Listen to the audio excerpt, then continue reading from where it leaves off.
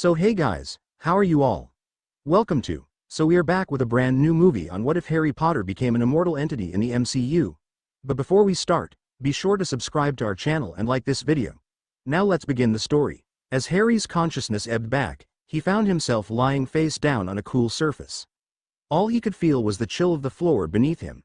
His heart thumped in his chest, the beat ringing in his ears. What is happening? A flash of green and Voldemort's triumphant face flashed in his mind. But am I dead? The question reverberated through his body as he felt goosebumps rise on his bare skin, a chill spreading over his body. Harry's eyes fluttered open with a groan, only for him to see a bright white mist that stretched as far as he could see, drifting over his naked body too. Harry felt the coolness seep into his skin from the floor, the white marble below him colder than the Hogwarts dungeon in winter. He slowly sat up, wincing as the cold pierced his skin like daggers of ice. His body appeared unscathed, devoid of wounds he had received, and something else. His fingers immediately sought his glasses only to be met by the skin of his eyelids. I can see perfectly without my glasses. Harry breathed, his breath misting, dissolving into the mist that surrounded him. A faint noise reached him through the unformed nothingness surrounding him, the small soft thumping of footsteps. Someone's coming.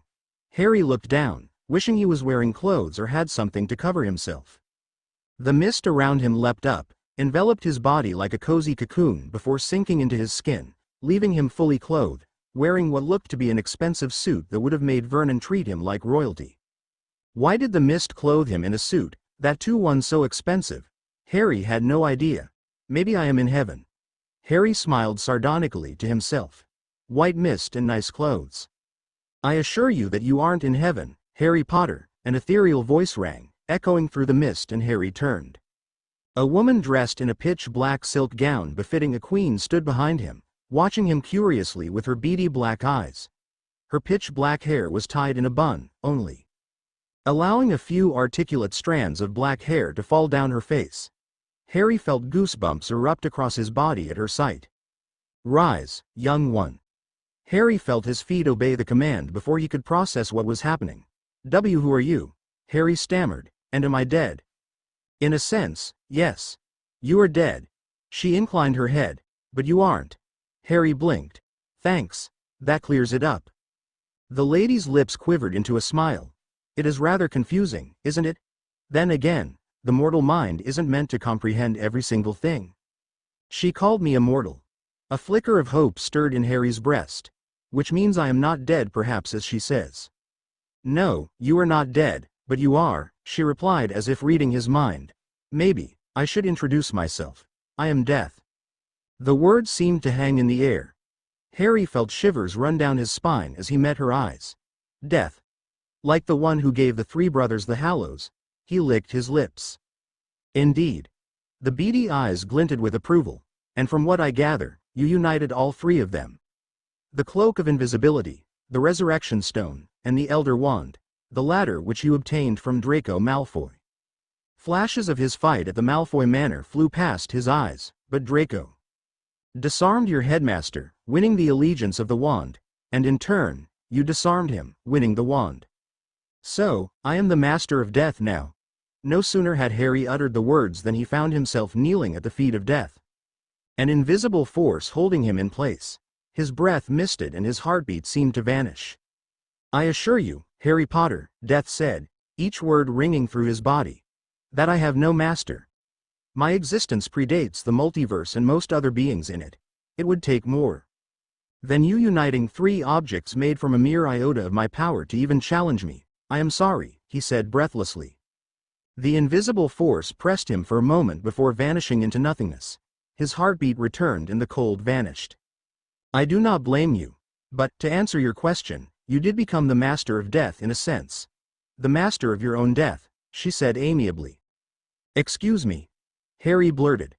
The Hallows carried a boon. The one who united them shall decree the moment of their demise. In other words, they get to decide when they die, regardless of the circumstances they face. Death gave Harry an impassive stare. And you, Harry Potter, decided to die moments after touching the third Hallow. I had no choice, Harry commented. I couldn't let my friends die. So, I surrendered. A noble sacrifice, Death commented. Closing his eyes, Harry took a deep breath. Why am I here? That is an interesting question. Harry's breath echoed through the place as he opened his eyes and rose to his feet.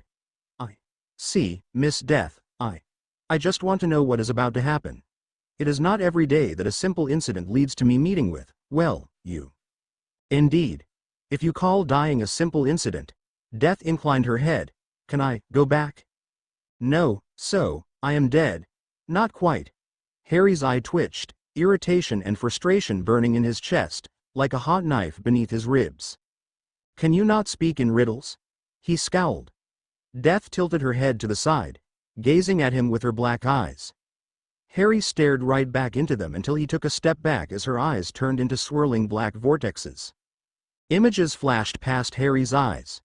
Wars. Carnage. Nuclear bombs going off. A peach-colored planet burst in a spectacular explosion. Suddenly, he was shoved back into reality. I see. Let me put this simply. You are dead in your universe. And, by my own rules, what is dead can never be resurrected. Not truly.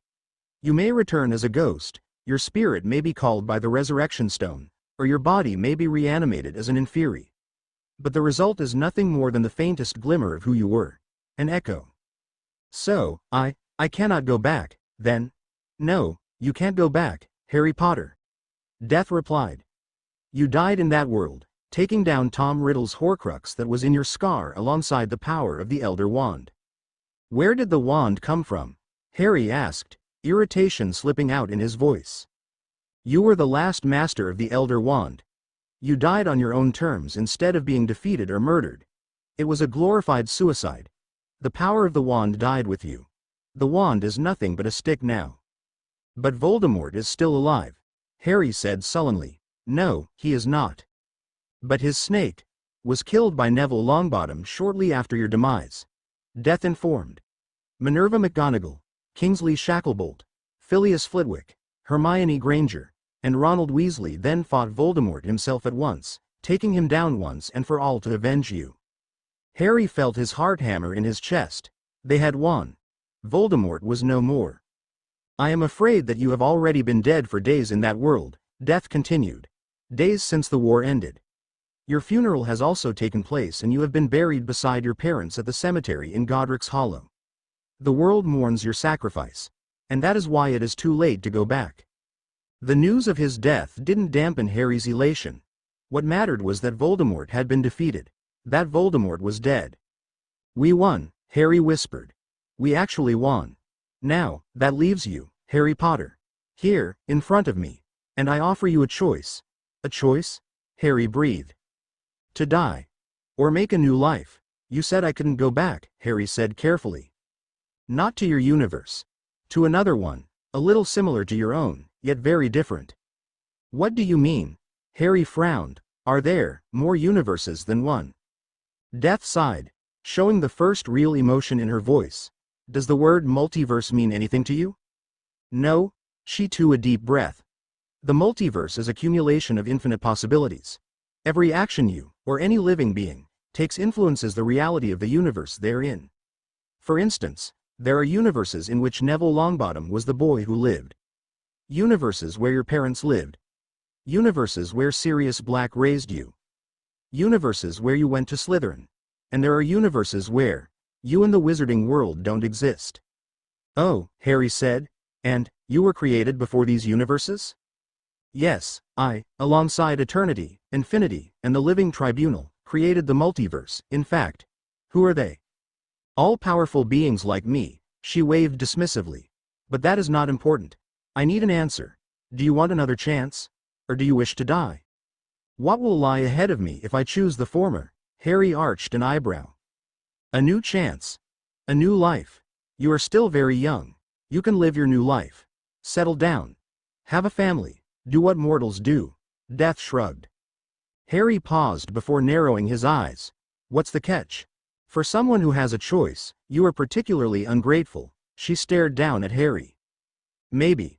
But there is always a catch. Why would an all-powerful being who created thousands of universes gi? Millions. Death said. Pardon? Millions of universes? Yes, millions. Harry paused. But why would you personally give me this choice? That, too, such a tempting one. Indeed. Why would I choose you? Death hummed. The answer is simple, because I have a job for you. Ah, the catch. Here it is. Harry felt a thrum of satisfaction burn through his chest. And what is the job, if I may ask? Harry asked steadily. Are you accepting that offer, Harry Potter? Death smiled triumphantly. I will decide once I know what job you have for me, Harry replied. Death pursed her lips before waving her hand. Come, let us sit and talk. Tea? A table had appeared beside them with 2 steaming cups of tea on it. Harry shrugged and took a seat across from Death, picking up the cup of tea on the table. As you seem interested in going forward instead of dying, I will enlighten you a little about the workings of the greater multiverse. Death dropped a cube of sugar into her cup. To keep it simple for your mortal brain, each universe is different in more ways than one. And, then, there are levels of universes. The highest level universes have divine interference and cosmic beings working actively amongst them. Like gods? Harry asked as the taste of Earl Grey flooded his tongue. You could say that, yes. Death stirred the cup with a silver spoon that formed out of the mist in her hands. In a sense, or even in mortal terms, they are gods. But in reality, they are only beings with greater and innate access to the multiversal energies, or at least one of them. Death took a sip of the tea. There are levels of cosmic beings as well, depending on how well they can manipulate the energy. At the top is me along with eternity, infinity, and the living tribunal. Us 6. Wait, you, eternity, infinity, and living tribunal. That's 4, Harry interrupted. The living tribunal is accumulation of 3 minds. He has 3 heads, don't bother. Death added with a glare, as Harry opened his mouth. Now, as I was saying, it is us, the creators of the multiverse. After us, things change. Now, I shall talk of the universe I plan to send you into. It is a prime universe, one of the closest to us. Close enough that we sometimes interfere, indirectly and very, very, very seldom, if it catches our fancy. Harry's eyebrows rose. Like right now. Death smiled thinly. Yes, like right now. Tell me more about this universe. Harry shifted. How is it different from my own, Miss Death? Death nodded. It all started with the dawn of the universe. The Big Bang happened under our influence, multiplying the power we put in exponentially and going boom. It was one of the first universes created, and we didn't anticipate the exponential multiplication of our powers. But aren't you omnipotent? Shouldn't you have known what would happen? Death hesitated. Not really. We may exist outside time, but that doesn't mean that we didn't make rookie mistakes when we were young. This was one of them. And by the time we realized it, it was too late to just erase this universe without disturbing the greater multiverse. What happened? The excessive energies resulted in interesting things. The Big Bang sent 6 elemental crystals hurtling across the new, virgin universe. Death took a deep breath. These were the Infinity Stones. Each one controls an essential aspect of existence. As she spoke, the air between them rippled, and images, almost seemingly real, began to appear between them. A glowing blue cube as big as Harry's face shattered into pieces, revealing an uneven blue stone pulsing with power within. Space. A moment later, the blue stone drifted to the side and a writhing mass of red energy appeared before merging into a glowing red stone. Reality. It joined the blue stone at the side before a gray sphere appeared. It, too, broke away to reveal a glowing purple stone. Power. As the power stone joined the space and reality stone at the side, an orangish golden stone appeared. Soul. A spear-like object appeared before a yellow stone separated from its crown, pulsing with power. Mind. And the last, an amulet appeared before opening to reveal a glowing green-colored stone. And time. These are the Infinity Stones, formed with the birth of the universe. Objects of near-infinite power. Death informed before waving her hand. Harry stared at the space, as the last pinpricks of the images vanished. How powerful are these stones? To quantify their power would be to quantify the drops of water in the sea or the stars in the sky. Death said. Each stone controls a vital aspect of existence. To manipulate even one at full power, let us say, If a being powerful enough to stand the power of these stones wields them at once, they would possess enough power to break down the boundaries of the universes and dismantle the guardians of the boundaries we have created. And eventually, they might pose a threat to you, Harry deduced. Not really. Enough to injure one of us? Yes. To defeat? That is a very far-fetched possibility. Death gave him a piercing stare. But the thing is, if someone breaks the boundaries of the multiverse, they might get access to the powers of the other universes, including Infinity Stones or similar items in other universes. Together, they might be enough to overthrow us. So, this is the real reason. The actual need for me. Harry leaned back in his chair. Also, Death continued. If the boundaries of the multiverse are broken, there will be consequences. Very grave consequences that your mortal mind would be unable to comprehend. Every action has a ripple effect, Harry Potter. But someone using the Infinity Stones to break the boundaries of the multiverse will be akin to a tsunami sweeping the multiverse. Something that will eventually lead to the annihilation of every single universe. Harry could hear his heartbeat through his silence. Death's voice still echoed in his ears. And, what do you want me to do? Keep such threats in check? Harry asked. That would be a mammoth of a job. No, I have an easier way. This. She extended her palm to reveal a glowing orangish golden stone in her hand. Power pulsed from the stone, sending a tingle down Harry's spine. A tingle of fear, excitement, and power. Uncontainable, unfathomable power. Is that? Harry asked as the stone pulsed with energy. An aura of golden energy seemed to surround it.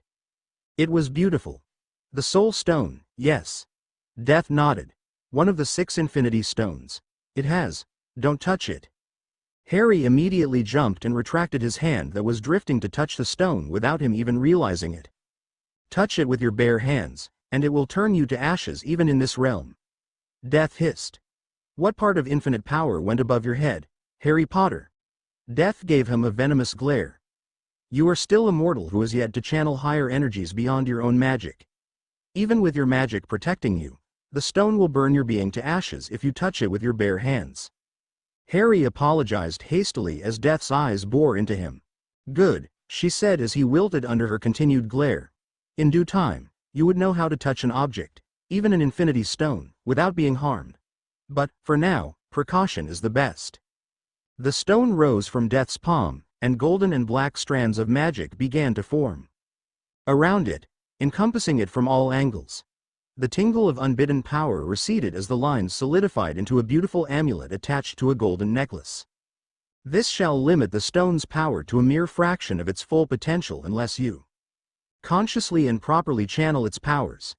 Death placed the amulet on the table, and even then, it shall only go to a part of its full potential, which admittedly will be more than enough to raise a full planet to ashes in a single stroke if used destructively. Harry's eyes widened. The stone can destroy a full planet while limited to only a part of its full power. Before he could speak, Death held up a hand. Do not fret, Harry Potter.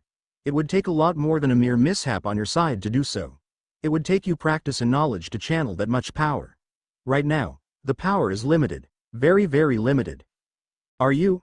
Harry hesitated. Are you sure it is wise to give me this much power? You would need it, Death replied bluntly. This is both a responsibility and a gift. The Soul Stone is the least fickle of the 6. It doesn't seek to harm, destroy, or possess its wielder. It is the most stable of them all. Also, it has rather unparalleled healing abilities as it harnesses the very life force of existence. In your hands, this power will do nothing but good for both humanity and the universe. And before you ask how I know this, remember whom you are speaking to. Harry closed his eyes before taking a deep breath. Death herself was assuring that the stone in front of him would do the world, no, the multiverse, a great service if he took up the duty to protect the stone. He only had 2 choices. To shoulder the responsibility of guarding an all-powerful object from madmen who threatened countless worlds, or to just die. To him, the former was looking much more attractive and sane. Could he live, well, die, knowing that he could have saved the universe, multiverse, but didn't? To make your decision a little easier, or perhaps more complicated, I assure you that regardless of the decision you take, I will do everything possible outside direct interference to make this threat fail. Death cleared her throat. But if you do go, remember that you will save countless lives that might be taken in the process and increase the chances of defeating the threat exponentially. Harry's eyes shot open before narrowing again. So there is a threat already? Yes, a threat is emerging in this universe. A threat that seeks to unite the Infinity Stones in order to sacrifice half the life in the universe as a means of balance, and a proposal gift for me. He seeks to court me. That's insane. So is he. Death commented dryly. And so, what do you want me to do? Prevent him from acquiring the stones and sacrificing the universe to marry you? Harry confirmed. Yes. Would you rather sit idle and let a universe full of zillions of innocent souls die? Death asked. No, he couldn't just let that happen. Why don't you just, kill him with a snap of your fingers? You are Death, after all, Harry suggested. Direct interference is prohibited by the Council. Why do you think that I want to send you? Death raised an eyebrow. The Council as in, the Living Tribunal, Eternity, and Infinity. If I do so, they will just reverse my actions to prohibit a ripple effect. Introducing you, on the other hand, is not a direct interference. Death smirked. Merely a boon granted, as I was happy by your actions to save a school full of innocent children. Which means they won't reverse your actions. Number. Silence reigned for a few moments. Harry felt thankful for the tea, as it gave him an excuse to sit quietly and contemplate. If he went, he would have to deal with the Dark Lord again, or whoever this threat was. On the other hand, he got to live. Have a new life. Have a family, and save lives. Countless lives. But he still had to face a threat that sought to end every life in the universe to propose to the lady across him. If this threat comes for me, Harry said, trailing off. You would need to learn things, of course. Become more powerful. You would be the guardian of the Soul Stone. Wield it to guard the world. Death leaned forward. As I said, its power is near infinite. There is nothing you possibly cannot do with it. What are its exact powers? Harry questioned. Death's eyes glimmered. That is an interesting question, one you need to find answers for yourself. But, as I have told you, the Soul Stone's greatest power remains to be the manipulation of the very life force of existence. It has unparalleled healing power for one. So, if you get injured, anything short of being beheaded completely and your mortal body being destroyed, the Soul Stone will heal you. And, in time, you will be capable of channeling that power to heal others. This is just one of its prime powers. Rest, you shall have to discover for yourself in time. That was good. No, great. Healing powers could save lives easily. What of magic? Harry asked suddenly. Is there? There is no wizarding world in this universe, I am afraid. Death answered his unasked question. Harry's heart fell, and his shoulders slumped. Nor are there any known faces. Well, not exactly. You might recognize a few. There are mainly mortals who exist in both these universes, but there won't be any wizards or witches, Death added. No Hermione. No Ron. No Weasleys, not even Malfoy. Then how will I learn more? Harry pushed past the thoughts, crumpling them into a corner of his mind. How will I grow more powerful, as you said, if there are none of my kind on the planet? This Earth that I am sending you to has a group of mortal magic wielders who channel dimensional energies to protect Earth against mystical threats. They call themselves sorcerers. Death ran a finger through her curls. The Sorcerer Supreme, who is the most powerful sorcerer of them, shall seek you out soon. Death paused for a second. The Sorcerer Supreme is also the guardian of the Time Stone in this universe. Their job is to protect the Earth, reality, and the natural order. So this Sorcerer Supreme will seek me out and teach me their kind of magic? Yes. To protect the natural order and reality, the Sorcerer Supreme makes use of the Time Stone to ensure the safety of the Earth. She will know of your arrival within moments once she uses the Time Stone and will seek you out in order to determine if you are a threat or an ally. Wonderful, Harry muttered sarcastically. It won't be as bad as you think. Death waved him off. It will do you good. You will learn and grow. It will be essential for you when you protect the Earth against threats. Sorcery is a rather powerful art, with the ability to empower mortals to face lesser cosmic beings as in equal. So, tell me, Harry Potter, what do you choose? Will you go and save lives, or will you choose to die? Silence filled the room as Death waited for Harry to answer. There will be a time when we must choose between what is right and what is easy. Dumbledore's voice rang in his ears. I will go. Harry decided. Excellent, Death smiled knowingly. The amulet containing the soul stone rose in the air before tying itself around Harry's neck. Harry could feel the burning heat of the amulet right above his heart, through the layers of his suit, as the amulet settled itself on his chest. Death rose to her feet, gesturing to Harry to follow her lead. The table and chairs between them vanished, merging back into the unformed nothingness. Harry James Potter. Do you swear to protect the soul stone with all you have, including your own life? Death asked. I do. As he spoke the words, the amulet pulsed on his chest, sending a tingle through Harry's body. Every vein in his body burnt with power. The power of the stone. Its endlessness. The power of life. His blood sang as the power washed over him. He felt like he could take on Voldemort with a snap of his fingers. Moments later, the power receded into the amulet, leaving Harry with nothing but a tingle of what he had felt. But he felt it. The connection to the stone. A connection that reminded Harry of his Holly Phoenix feather wand. Then, by the powers vested in me, I declare you the guardian of the soul stone. Death declared. It is tied to your life force. Use it well and guard it with all you have. Harry just nodded dumbly, still stunned by the power of the stone. The amulet with the powers of the soul stone will also act as a focus for your magic and, once you learn it, advanced sorcery, negating your need for a wand. Thank you, Harry said, his voice sounding a little odd compared to what he was used to. It wasn't hoarse or squeaky but deep. Good luck, Harry Potter. Now, close your eyes. When you open them, you will be in a new world. You can thank me for the gift when we meet again, which I hope won't be in a long time. Before he could do anything, everything faded to black. The 1st of August 2004, Bleecker Street, New York, Earth 616. The sun had risen, and like often in the concrete jungle of the Big Apple, there wasn't sunlight in his loft until halfway through the morning as the sun blinded him as soon as he opened his eyes. A groan escaped his lips as he turned on his bed, away from the sunlight, blinking spots off his eyelids. As he slowly opened his eyes to this new world around him, he found himself face to face with something soft, fluffy, and white. Harry realized that he was lying on a bed, covered in a soft blanket. It felt like a lifetime since he had last slept on such a comfortable bed. Or ever. Slowly throwing off the blanket, Harry sat up and squinted around the room only to find himself in a well-furnished room where sunlight was streaming through a huge window at the side. Harry rubbed his eyes before suddenly jumping as loud music blared from his bedside. Turning, he saw a strange device on his bedside, showing the words 9 a.m. in big, bold letters on a screen. An alarm clock? No, a mobile phone. Didn't know such models were launched in the Muggle world.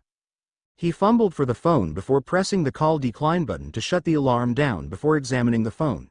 It had a bigger screen and was considerably less bulky than the one Petunia and Vernon had. The alarm screen disappeared to show a simple photo of a pond. On top of it, the time and date were displayed.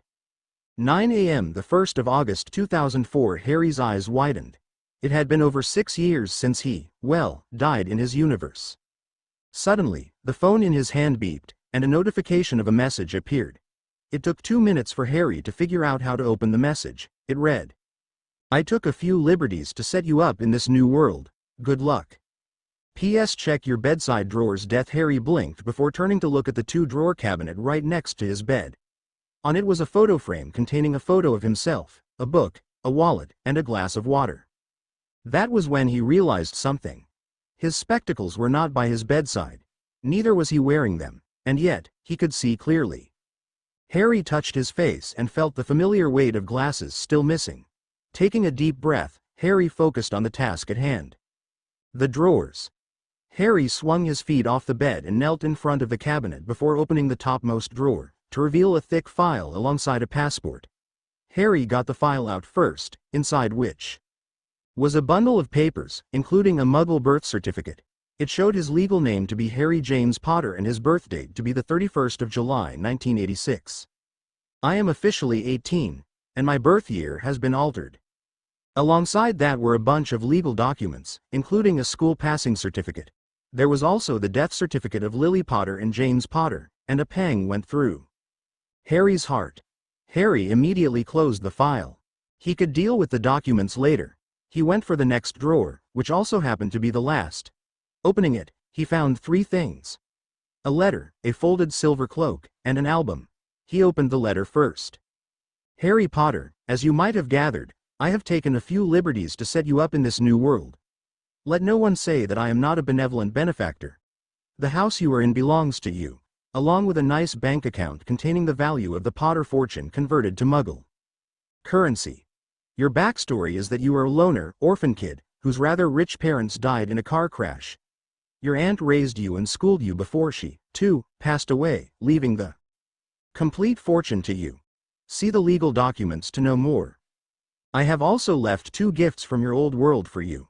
One is your invisibility cloak, which I modified a little for your benefit. Second, why don't you see that one for yourself? Good luck. Live your new life to the fullest and protect the stone at all costs. Harry felt the coolness of the necklace hanging around his neck, the amulet right above his heart. It was not burning like it had been before he took the oath. Neither was it too cool. It was just comforting. Like it was a part of him. But the fact remained. One of the most powerful objects in the universe was hanging innocently on his neck. Reality crashed on him like a tidal wave. He felt the weight of the world. He had sworn to save the universe from a madman, and here he was, on his own, in an entirely new world, without a relative or friend. Oh, and I have a super powerful object capable of raising planets hanging around my neck. He looked at the letter again, his hands already trembling. With best wishes, Death. P.S. Do not worry. As an all-powerful deity and your benefactor, I want to assure you that you will be all right. I have given you the time to prepare.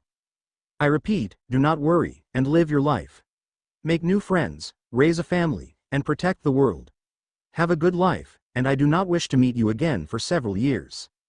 Suddenly, the letter burst into black flames and Harry dropped it onto his bed with a yelp. Instead of burning the bedsheets, it disappeared into nothingness. Harry took several deep breaths to calm himself until his eyes fell on the book. A gift, or so Death had said. Harry took the book in his hand and flipped it open, only to be met by the smiling of Ron, Hermione, and his parents. On the second page, there was Sirius hugging him in Grimmauld Place alongside Molly and Arthur at the Burrow. The next photo was of the Order of the Phoenix and Dumbledore's army. Harry began to flip through all of them until he arrived at the very end. A young Hermione, Ron, and Harry sat under the shade of the oak tree in the Hogwarts courtyard, laughing and smiling, completely carefree from the burden of Voldemort. Harry felt hot tears trailing down his cheeks. It was the best gift Death could have given him. The 6th of August 2004, Bleecker Street, New York. The soulful aroma of buttered toast and omelette drifted through the kitchen as Harry flipped the omelette in the pan. Petunia's lessons in cooking were proving beneficial as they allowed Harry to cook his own food. Lifting the omelette a bit, Harry smiled before summoning a plate from the rack. Wandless magic or seemingly wandless magic felt weird, Harry had decided. The glaring lack of a wand made Harry's hand feel empty whenever he performed magic. He served himself the omelette and placed the toasts on the plate and poured himself a cup of steaming tea. Before he could get to eating, the doorbell chimed. Harry frowned. In the past 5 days, no one had rang the doorbell except for the pizza delivery man who had come to his floor by mistake. Wiping his hands, he walked across the living room and opened the door of his mansion, to reveal a bald woman standing at his door, wearing yellow robes. Her hands were clasped behind her back as she inspected him. Her eyes lingered on his chest where the amulet containing the soul stone sat behind his white t-shirt. How may I help you? Harry asked politely. Harry Potter, she greeted, sending a chill down Harry's spine. I am here to talk.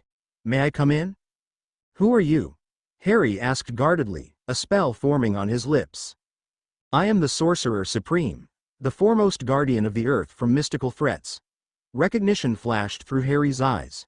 Death had mentioned her. You know of me, she said, her dark brown eyes glimmering with interest. I do, Harry admitted. Then we are in for a long talk, Mr. Potter. Chapter end notes. And, done. I hope you all liked the start of my new story. It was one I had been looking forward to writing for a long time. I will keep updating all of my active stories, so you don't have to worry. That's my concern. I started this as a reprieve from thinking about LOSP and ROLP the whole time. Unfortunately, my muse is not supporting Agent Potter at the moment, but I will write the story as I get inspiration. The second chapter of this FIC is also ready, so I am a little ahead of schedule here, giving me time to write multiple stories. Winking face. A huge thanks to Mizox, Nanu, and Ultimate Gamer for betaing this chapter. Also, heartfelt gratitude to my friend Adrian for his inputs in the chapter. The story cover was made by Mythos, which is really good, so, thank you, everyone. Now, a few clarifications. Harry is dead in his old world with no prospect of return. Any characters of the Harry world won't make an appearance in this FIC, bar for occasional mentions as Harry remembers them. Death would not directly interfere and kill Thanos with a snap of her finger, as she said. Harry wouldn't be all-powerful. He will be much like Doctor Strange was in Infinity War and beyond. Speaking of power levels, let me specify the hierarchy of power in this story. The living tribunal, death, infinity, and eternity are the most powerful, the creators of the multiverse. 2. Then comes beings like the Phoenix Force, elder gods like Chthon, Dormammu, and a handful of celestials. 3. Sky fathers, like Odin, and other celestials alongside a few dimensional beings like Sidorak. IV. Gods, like Thor, Loki, Eternals, powerful sorcerers, high Omega-level mutants, like Magneto, Jean Grey, Hulk, etc. Versus then comes other mutants, powerful alien races like the Frost Giants, enhanced individuals, etc. V. Mortals and powerless beings. Beings like Tony Stark as well will fall here. But in the Iron Man suit, he is still powerful enough to stand up to Thor even in the MCU. As per the above classification, Harry would fall somewhere between Skyfathers and gods, and with the Soul Stone in his possession, nearing the power levels of the former. Similar levels to Thor in Infinity War for a direct comparison. Thanos will fall in firmly with the Skyfather power levels with only one of the Infinity Stones. The year of Harry's entry into the new world is 2004 when he is 18 years old. MCU, namely Iron Man, starts in 2008, and Avengers in 2012. In Avengers, Harry will be 25 to 26 years old. Now, for Harry's gifts. He has the Soul Stone in a necklace which he has to guard but can wield its power as well. Much like Doctor Strange or the Ancient One did for the Time Stone. He has his old invisibility cloak, which stays the same except for an added disguise feature, allowing it to act more like a proper cloak than a blanket. The house and stuff were just, well, let us consider a perk of the job. Death gave them to Harry so he has a place to stay and doesn't get into trouble for the lack of identification. As for monetary terms, he is well off, but not super rich like Iron Man was. Well off to live comfortably for the rest of his life, but not lavishly. That is all for now. If you have any questions, ask them in the reviews. If you have any suggestions, drop them there as well. Please follow, favorite, and review this FIC. Also, join my server, House of HP66, to interact with me directly, and see the pictures of the characters there, so you all can get an idea of how they look. I will also post descriptions and stuff for reference. Also, the server has crossed 1500 users already. Join fast, link. Discord. GG, 4QFP 3FXDQ4. Remove the spaces please. Stay happy. Stay safe. Keep smiling. Keep reading. HP Fanfictioner 66. The sorcery begins. Chapter notes. See the end of the chapter for notes. CH.2 The sorcery begins the 6th of August 2004 Bleecker Street, New York. Would you like some refreshments? Breakfast? Harry asked as he led the Sorcerer Supreme into his new house. I am afraid that I just had dinner, she said, and Harry raised an incredulous eyebrow at her. She smiled, amusement shining in her eyes. I usually reside in Kathmandu, you see. That's, in Nepal, yes, it's the capital of Nepal, in fact. You came all the way from Asia? Harry blinked. Did you apparate? She shook her head. Not quite. We, sorcerers, do not apparate, as you put it. We use sling ring portals to travel. Harry frowned slightly at the term before nodding. Just a type of magic I have to learn. Tea? Harry asked. I am quite partial to my own brew, thank you, but you might break your fast as we talk, she said. May I? Yes, please make yourself comfortable, ma'am. The Sorcerer Supreme smiled warmly, taking a seat at the dining table. Please, do not feel shy to dine. I have had my final meal for the day. All right. Harry nodded, levitating his plate of breakfast and teacup to the table. The Sorcerer Supreme looked at the levitation with unbridled interest. How do you do that? She asked. Such an action for us sorcerers would usually take complex incantations and hand mudras. And yet, you seem to just wield the power without as much as an iota of effort. Harry coughed. It is one of the first and most basic spells we learn, ma'am. Wingardium Leviosa. The tea coaster on the table gently rose in the air and the Sorcerer Supreme leaned forward with interest, her eyes fixed on the coaster. Telekinesis. And you just do it by merely exerting your mere will to manipulate your magic to do your bidding. The words you spoke are more of a mere formality to you by now. Harry hesitated before nodding. Knowing things like this might come with the job of being the most powerful sorcerer. Like Dumbledore just knew things because he was Dumbledore. It seems magic is much different from the sorcery we do. The Sorcerer Supreme poked the coaster that was hovering in mid-air.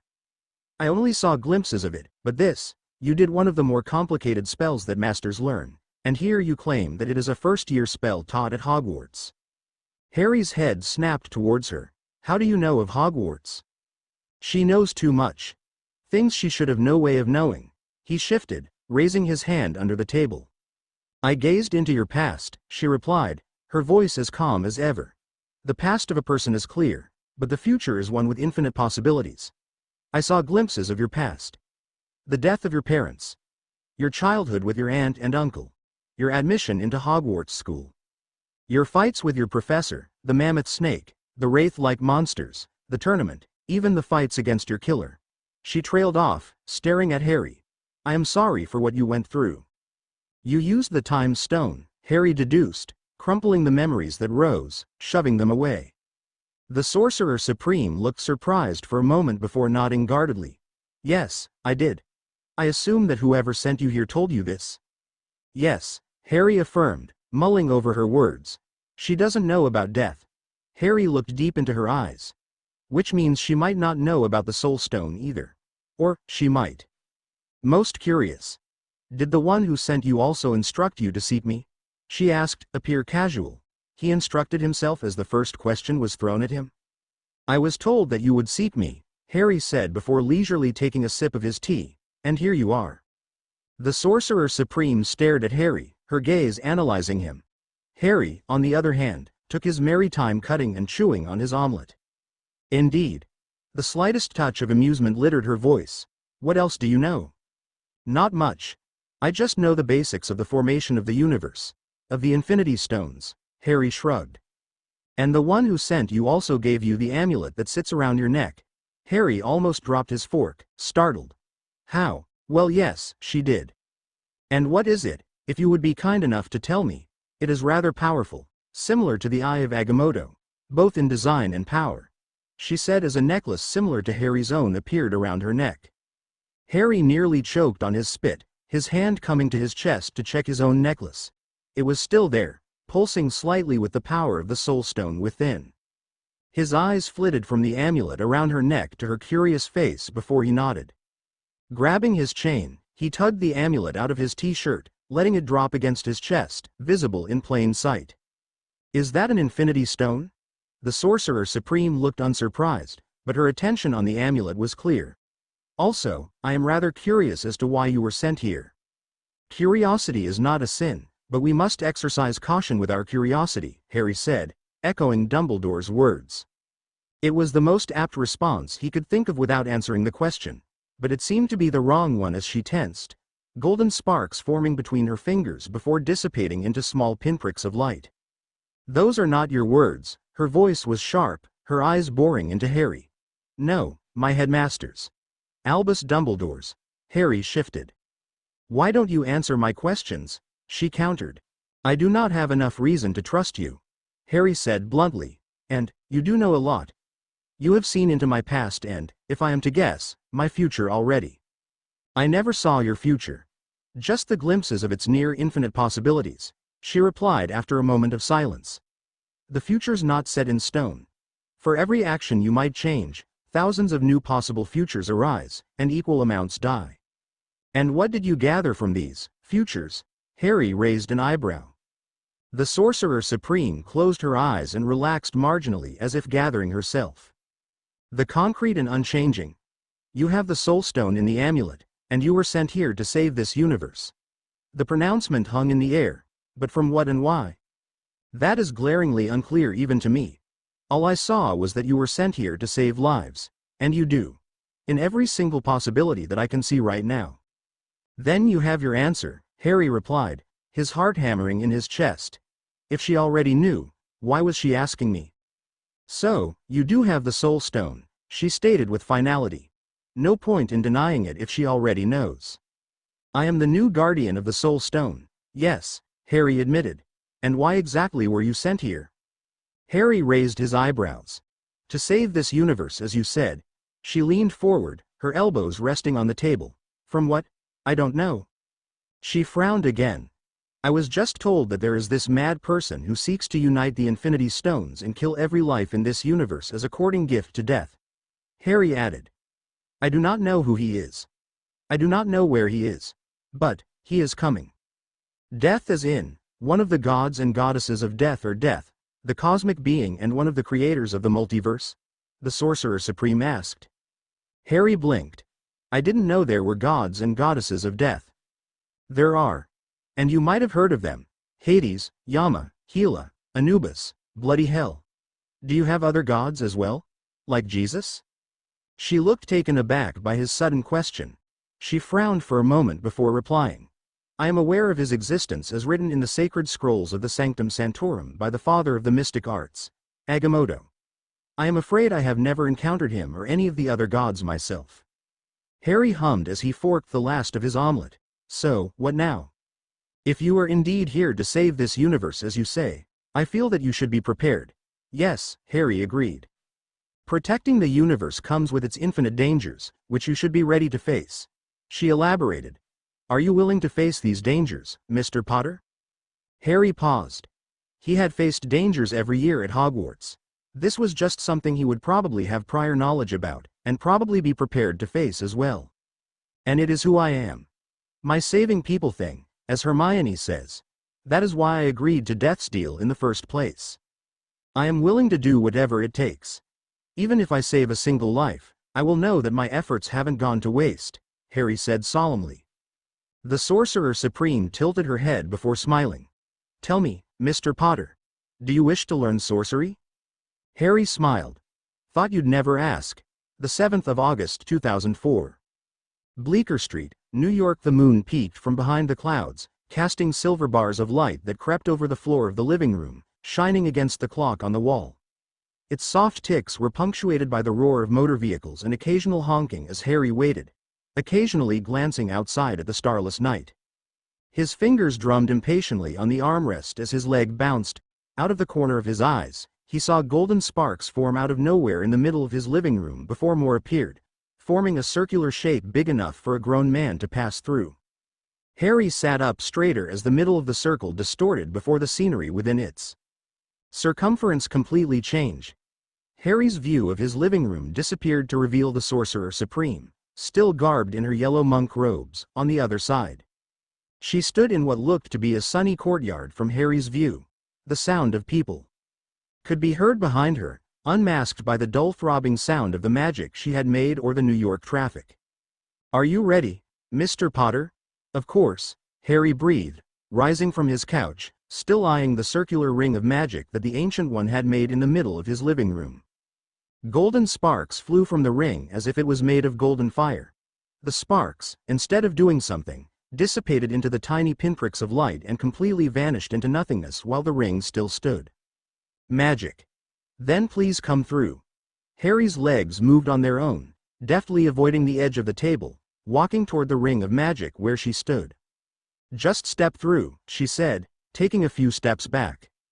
Almost cautiously, Harry put his foot on the other side of the fiery golden circular ring before stepping through completely, avoiding touching the ring itself. The Ancient One smiled warmly. "Welcome to Kamar Taj, Mr. Potter. Please follow me." As Harry followed her, he looked over his shoulder, only to see pinpricks of golden light vanishing into nothingness. That was much better than apparition or portkey, but equally flashy. His eyes were drawn to his left as multiple grunts sounded at once. Again, someone yelled. A group of people were gathered in an open, sunny courtyard as they practiced what looked like to be karate moves thrown in with conjuration of golden sigils and symbols in the thin air. The sigils were formed of the same golden energy the fiery portal had been. Sparks of golden energy still flew around as the sigils were formed with arm movements. No wands seemed to be involved. Wandless magic. I guess that's one difference between magic and sorcery. Also, the only golden-colored magic I've seen was when my wand acted on its own against Voldemort. Did I perhaps do sorcery in my old world? From what Harry had learned of it so far, sorcery was rather interesting. A completely new form of magic, one so diverse that anyone could learn it. Even Muggles. Hermione would have gone mad seeing all of this. Ron would just be gaping. Harry felt the amulet pulse over his chest, a warmth seeping through his body at their memories. "These are my disciples," the Sorcerer Supreme said, as the instructor bowed to her. "Master Hamir, Master Daniel, please do not disturb us for the foreseeable hour." "New disciple, Ancient One?" one of them asked. "Yes, Master Daniel." She smiled before gesturing to Harry to follow her inside the building. It was a rather odd building, Harry had to admit. Harry had envisioned temples to look like the building he was walking into, but this was a school. Then again, Hogwarts was a castle, so why can't Kamar Taj be a temple? "Ancient One?" Harry questioned as he was led into a huge, sunny room on the third floor. "Is that what your students call you?" "Yes," she smiled. "Yes, they do. I suppose you have questions." "Indeed. So, tell me more about sorcery and what you do here." Harry questioned as the Sorcerer Supreme sat on the floor, gesturing to him to do the same. The language of the mystic arts or sorcery is as old as civilization. The sorcerers of antiquity called the use of this language spells. We harness energy.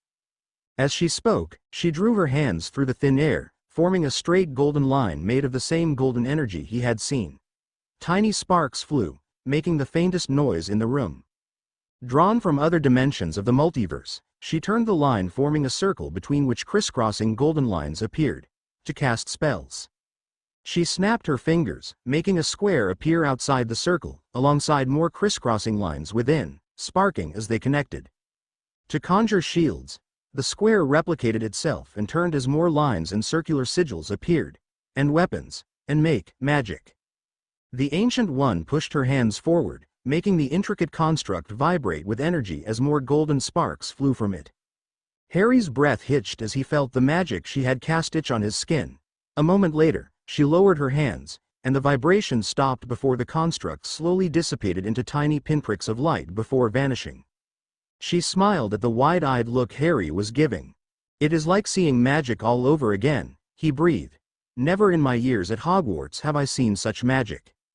Magic, the one of your kind, and sorcery are different if I do say so myself. I do not know the extent of your magical abilities, but I shall be happy if you show me something." "Air. All right. First, conjuration." Harry took a deep breath. "Conjurus." A chair slowly shaped itself from thin air before slowly lowering itself into the ground.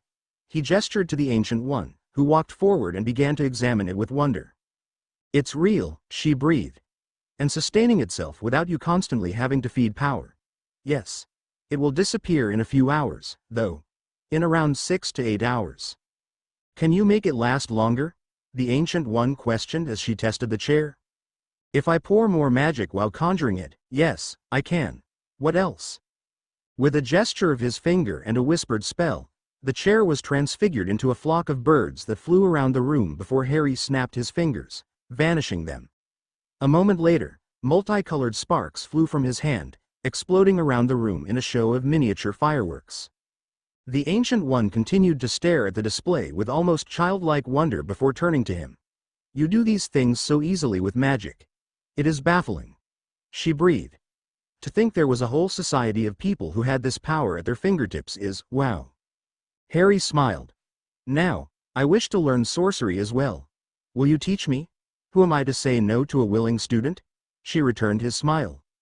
Excitement bloomed in Harry's chest. Where do we start? Why, Mr. Potter. As you started learning magic. With the theory, of course. Harry just groaned in response. The 24th of August 2004, Bleecker Street, New York.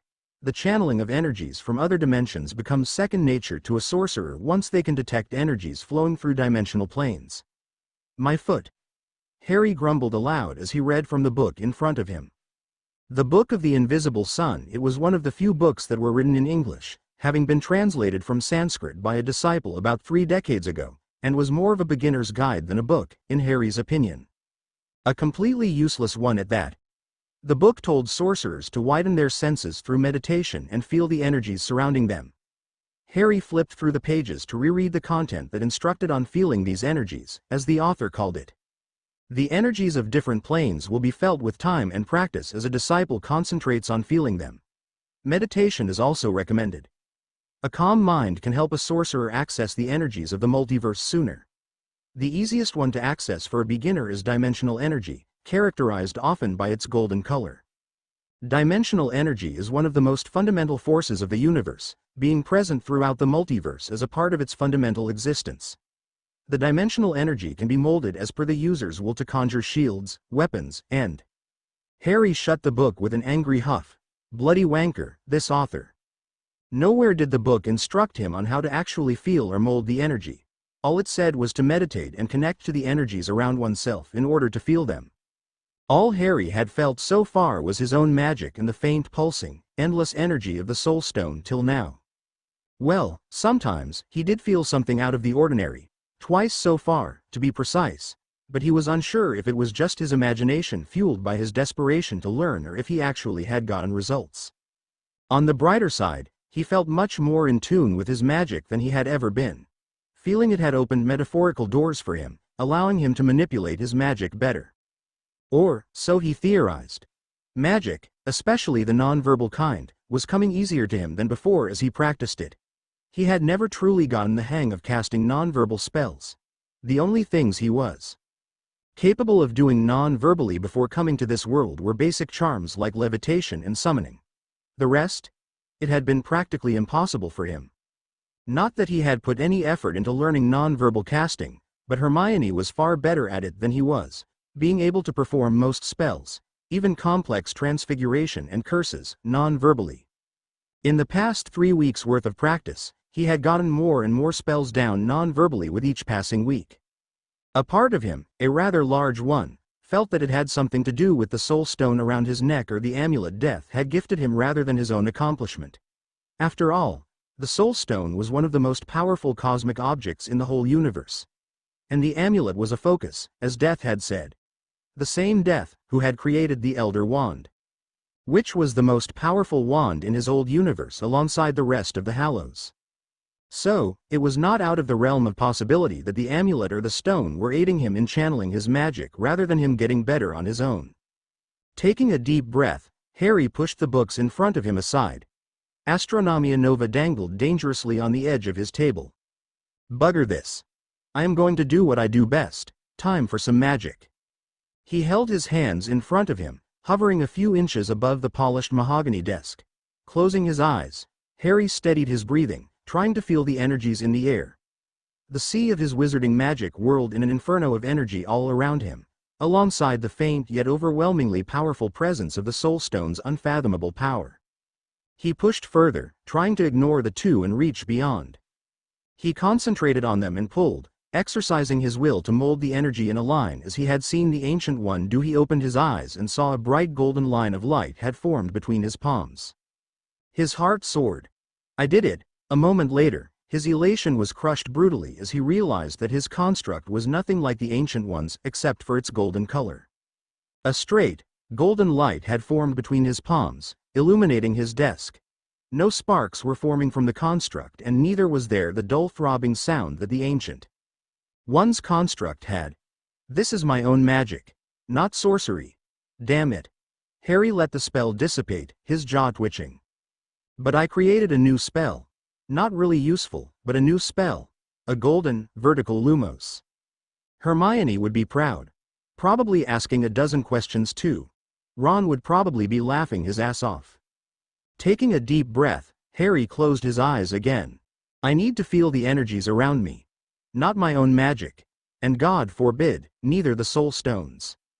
Breathing steadily, Harry extended his senses, trying to feel the energies around him. Seeking something unfamiliar. Anything. His magic swirled around him, alongside the faint yet overwhelming power of the soul stone. Harry pushed further, trying to find something. He could feel the charms he had cast around the house. Its magic holding firm, doing its job. But he wasn't here for that. He strained his senses to feel something out of the ordinary. The presence of his magic was making the job harder in a way by its own overwhelmingly familiar presence that sang to him, muting whatever was around him. Add the soul stone to the mix, and he was having a hard time finding other forms of energy that might be present. The energy that he had no knowledge of feeling. He only needed to detect an oddity. Anything that was not his magic or the soul stones. He strained his senses, trying to find it. Anything. His search bore fruit as he found something in the air.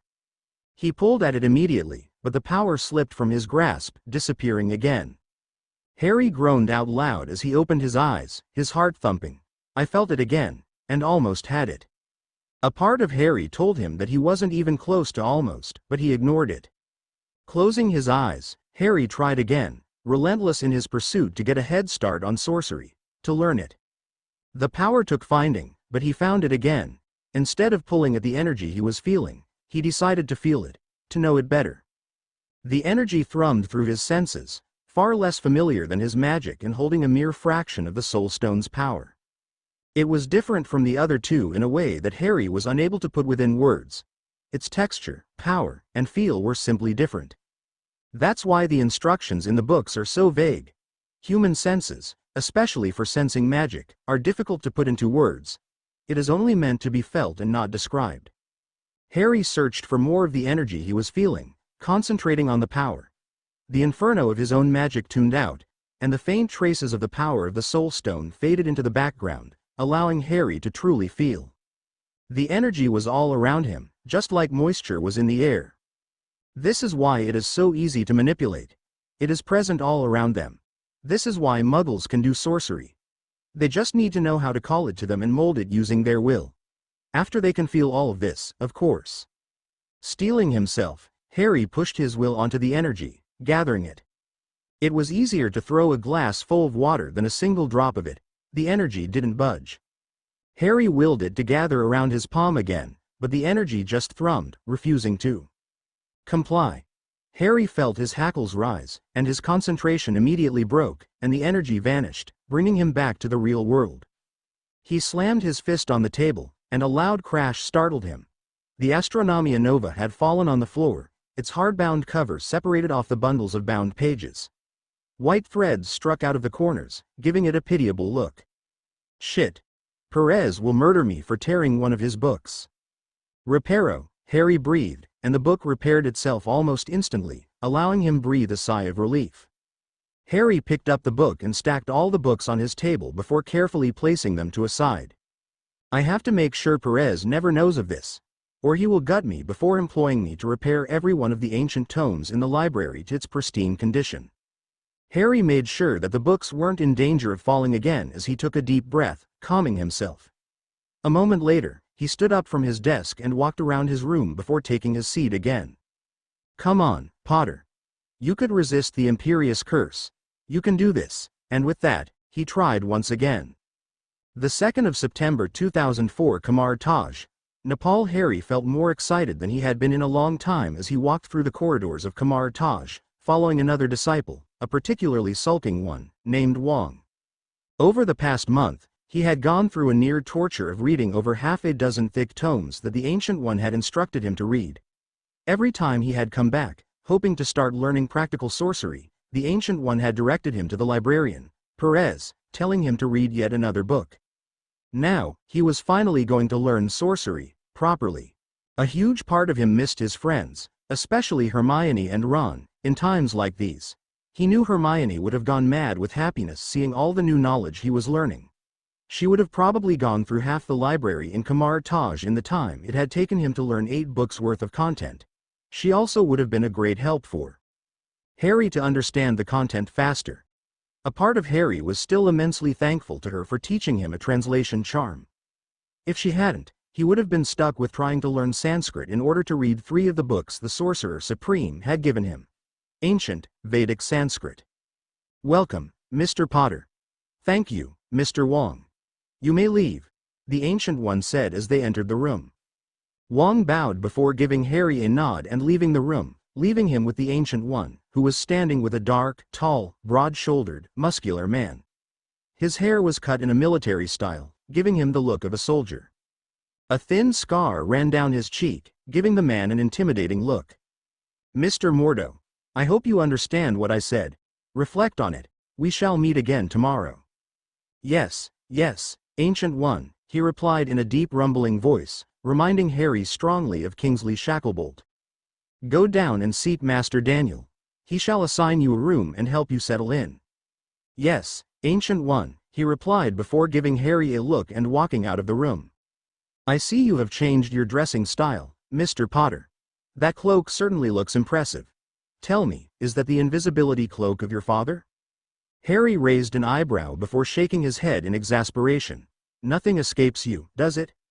I am not omnipotent or all-knowing, but after decades of practicing my craft and thanks to the Eye of Agamotto, I do know a few things. The Ancient One smiled. Tell me more about this invisibility cloak of yours. It gives you complete invisibility when you need it, obviously, and it is magic resistant, highly so.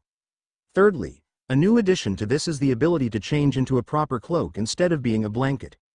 It also gives me the option to remain visible even while wearing it, which was not present before I came to this world.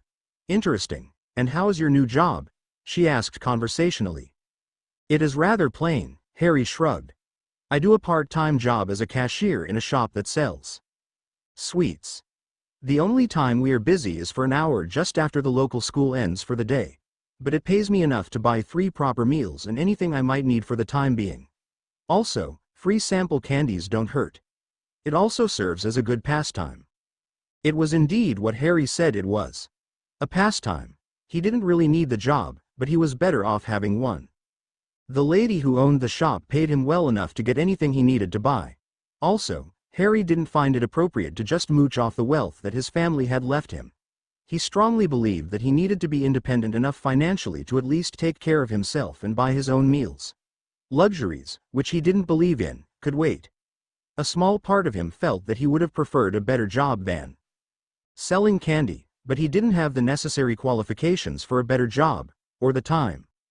The Ancient One's soft chuckle brought him out of his musings as she walked to the center of the room to stand directly in front of Harry. Now, show me how much sorcery you can do so far by yourself. What have you achieved? Harry sighed.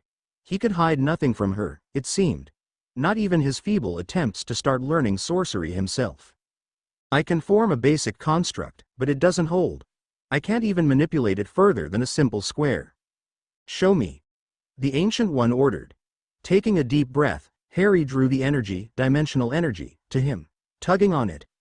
Golden sparks flew haphazardly between his fingers, casting a glow against his face. Taking a steady breath, Harry imposed his will on it, as he moved his hands, one up and another down.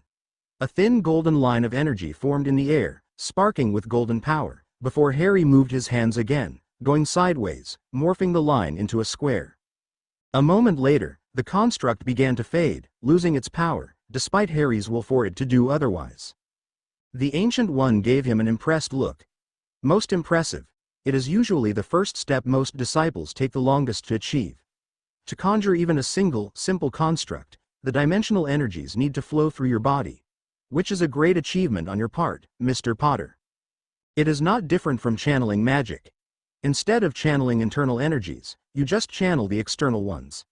Harry shrugged. But I am unable to progress further. It is a rather simple mistake. You are not holding the initial energy as you transition from one construct form to another. The Ancient One said. Hold the original form, and it won't dissolve as soon as you form it. This is different from your kind of magic, after all. Also, dimensional energy, while being molded to form constructs, needs a continuous flow of energy, unlike spells. Don't break it. Harry digested the words before nodding. Bringing his hands toward his chest, Harry closed his eyes, feeling the dimensional energy in the air before gathering it in his palms. Golden sparks flew again between his fingers before he molded the energy into the vertical line again. Now, don't leave that energy. Concentrate on it till the square is completely formed. The Ancient One instructed, her eyes struck firmly on the construct. Harry concentrated on the line construct, holding it as he expanded it into a square, continuously feeding it energy. He waited for it to dissolve, but it didn't. Excellent. Now, will a circle to form within the square? She instructed, rapidly forming the construct herself. She gestured to Harry, silently asking him to replicate the construct she had made. Harry pushed more energy from the air into the construct, willing the energy to shape into a circle. With crisscrossing lines like the Ancient One's, the construct obeyed, and a circle formed within the square. He looked at the Ancient One, who was smiling in encouragement. Excellent. Now make it into this, she said, snapping her fingers, making the whole construct multiply rapidly before it began to become more intricate in front of Harry's eyes. Harry's eyes flitted between his and the Ancient One's construct as he willed the energy around him to form more lines to replicate the construct that the Ancient One had created. Suddenly, the construct burst into golden sparks that flew around the room, making Harry jump. Harry felt a twinge of disappointment as he watched the sparks of his construct vanish into tiny pinpricks of light. I was so close. Do not break your hold on the construct you have in order to form more of it, Mr. Potter. The Ancient One advised. Also, do not force more energy into it. Maintain a continuous, steady flow. Do not feed it bursts of energy to extend it. Okay. I will try again. Harry breathed, bringing his hands together again. Drawing the dimensional energy around him, Harry slowly reformed his previous construct. Slowly, he began to make the construct more complicated, trying to replicate what the Ancient One had created while she watched him patiently, instructing him as and when needed. He wasn't as fast as her. Not even remotely. It took him several minutes to make what she had with a mere snap of her finger. Once it was formed, Harry compared his construct to hers. He smiled. Not perfect, but similar. Who cares for a little geometry? The sound of clapping reached Harry's ears as the Ancient One applauded him. Harry gave her a smile and a short bow at that. This is phenomenal progress, Mr. Potter, she said, letting her construct vanish into soft golden sparks that dissipated within moments. Harry, too, stopped pulling energy and channeling it, allowing his construct to disintegrate into sparks, a little more haphazardly than his teacher's. Now, I suggest that you work on making such constructs faster. Take the rest of today and the whole of tomorrow to practice. Day after tomorrow, you shall join the other disciples in training to further your knowledge in the mystic arts. Of course, Ancient One, Harry said. Now, tell me, how is your progress in understanding the workings of the Soul Stone? Stagnant. Harry sighed. Well, I discovered that it would heal me even without consciously using it, and the healing power is phenomenal. I cut myself with a knife while dicing the vegetables. The cut was almost healed before I could even lift my finger to see the cut. Intriguing. And have you tried to channel these powers consciously? Harry shook his head vehemently. You are afraid of it? She questioned curiously. Rightfully so. You know that I have read the book you gave me on the Infinity Stones. From what I understood, it is extremely dangerous to wield one without a lot of training in intricate sorcery, and, then too, extreme caution is advised. Also, the warnings come after the perks, which is stupid. The Ancient One gave a slight chuckle. You'd be surprised how many times I have heard that line, Mr. Potter. Anyhow, the warnings do hold true. The Infinity Stones are objects of great, if not infinite, power. Their housing objects, like the Eye of Agamotto, or the Tesseract Cube, were made specifically to contain and limit their power while enabling one to channel it without harm, or much harm.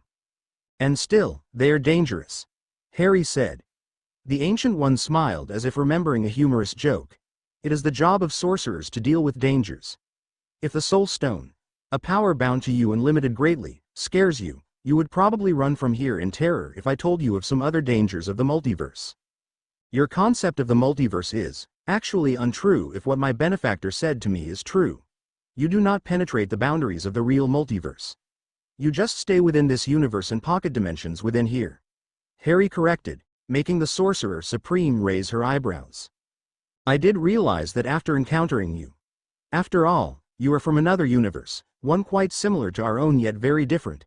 But it is the term Agamotto used eons ago, and I, too, have fallen into using the same term over time. It is just a matter of habit now. But you didn't answer my question.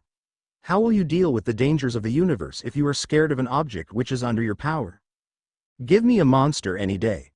I would deal with it. But an all-powerful stone capable of destroying a solar system in a single shot lying on my chest, that is a heavy responsibility. The Ancient One smiled at the statement. Indeed, and I would say you are wise beyond your years to think so. Responsibility is always heavier than the prospect of battle. But keep in mind that there do exist beings with equivalent powers to a celestial, if not more, who can rival the power of the Infinity Stones to some extent. They may not be as powerful in terms of energy as the Infinity Stones, not even remotely, but the power of the Infinity Stone depends on its wielder as well. Galactus, Phoenix Force, Sidorak, Chthon, and the likes. Harry grimaced. Indeed, she said after a moment. Harry had a feeling that he had missed names, many names. And you will have to face these threats one day if you deal with sorcery, so, do not be scared of this power. Use it wisely, yet with caution. I will help you as much as I can. For now, keep on practicing, as I said. Meditate. Read. Learn more. In time, you shall be ready to channel the powers of an Infinity Stone without any danger. Harry just nodded dumbly. You are a protector of Earth, Harry Potter. And you've been sent here to save this universe. So, you must be ready. The Soul Stone is not only your responsibility but also your weapon. A warrior is never afraid of his own weapon, and neither is a sorcerer afraid of his own magic. So, I shouldn't fear the Soul Stone's power. Harry completed her statement with a soft sigh. Yet exercise caution while wielding it, she added with a meaningful look. Yes, Ancient One. Then I wish you a good day. Please tell Master Hymir to pay a visit to Stonehenge on your way out. Tell him that a minor convergence is to take place in an hour. I do not want any shadowpedes coming into our dimension. Shadowpedes? Minor monsters from the dimension of shadows. They look like lobsters with crab legs and dwell in the shadows, feeding on them. Not really harmful, unless one bites you. If they do, you are going to get violently ill for a few days. Oh. Nothing Master Hymir and a couple of senior disciples won't handle. Not unless you forget to tell them of this incursion on your way out, she said with mirth. Harry laughed. If that's the case, I assure you I won't forget to inform them. Chapter end notes and done. Hope you all liked the chapter. A huge thanks to Mizox, Nanu, and Ultimate Gamer for betaing this chapter. Now, for a few things as we proceed into this story. 1. I really hope you are paying attention to the dates I put at the start of the scene. It is to give you a firm idea of the timeline that I am working into. Time lapses are important here. As you can see in this chapter, it took Harry almost a month to make a proper construct. 2. Sorcery in the Doctor Strange world, as one might call it, will play a good amount of role in my FIC. 3. As for Harry himself, he will grasp sorcery easily as he has experience in channeling magic. It is just a different energy for him. That being said, magic too, HP worlds, will continue to be a part of Harry's arsenal. And so will be the powers of the Soul Stone. 4. The pairing. So, I am a little indecisive about the pairing right now, meaning, I have not decided whom Harry will be paired with. I have a few ideas in mind, but I am mainly fluctuating between the options of Natasha Romanoff, aka Black Widow, and Wanda Maximoff, aka Scarlet Witch. I also have a few other plausible options in mind, but they are very unlikely to make the cut against these two. 5. I want to make one more thing clear for pairings. This story is not going to be a harem FIC. It will be one pairing for Harry. Maybe an occasional fling or something will be shown, but the final pairing will only be with one person. Also, join my server, House of HP 66, to interact with me directly, and see the pictures of the characters there, so you all can get an idea of how they look. I will also post descriptions and stuff for reference. Link. Discord. GG, 4QFP 3FXDQ4, remove the spaces please. As of this moment, I have 6 main stories, they are 1. The Rise of the Last Potter. My novel-length Harry Potter FIC, which is already 300k plus words long and it is a work in progress, updated regularly. 2. The Legend of the Son of Poseidon. A novel-length Percy Jackson FIC which is already 250k plus words long and it is a work in progress, updated regularly. 3. Loved Ones Skipping Stones and Ice Cream. A fluffy Hoffney one-shot. It is completed obviously. 4. Secrets. Another romantic one-shot I published recently, complete as well. 5. Agent Potter. The Wizard of WAND My Spy. Harry fanfic which I implore you all to read. 6. Guardian of the Soul. Infinity Saga. My newest FIC. And Hydrogen Phosphide MCU crossover. Novel length, in progress. Stay happy. Stay safe. Keep smiling. Keep reading. HP Fanfictioner 66. Glimpse of Power Chapter Notes. See the end of the chapter for notes. CH.3 Glimpse of Power, the 12th of September 2004, Manhattan, New York. The honks of cars and the roar of motorbikes drifted through the tall buildings of steel and glass as people bustled across the streets.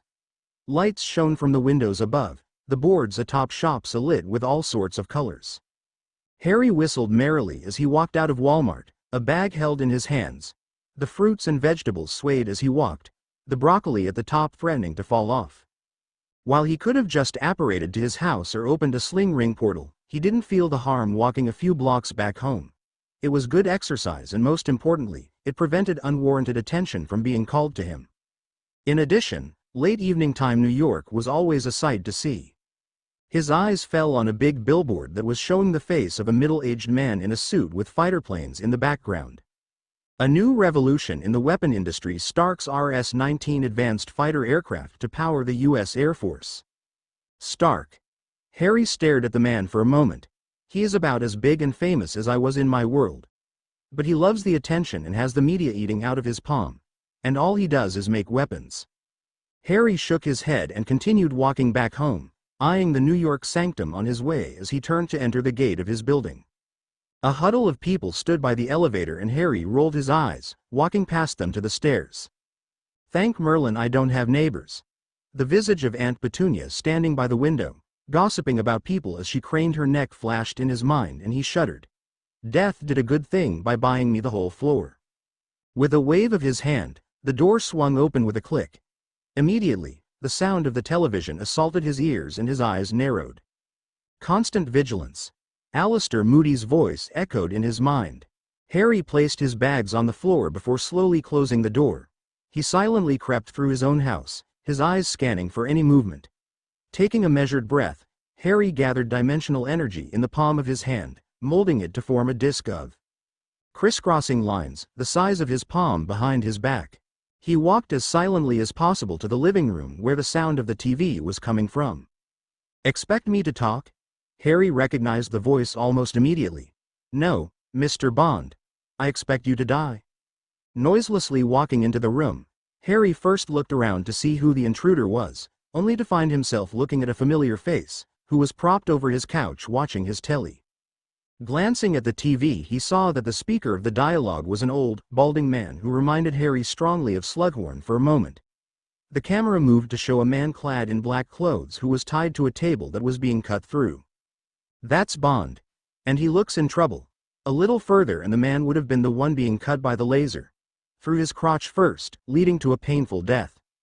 There is nothing to talk to me about that I don't already know, the other man scoffed, before walking out of the room. This is stupid. If he wants Bond dead, just twist his neck. Why even bother to do the whole laser thing? And, at least he should have made sure that the man died. Stupid villains. Anyhow. Anna. What the hell are you doing in my house? Harry asked loudly and Lady jumped, her purse clattering to the floor. Golden sparks sparked from her fingers as she breathed heavily, her eyes resting on Harry's hand where the energy disc was posed, ready to strike. Realizing it, Harry let the energy dissipate into golden sparks as Anna regained her breath, a hand clutching her chest.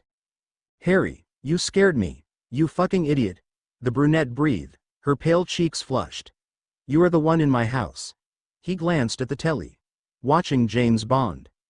"Yeah, whatever," she waved off, picking up the remote and shut the telly off. "But on a more important note, I see you're progressing fast with the sorcery. An energy disc already?" "I learn practicals faster than I do by reading," Harry shrugged. "Why are you here, if I may ask?" "Oh, bad news for you," Anna snickered, gesturing to two thick tomes on the coffee table that were not previously there, and Harry groaned. "Don't tell me she sent more books." Anna grinned. "That's exactly what she did." "You are enjoying my torment way too much," Harry said dryly. "What are these about?" "One is about beginner spells and the other is about different dimensions that can be accessed with the sling ring, which you have to learn in detail before your next visit," Anna snickered. At my horrified expression. "Don't worry, I am just kidding. The Ancient One has only told you to read about the mirror dimension and the astral plane from the latter, for now. And from the first one? Those are the most basic itinerary of spells. You got to learn all of them," she replied dryly. "Dimensional energy weapons are limited to whips, discs, and shields. You cannot fully rely on them if you ever expect to fight. Oh, and do not try spells on your own at your home. Well, you can try shields, but try not to destroy your own house. A rather good one you've got here." "Thank you. Both for the completely unnecessary advice and the compliment." Anna just grinned cheerfully. "The Ancient One expects you on Wednesday, having read on the mirror dimension, the astral plane, and having learned the theoretical content of at least a score of spells." "What? That's what I was told," Anna shrugged. "Be glad it is not all of it. Remember, the Ancient One sees great potential in you. To be honest, all of us masters do. Especially after you got the sling ring portal on your first try." "Ah," Harry muttered. He had just applied the principles of apparition into a dimensional portal, having theorized it to be the same thing from the instructions Anna had been giving as he alongside about half a dozen disciples had picked up the sling rings. Destination, determination, deliberation. It was rather simple in Harry's opinion. But it had impressed the hell out of the masters of Kamar Taj. So much so that the word had reached the Ancient One in less than 2 minutes, summoning her into the courtyard, with a beaming smile on her face. "If that's all, I will take my leave," Anna said, carelessly throwing the remote onto the couch before moving her fingers in a circular motion, opening a portal. "You can stay for dinner," Harry offered. "Aha. I gotta go back to the Hong Kong sanctum in order to do work there. Cannot be slacking on my duties. I am not even 1 month into being a master. Can't have that taken away, can I?" Anna grinned just as she stepped through the portal before vanishing on the other side. Harry rolled his eyes as the portal collapsed into a shower of sparks, raining across the carpet in his living room. Anna seemed to be enjoying the master privilege way too much. If the Ancient One caught wind of such statements, Anna would be in for a humbling. The master title was not given lightly, and neither was it to be taken as such. While the only ones who truly held power amongst the ranks of the sorcerers were only the Sorcerer Supreme and the Masters of the Sanctums, the other masters of the mystic arts often had various other responsibilities and privileges. Dangerous privileges like access to the Masters section of the library that held knowledge of things that would make most run in terror by just reading about it. Or so Perez had told Harry. The mystic arts were varied and dangerous, even more so than magic. The most dangerous magic Harry knew were the unforgivable curses and a couple of dark spells that he had read about. Like fiendfire. Sorcery, on the other hand, had spells that could summon demons and turn cities inside out 100 different types of energies and access to god-type beings. Most of whom Harry had read about so far were benevolent and gave access to their energies just in exchange for saying their name aloud. Names, and most importantly, remembrance gave them powers. It ensured they didn't fade away, dissolving into the energies of the cosmos, their existence turning to dust. But Harry had a gut feeling that they were barely the surface of what lay beneath. Things and beings as old as time that controlled the universe in ages gone by. With a sigh, Harry glanced at the books on the table before slumping on the couch next to it and picking the first one up. He was in for a long bout of theory. The 15th of September 2004 Courtyard, Kamar Taj. "Morning, Master Daniel," Harry greeted and the man turned. Potter. I thought you were going to be with the Ancient One herself. Yeah, I was. Harry inclined his head, but she is busy with something and told me to come to you for a sparring lesson. His thick eyebrows rose before he just nodded, picking a short, thick staff from a rack and using it to gesture to Harry to go to the center. Do you think you're ready to begin sparring? Daniel questioned, as he threw the staff up in the air before catching it from the other end. I do not know. Never will until I try, Harry replied, getting into a dueling stance. Master Daniel looked over his stance with a critical eye. Potter, you do know that we do not just spar using sorcery but we also use physical contact. You mean like mug, physical fighting? Karate and stuff? A frown flitted across Harry's face. Yes. While sorcery is a very powerful weapon, it can only do little when your opponent gets close to you. Daniel walked around him, twirling the staff in his hand. Most spells need a little range to work. Shields, too, can't be formed so close to one's body, and for good reason. What about energy manipulation? Harry asked, as he rapidly constructed a shield of dimensional energy between his palms. Really? You took a few seconds to make that shield. Excellent for a beginner, no doubt, but not fast enough to stop a punch. It would take years of practice for you to form a proper energy shield on reflex, that too one quick enough to block a punch at a close range. Believe me, a punch can be very painful and a well-placed one can incapacitate you. Harry grimaced. So, for now, it is best if you learn to fight both ways. Daniel gave him a piercing look. Besides, knowing physical fighting skills never goes to waste, does it? But I don't know karate or anything, Harry shifted. Just fight like it is a street fight then. Daniel shrugged. Throw a punch. A kick. Anything you can. That's how I learned. That's how everyone learns. Now, conjure a weapon. What? Energy weapon, Potter. Daniel flipped the staff in his hand. As I said, we use both sorcery and physical contact instead of just one. You can use anything you have to attack me. If I use everything I have, he's a goner. Harry's lips twitched. But well, I will only use sorcery for both our sakes. Right. Harry posed his hands, gathering energy in his palms before molding them into two energy discs, the size of a basketball. Small sparks flew off the golden constructs, as the throbbing sound punctuated them. Not a bad choice of weapon, Master Daniel commented as he walked nearer, and not bad speed. Suddenly he swung his staff straight at Harry, who barely had time to raise his hand on reflex. The staff clanged against his energy disc and the construct shattered like glass. Air whistled in his ears as he was flung back. Pain flared in his back for a brief moment before vanishing as fast as it had come. Harry felt the amulet's warm heat against his chest. The soul stone healed me, Harry realized before looking at Daniel. His eyes widened again as he saw Daniel charging at him, his staff raised high. Harry swiftly rolled out of the way as Daniel brought down the staff, which left a trail of sparks as it screeched against the ground. At least give me a wah. Harry stopped short as he had to scamper out of the staff's strike again. Stand and fight, Potter. Fight like your life depends on it, Daniel shouted as Harry twisted on the ground, avoiding the staff by less than an inch. I need to get the staff off him. Unfortunately, I cannot use Expelliarmus. Taking a risk, Harry directly threw his remaining energy disc at Daniel like a frisbee. The master of the mystic arts only had time to raise his staff to intercept the disc. The disc hit the staff and shattered, sending Daniel sprawling onto the floor. Harry jumped to his feet, immediately conjuring strands of dimensional energy between his fingers. This is my window. As Daniel went to sit up, Harry threw his hand out. The strands between his fingers leapt towards his opponent, lengthening and twisting into a rope which wrapped around the center of the staff. A smile curled on Harry's lips.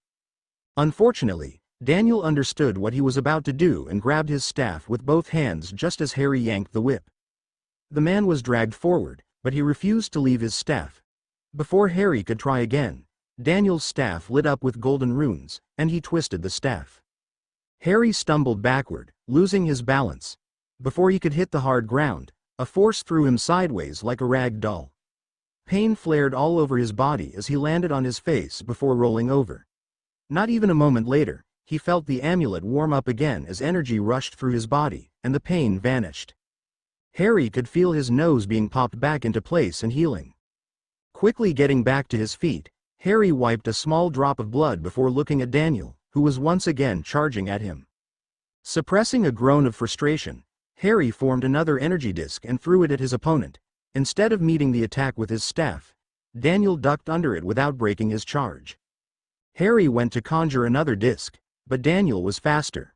Moving in, he punched Harry in his gut, making him bowl over. A moment later, he felt the staff hit his chin hard, sending him sprawling on his butt. The slight taste of copper assaulted his taste buds as he felt the pain vanish. "This is bad, Potter," Daniel declared, lowering his staff. "I expected more FR." Daniel bowled over with a squeak of pain and dropped his staff to clutch his privates as Harry nailed him in the balls with a punch. Wasting no time, he got to his feet, leveling another punch, this time at Daniel's jaw before kicking him in the knee. Daniel fell to the ground with a grunt of pain, and before he could recover, Harry conjured a whip of dimensional energy and threw it at him, trying to tie him up. Trying being the keyword, as his whip was stopped by a shield of energy, forming out of nowhere. Daniel hadn't even moved his hands. "Stop," the man panted, still clutching his privates. "That was one hell of a bastard move there." Harry, too, caught his breath, his arms still posed, ready to defend himself. It got the job done." Daniel didn't answer as he slowly got to his feet and caught his bearings. I wouldn't argue with that," Daniel said. "Street fighting, it has no rules. No honor. But I think this should be a male thing. Sick move, boy." Harry just grinned. "Come on, I didn't hit it that hard." "An attack there is still an attack," Daniel snorted. "Threatening my future generations? Not cool, dude. I am sorry for all it is worth." "Nah," he waved off, "but I must say, you have rather good instincts. Few would have gone with the move to disarm me with a whip of all things. Had it not been for this staff in my hands, you would have succeeded." "What are its powers?" "It seemed pretty powerful," Harry asked, picking the staff from the ground and examining it. "Can you guess?" Daniel's eyes sparkled. "Breaking constructs made of dimensional energy?" Harry's forehead creased. "Because it broke both my disc and whip." "Indeed. This staff can penetrate and break through most energy constructs by converting the energy forming the construct into a shockwave. That is why you were flung back when I broke your disc." "Nice. What do you call it?" "It goes by many names." Daniel bowed his head. "But the most famous of them is the Scepter of Sulfindom." "Interesting. I've never heard of Sulfindom." Daniel shrugged. "You will read about him somewhere or the other. Sulfindom is not important in the greater scheme of things. He's a minor deity at best, even if he truly exists." "What do you mean if?" Harry blinked. "Well, we are not sure if Sulfindom is real or not. He only has two things. One is this staff, and the other is a claw. Both do the same thing. But those are relics. There is no mention of him in invocations or spells. For all we know, he was a sorcerer of old who enchanted these items." "Oh. Now, as for your sparring, you really need to learn some physical fighting." Daniel plucked the relic from Harry's hands. "You're good at magic. And you're learning fast. You think on your feet and have great instincts. Your physique is decent, but you don't know how to throw a decent punch." "I will work on it, Master Daniel," Harry promised. "Good. You stay in New York, right?" "Yes. Right opposite the New York Sanctum." "Oh, excellent. I know a few classes in Manhattan. They teach karate, judo, jiu-jitsu, and stuff.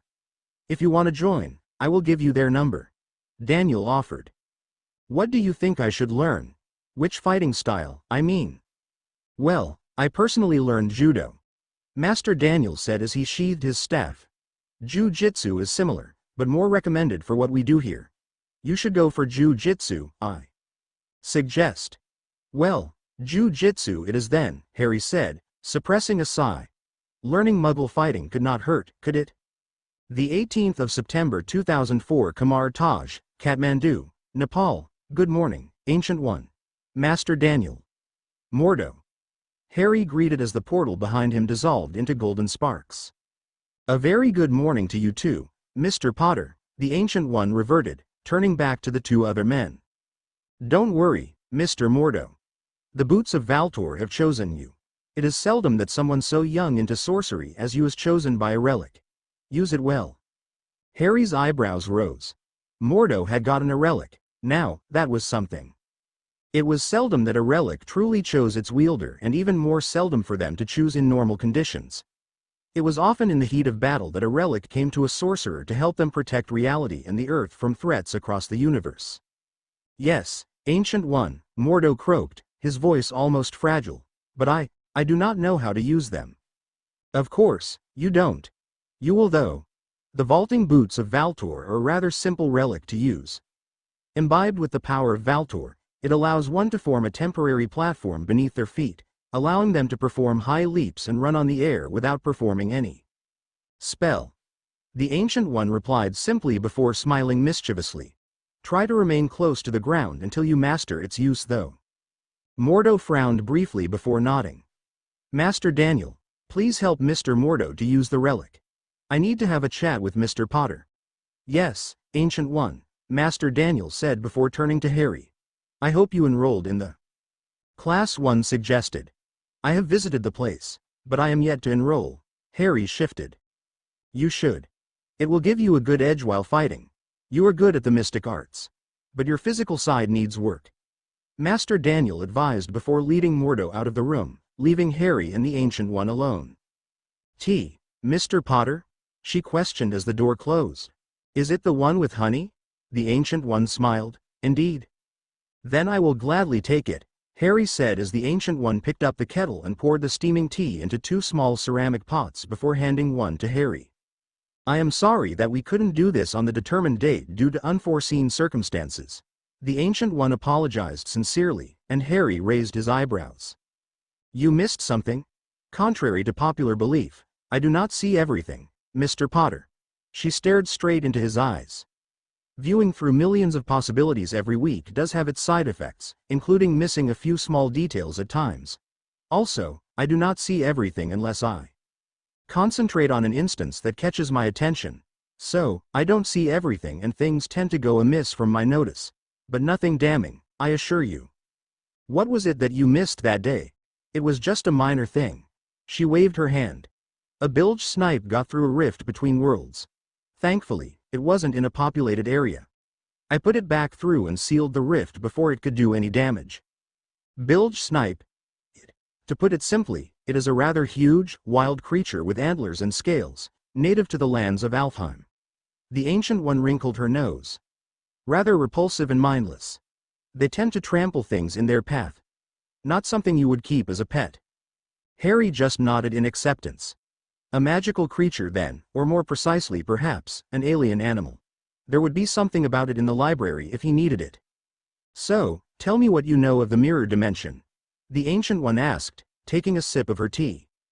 The mirror dimension is a parallel dimension that mimics Earth's plane of existence, Harry replied, verbatim from the book Anna had given him. What happens there doesn't affect the real world in any way or form. A sling ring is essential to travel out of it, but the dimension can be entered without a sling ring. It is also an idle place to contain and battle threats. Indeed. We, sorcerers, use the mirror dimension to train, surveil and sometimes contain threats. Even if the last one is seldom done. And as you're advancing quickly with your sorcery skills, you need a safe space to practice your spells. The Ancient One rose to her feet. Open the mirror dimension, Mr. Potter. Harry blinked. I have never done it before. No better time than now, is there? The Ancient One's eyes twinkled. Go on. Do it. You know the movements. You know the theory. Harry nodded reluctantly, joining his hands, forming a mudra with his fingers. Maintaining the mudra, he crossed his before throwing his right hand forward, throwing energy into thin air, willing to break the boundary between the two dimensions. The air cracked like glass a few meters from where Harry stood, and glass began to form in the air as if conjured. Barely had it begun to form, the cracks healed, and the glass vanished in front of Harry's eyes. The Ancient One sighed. It is not exactly a spell, Mr. Potter. Well, I suppose technically it is, but I need to hold it. Like I do for conjuring energy shields. Harry completed, remaking the mudra and crossing his arms. This time, he channeled energy continuously, feeding it his intent to enter the mirror dimension. The air cracked again and glass began to form all over the room, covering the windows and walls. A few moments later, energy stopped on itself, breaking abruptly. Harry breathed heavily, the length of his arm tingling as he looked around the room. Planes of glass seemed to cover the whole room. Bands of light gleamed dimly, refracting the sunlight from outside, and they were rapidly merging with the background, barely being visible. "Impressive," the Ancient One commented, drawing Harry's attention to her.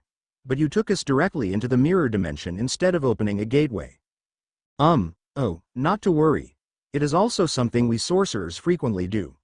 We usually prefer to take fights into the mirror dimension, away from the real world," she said, "but this method, the one that you just used to travel into the mirror dimension, is only useful when fighting indoors. And most fights would happen in the open. But when fighting outside, you need to have control of conjuring the gateway. If not, you risk taking common people into the mirror dimension. Something to avoid," the Ancient One added. "What did you exactly want me to do?" Harry questioned. She smiled. "I cannot show that to you in here, I am afraid. We need to get back to the real world first. Now, this part is a little tricky. You can only exit the mirror dimension at only the place you are actually in as per the mirror dimension. Or in simple words, if you are at your home in the mirror dimension, you can only come out at your home in the real world." "Okay. Simple enough." Harry nodded. "In order to exit the mirror dimension, you need to will to get into the real world while conjuring the portal. Does everything in mystic arts depend on will? Just curious." "In a way, yes." She inclined her head. "Our thoughts shape reality which we bend to our will. Even while performing incantation-based spells, you need to know what the spell does and will it happen. It is a part of the reason why I stress so much about reading theory. Even if practicals come naturally to you. Like non-verbal magic," Harry nodded again. "Got it. You mean to say that your magic can work only based on an incantation?" the Ancient One questioned with interest. "And wand movement, yes," Harry said. "Though it is dangerous to try unknown spells as you don't know what they might result in. Or so my friend told me." "Hermione Granger, I assume." Harry felt a pang go through his heart like a sharp knife twisting beneath his ribs. He missed Ron and Hermione most of all in his old world.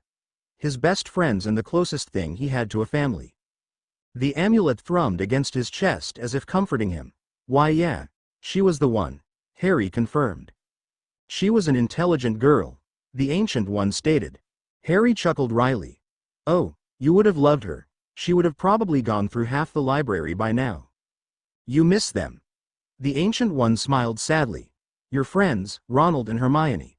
"Very much so, yes," Harry admitted, closing his eyes. Memories of his friends passed in front of his eyes like reflections on the water. "It doesn't do well to dwell on your past and forget to live in the present," the Ancient One said. "They would have wanted you happy if they knew you were here. I guess. So be happy. Live your life to the fullest." "I am trying to do so, yes," Harry replied with a grimace, "but I find myself missing my friends and my old world." "And you just try to continue with your life, submerging yourself in some work or the other to distract yourself from remembering them." The Ancient One pursed her lips. "That is why you joined a job in addition to learning sorcery, something which you do all day despite your reluctance to read books." Harry shrugged. "I won't say that the books aren't interesting. But I like to learn by doing things and not reading about them. And the job, well, it pays good enough for me to buy groceries and stuff." The Ancient One smiled humorlessly. "Perhaps. But you do not exactly need money, do you?" "My parents' money isn't going to last me forever, is it?" Harry retorted. "And wizards live relatively long as compared to muggles." The Ancient One raised an eyebrow. "If you say so, I do." Her lips thinned. "Perhaps we should get back to exiting the mirror dimension and learning sorcery, for now." Harry closed his eyes before nodding. "For now. Yes, so I just will a portal to the other side, in order to exit the mirror dimension?" Harry asked and she just gestured to him to go ahead. With a deep breath, Harry thought of his destination. The other side of the mirror dimension. The real world. Holding 2 fingers out, Harry quickly channeled dimensional energy through them to form a portal. Golden sparks before turning into a familiar circular ring. But the scenery in the middle didn't distort or change. Just the glass that Harry could see on the walls disappeared through the middle of the portal. "Good Joe. Where's your sling ring?" the Ancient One asked suddenly, startling Harry. "What?" Harry raised his fingers in front of his face. He was indeed not wearing his sling ring. Shoving his hands in his pockets, he immediately found the sling ring and took it out. "Here it is," Harry breathed. "That is not the point," the Ancient One said slowly. "The point is, you made a sling ring portal without a sling ring." Harry stared at her for a moment before looking at the portal. Maybe it is because I had the sling ring on my person, and as we are in the mirror dimension where reality is more bendable to a sorcerer's will, I could make the portal without needing to wear the sling ring." "That's not how it works, even if the theory sounds plausible at the first glance," the Ancient One said, taking the sling ring from his palm and examining it. "Come, let us get back to the real world." Harry stepped through the portal, walking into the same room he had just exited, only into the real world. The Ancient One turned to him just as Harry let the portal dissolve into golden sparks with a flick of his fingers. "I want you to conjure a portal to your home," she ordered. You have my sling ring." Harry frowned. "Just do it as you do. Don't think about not having the sling ring. Just make a portal." Taking a deep breath, Harry pictured his living room in his head before rotating his fingers in a circular motion. Golden sparks sparked out of thin air in front of him, forming a circular ring. A moment later, the scene within its circumference changed to reveal Harry's home. "How very curious," the Ancient One said, stepping through the portal and looking around. "You didn't see that coming either, did you? What's going on with you this week? First the bilge snipe, now?" Harry stopped short as she turned to him with a slight frown before walking out of the portal, closer to him. There was an authority in her walk. A power. This was the Sorcerer Supreme. The most powerful sorceress in the universe. "I think you are mistaking my experience and skills with the Time Stone for omniscience," she said slowly, her voice calm. A calm, which had the potential to devolve into a storm. Harry gulped. "I see through time, Mr. Potter. Through its multiple possibilities. I do not see through every moment or every happening. Just the important ones. I do not live through every moment. I do not evaluate every possibility. I just see the major events. Events that might lead to grave consequences. And I prevent them. My duty is to protect the Earth as a whole and guard it against dimensional beings." "Yes, I understand. I was just kidding," Harry said hastily, his voice posed in surrender. She smiled sardonically. "I am not scolding you, Mr. Potter. I am trying to tell you to not depend too much on the cosmic powers of the Infinity Stones, especially with one as volatile as time. Do not depend on my ability to see through time. Because it is giving you a very wrong sense of security. I haven't become omniscient due to the stone. And that must be remembered." I understand, ma'am. I just thought, I am not saying that it was an unreasonable assumption, Mr. Potter," she said, a kindness lacing her voice. "And to some level, I understand where that came from. But it is important to remember that I am but a mortal. Along with the fact that I am not infallible because I can see through time." "What's it like though?" Harry asked, desperate to channel the topic away from himself. "Seeing through time. Its endless possibilities? Maddening. Think of it like watching tens of thousands of television screens at once, each playing a different movie, at 10 times normal speed. Then, you might come close to how it feels like looking through time. Of course, with experience, I've learned to sort through them to view only key events or specific futures. Like a search algorithm. That is how I knew of you." "Oh," she chuckled. "It is a part of the job, Mr. Potter. Such power doesn't come without consequences or responsibility, as you are aware." "And I have the Soul Stone," Harry voiced worriedly. "Will it be bad? As you said, the Time Stone, when used to see the future, is maddening. What about the Soul Stone?" The Ancient One pondered for a moment, walking around the room. "I am afraid I do not know. Each Infinity Stone controls a vital aspect of existence. And of them, the most mysterious has always been the Soul Stone. The only surety about it is that it exists." "That's it, because I can tell more from its name," Harry said dryly. This time, she gave a hearty laugh. "What I meant, Mr. Potter, is that it hasn't been studied or used. Ever. But as far as ingenious guesswork goes, I would say that the Soul Stone would have the power to manipulate the astral plane to an unimaginable degree. Also, perhaps the power to sense souls like a radar. Perhaps not. The possibilities are endless. Harry hummed in response. That was amongst the things he too had theorized, alongside a few crazy ones that even by insanely imaginary standards wasn't possible. But he certainly had a few more that he would try when he deemed himself ready. Ancient One? He asked suddenly, looking up. The portal I just conjured without the sling ring. Is it possible that it is because of the Soul Stone? No, but the amulet certainly might hold the answer, she replied. The amulet? Harry asked, his fingertips ghosting on the warm metal of the amulet. The power of the Soul Stone thrummed within.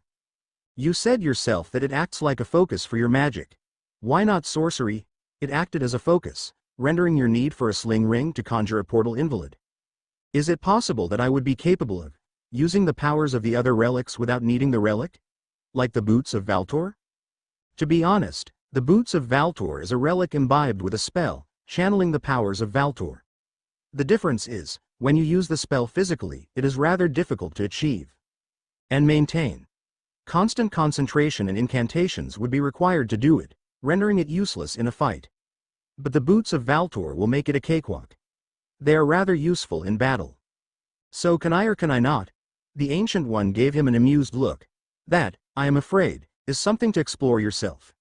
Read up about relics. Read up about how they channel energy and spells. We have everything you need in our library. Harry just groaned in response. For now, let me teach you to summon a gateway to the mirror dimension. Harry nodded, just as the air in front of him cracked like glass again. Time to learn some magic properly. Chapter endnotes. And, done. I hope you all liked it. So, here we are, getting deeper into sorcery and exploring it. Here, as you can see, we caught a glimpse of the Soul Stone's passive power, which is healing its wielder in case of an injury. The sling portal, on the other hand, was made without a sling ring due to the amulet that Death gave Harry and not the Soul Stone. The amulet, before you ask, is just a focus like a wand or a relic, used to amplify and direct intent better to cast magic and sorcery. Also, a small request. If someone has trained in the martial art of Jiu-Jitsu, then please DM me either on FFN or Discord. The internet is not always accurate, and I don't want to mess stuff up with martial arts. I selected the particular style as it is very combat-based and, as I read, learned by the police officers, army in some countries. Not sure if it is really true either, but it seems so to me by reading the article. So, I would really like it if someone reaches out to help me. Firstly, before I start answering reviews, as I said in my last AN, I have not decided the pairing.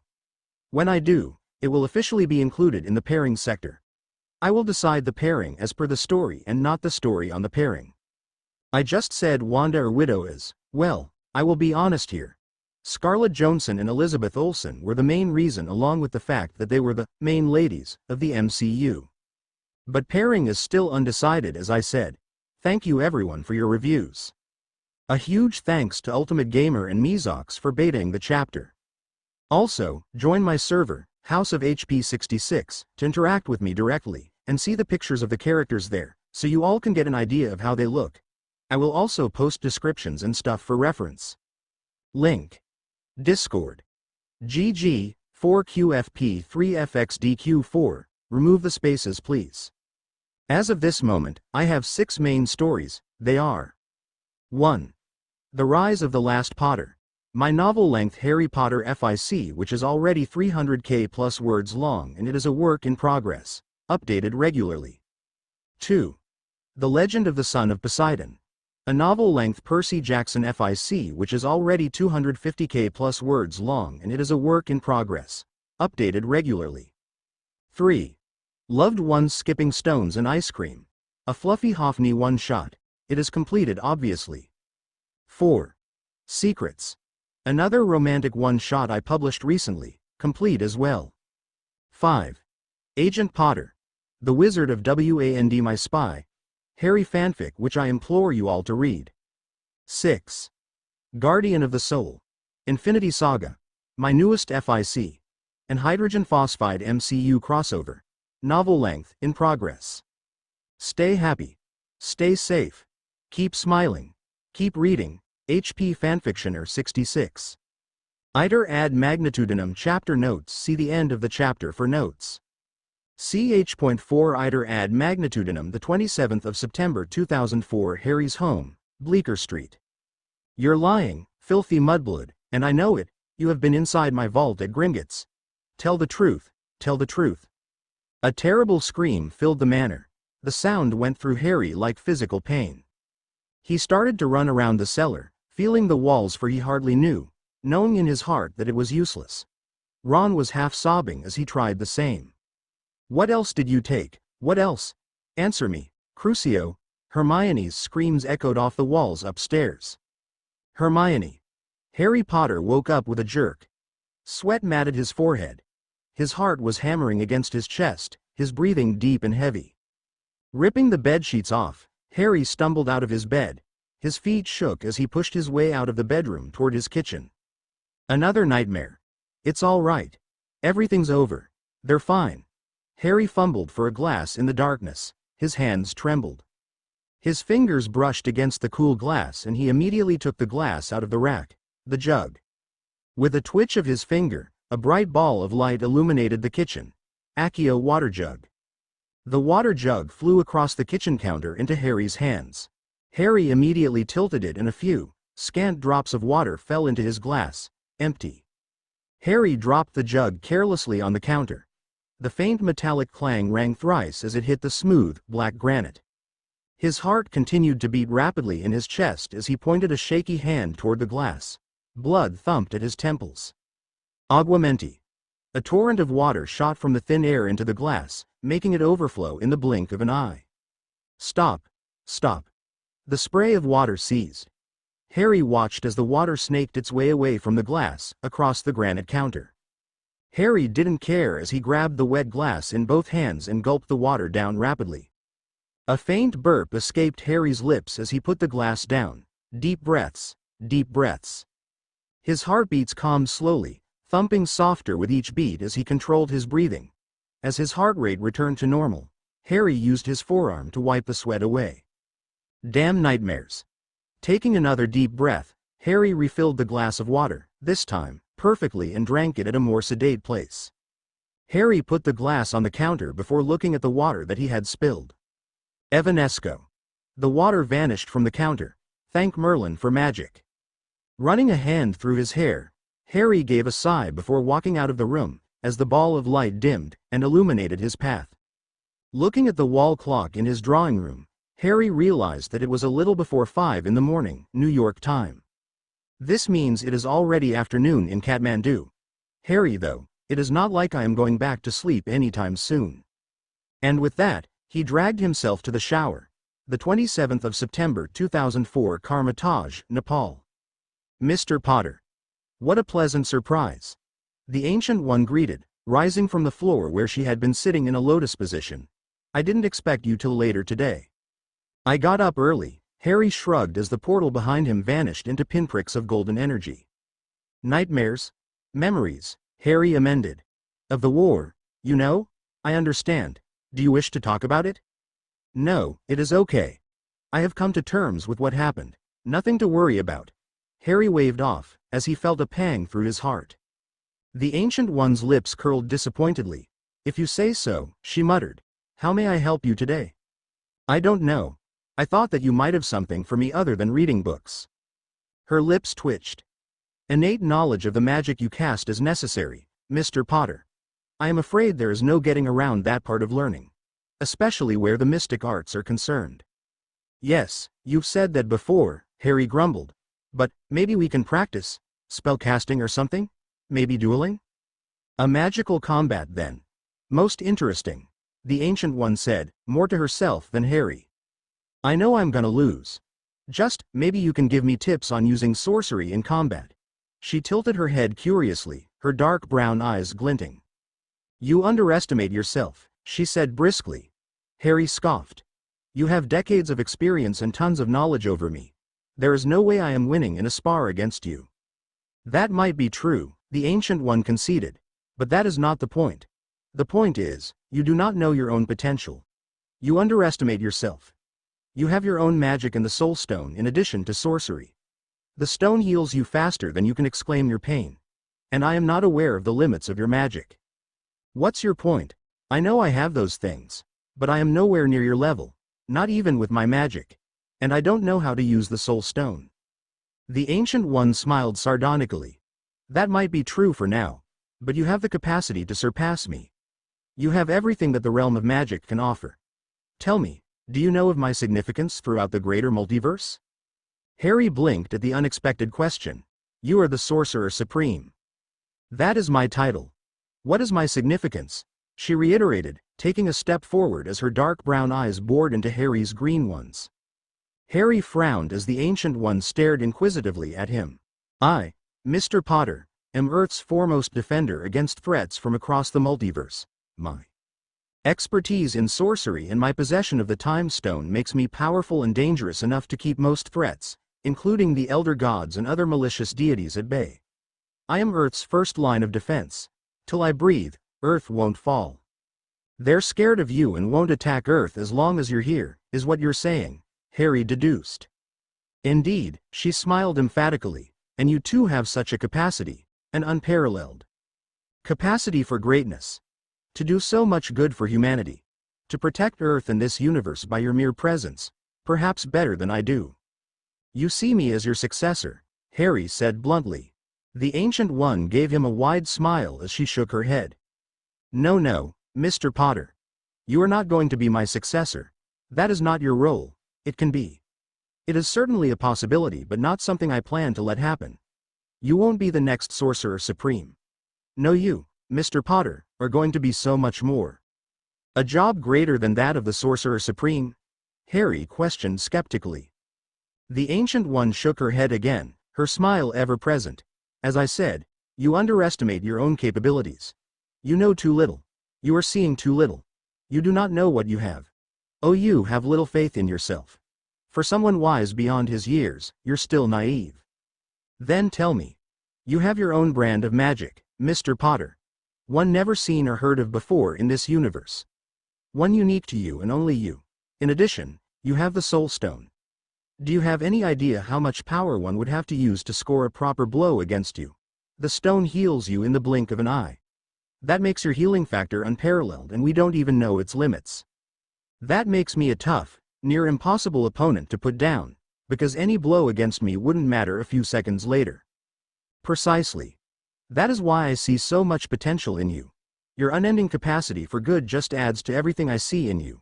You have the power and the capacity for goodness. It is seldom that a man has both. You do, and the thing is, I want you to train both in magic and sorcery. I just use sorcery and I make lesser deities tremble in front of my power. You have sorcery and magic. And that is not to mention the powers of the Soul Stone, which is tied to your being. For me, the Time Stone is just a weapon. But the Soul Stone? It is your companion. The warmth of the Soul Stone burned against Harry's chest. Feels like the times when Hedwig pecked me for my stupidity. Right, Harry said after a moment. Develop your own style of combat. The mystic arts combined with your magic and, if plausible, the power of the stone. Because if you are correct on the level of threat that approaches, you would need every single thing in your arsenal to combat it. You have to be the best you can be. That is why you were given a chance in this world. Yes, I will. The Ancient One smiled brightly. Then, Mr. Potter, let us spar. The Ancient One threw her hand out, making the air around them crack. The sound of cracking glass made Harry wince as the mirror dimension manifested around the room. Can I use magic? Harry asked as the cracking stopped. Yes, you may. That is the whole point, isn't it? She asked rhetorically, before she knelt and hit the ground with her palm.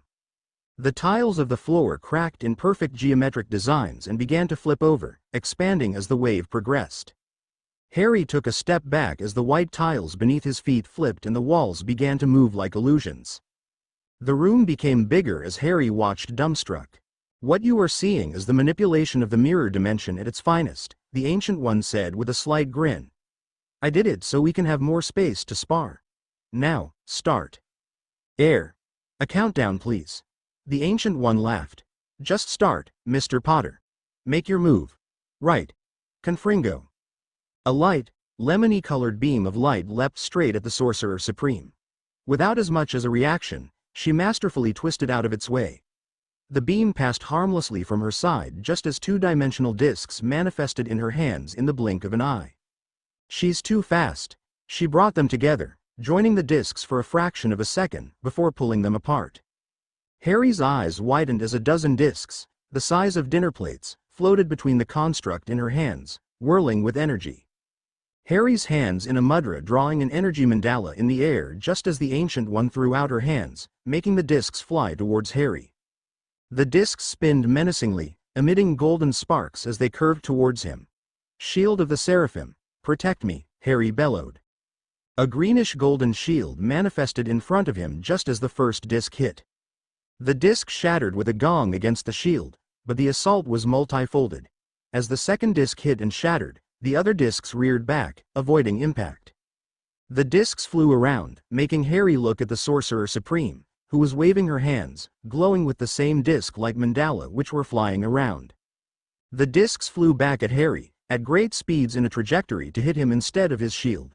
6 years of bludger dodging kept Harry from being hit as he quickly repositioned himself. Harry's arms recoiled from the impact of the onslaught, his feet skidding back. His ears rang from the loud gongs. But the green shield held strong. Just as Harry was about to take a breath, a bolt of lightning shot forth from the Ancient One's hands, directly impacting Harry's shield. Harry watched as the shield shattered and yelped as electricity ran down his arms. A moment later, the weightlessness hit him as he went airborne.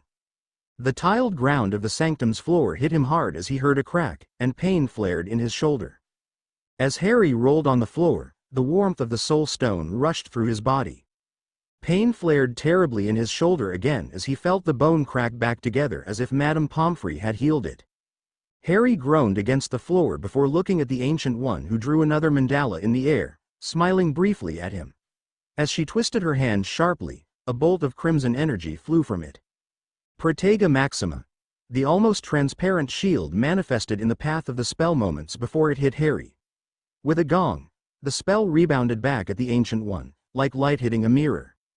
Harry saw her eyes widen fractionally as she dropped the spell she had been preparing for.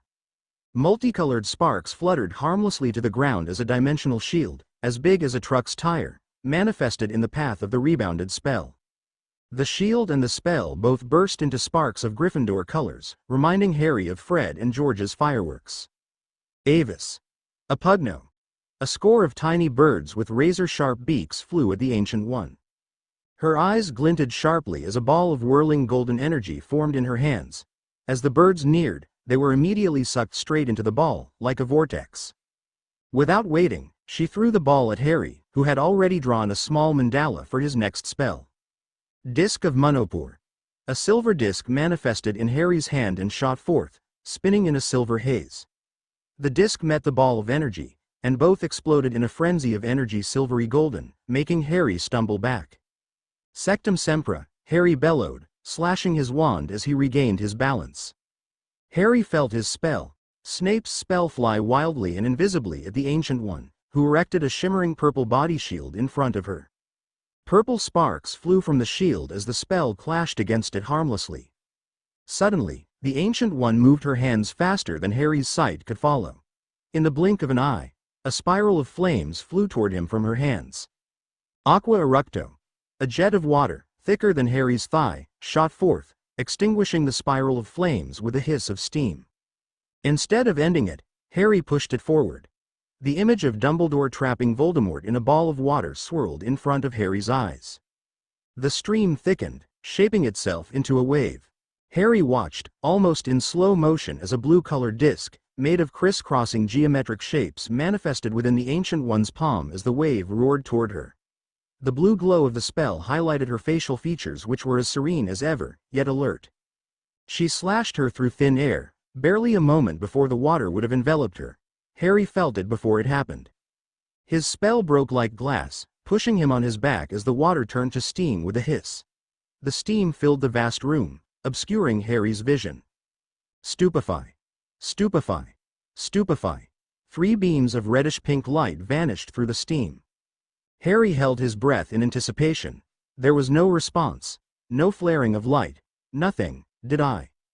Harry's world was suddenly filled with pain as a force slammed into his side with the power of a dozen bludgers. His world went black for a second before he was awoken again as the hard ground mercilessly slammed into him as his body was thrown like a rag doll. Pain flared all over his body. Pain akin to the one Harry had only felt under Voldemort's cruciatus. Harry was sure that he had multiple broken bones. Amidst the pain, he registered the amulet burning against his chest like a candle. Pain flared horribly as bones began to snap back into place with sharp cracks all over his body. Not even the cruciatus had been this horrible. Harry screamed. And screamed again before devolving into a fit of coughs. The pain began to subside after what felt like hours, but was just a few seconds in reality. Harry opened his eyes to a clear surrounding, his breathing labored. The taste of copper filled his tongue as warm blood dripped out of his mouth. His body still ached as he felt the Soul Stone's power course through his being, soothing it. He let out a sudden grunt as a bone in his hand snapped back into place with a crack and healed. Harry's ragged breathing echoed against the mirrors covering the walls alongside the faint clicking of footsteps. Harry blearily opened his eyes, blinking away tears to see the Ancient One walking around calmly without a single weapon, gazing at him expectantly. She is expecting me to continue my spar once I heal. But what the hell was that? The Ancient One caught his gaze and grinned lightly at him. Impressive. You regained your bearings in just about half a minute after getting hit by the whip of Sidorak. A very delicately controlled one, but a head-on hit nonetheless. Harry just laid on the ground, the seconds ticking by. Of course, your spells were no less impressive. The Shield of the Seraphim was not something I had expected you to learn so soon. The first spell you began the spar with seemed powerful as well. And the water you conjured and reshaped. Most impressive. The Ancient One commented as she continued to roam around the expanded room. I do not get what the 3 bolts you fired, but it was a good move. To take advantage of the steam. I get Master Daniel's comment on you having good instincts. Thank. Harry dissolved into a fit of coughs, as a mild ache flared in his ribs. The Disc of Munopor was also a great counter-offensive. Most would have shielded against it. She complimented. The other spell though, Sectum Sempra, as I heard you intone, felt dangerous. A curse. Harry heaved. It cuts like a slash from a sword. Difficult to heal. Interesting. Much akin to the slash of Zoroaster. Deadly if shot with precision, much like a strike from a sword. Now, are you ready to continue? Harry took a controlled breath and shakily pushed himself to a sitting position. Good, good, the Sorcerer Supreme said as she turned around and took a few steps away from him, a semicircular disc of energy manifesting in her palms. But I already lost, Harry croaked as he knelt on the ground, still breathing heavily. I am not here to defeat you, Mr. Potter. Had I wanted to defeat you, I would have never let you use your second spell, she said with a shake of her head, a grin still framing her features. Your magic, while powerful, is vastly avoidable as it is concentrated in bolts of power as far as combat is concerned. Fast, yet very visible and hence, avoidable. There are other spells, Harry muttered, as he felt his heart throbbing at his temples from the exertion. Then use those, she dismissed. The water spell you used was a good one. Most would have been trapped in the spell. You can get creative with the bolts of magic as well. You can fire them with nary thought and thus, at an overwhelming rate, overwhelm your opponent and corner them. Similar to what you tried to do with the red bolts at the end. Harry hummed. You can do many things with your magic, Mr. Potter.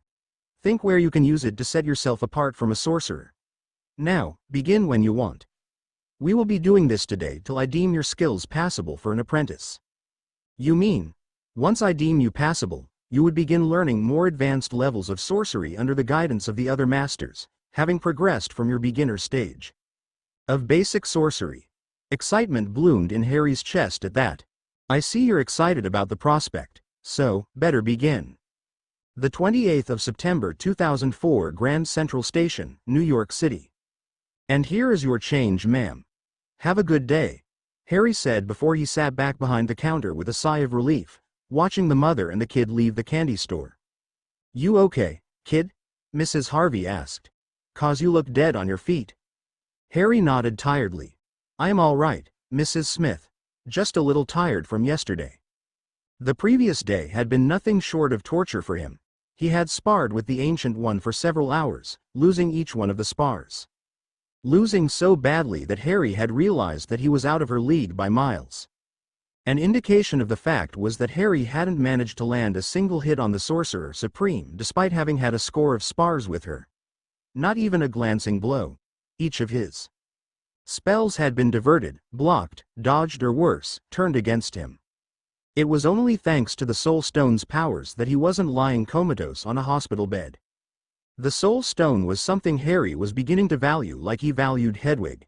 A companion and a friend. Not one as sentient or as caring as his beloved owl, but still, a part of him. The Soul Stone had healed him in seconds after every hit that landed on him, but that didn't mean that all he had done was take a beating. No. He had learned a tremendous amount of things the previous day. The Ancient One was a literal goldmine of knowledge. She had taken it upon herself to teach Harry several spells or perfect the ones he had been unable to cast properly according to her standards. She had also encouraged him to use everything in his repertoire, instructing him repeatedly to not hold back or hesitate during fights. Not even in spars against her. Because one day, your life will depend on it, and possibly, so will the lives of 1,000,000,000,000 others.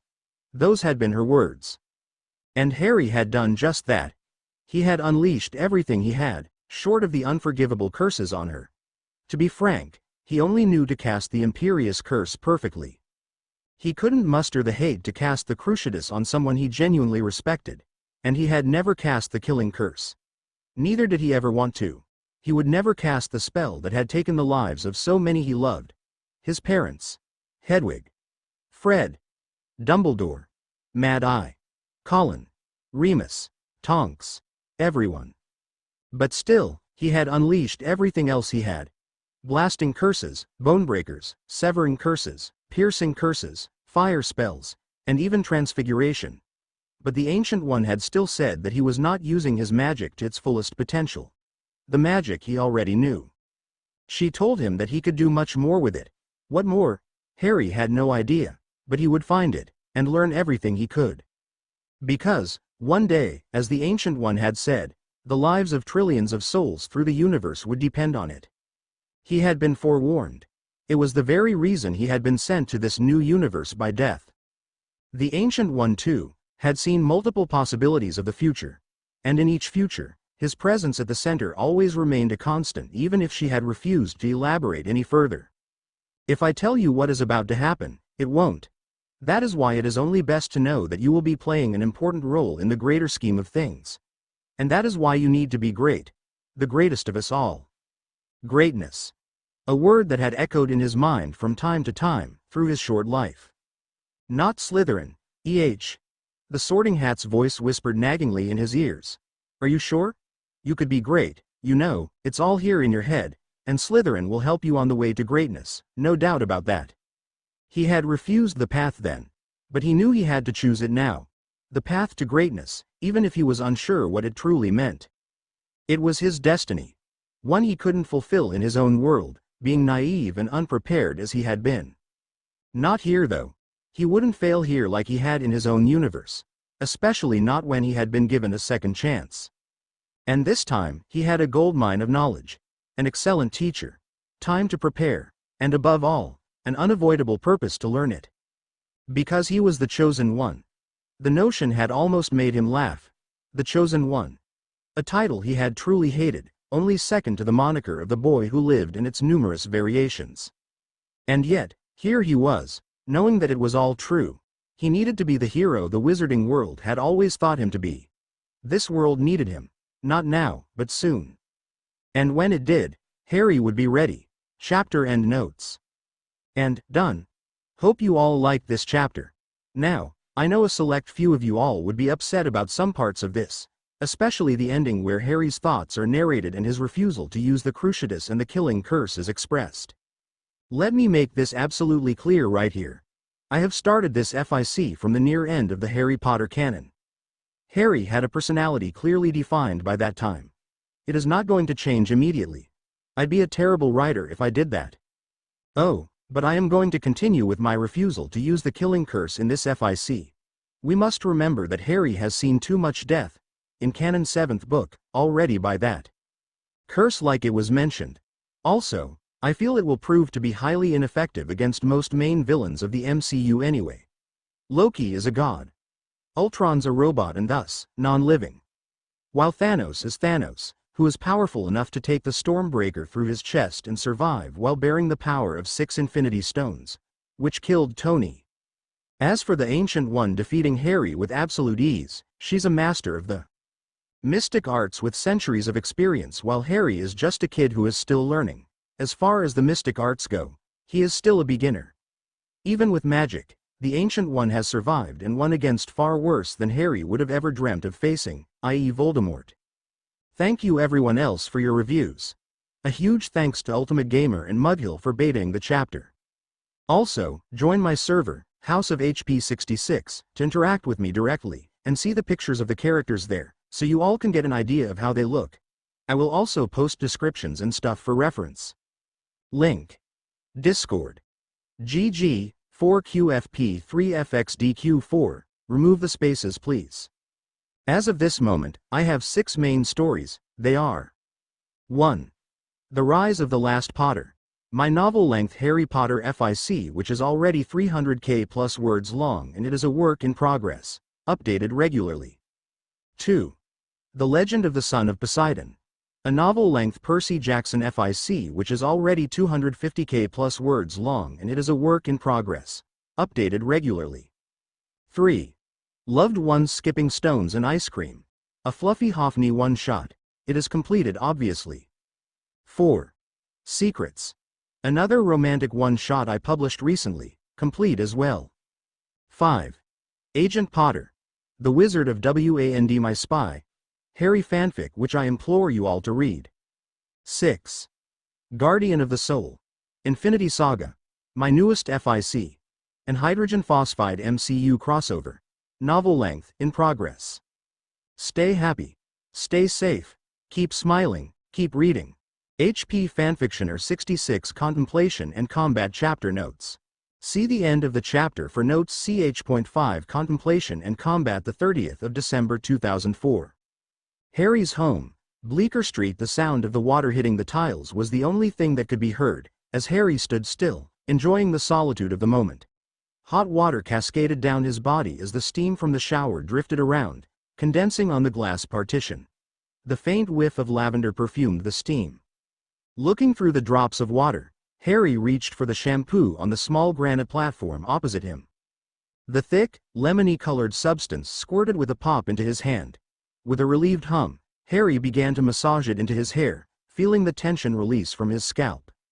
With a final rinse, Harry turned off the water and stepped out of the shower, with a towel wrapped around his waist. The smell of lavender and lemon lingered in the air as he glanced at the mirror. His fingers ran against his jaw, feeling the coarseness of his skin as he inspected his jawline in the mirror. I need to shave. Shame there isn't a spell for this. With the thought, the shaving cream can and the razor flew into his hands. Lately, Harry had noticed that his body had gone through changes, very subtle changes, but changes nonetheless. His facial hair for one had suddenly matured in a sense since he came to this world. Instead of a few adolescent hairs it was now growing like a manly beard, forcing him to shave every few days. Even the hair on his head seemed to settle, more than it used to anyway. Not that he had any right to complain about it. It certainly was an improvement compared to the utterly untamable mess it once was. But his hair was not all that had changed. No, his other features had also undergone changes, including his most prominent feature, his scar. The lightning bolt scar, which had always been a part of his identity, albeit an annoying one, had all but vanished, being reduced to nothing but an almost invisible white line on his forehead. It was strange in a way, Harry supposed, to miss something he had always hated since coming to the wizarding world. It was a constant reminder of what set him apart, the reason Voldemort came after him and his family, the reason everything in his life went the way it had. And now, it was all gone. Here he was, in an entirely new world. A crazy world filled with things that made Voldemort look like a playground bully, with nothing but 2 materialistic links to his past. No friends. No relatives. Not even the enemies. It's almost funny how things change, Harry thought, looking at his reflection in the mirror as he cleaned his razor under the stream of tap water. A few months ago, I would have given anything to escape Voldemort and the craziness of the wizarding world. For a life of normality. A snort escaped him in the solitude of his bathroom. Normal wasn't a word Harry associated with himself. He was never normal. First, he had been prophesied to defeat Voldemort before he was even born. Then, by a miracle, and his mother's love, he had managed to survive the unsurvivable killing curse, becoming the boy who lived, famous before he could walk or talk. At Hogwarts, his life was far from normal, from trolls to possessed teachers too. Acromantulas, basilisks, dementors, and dragons. His life had been far from normal. And this was before Voldemort had even returned.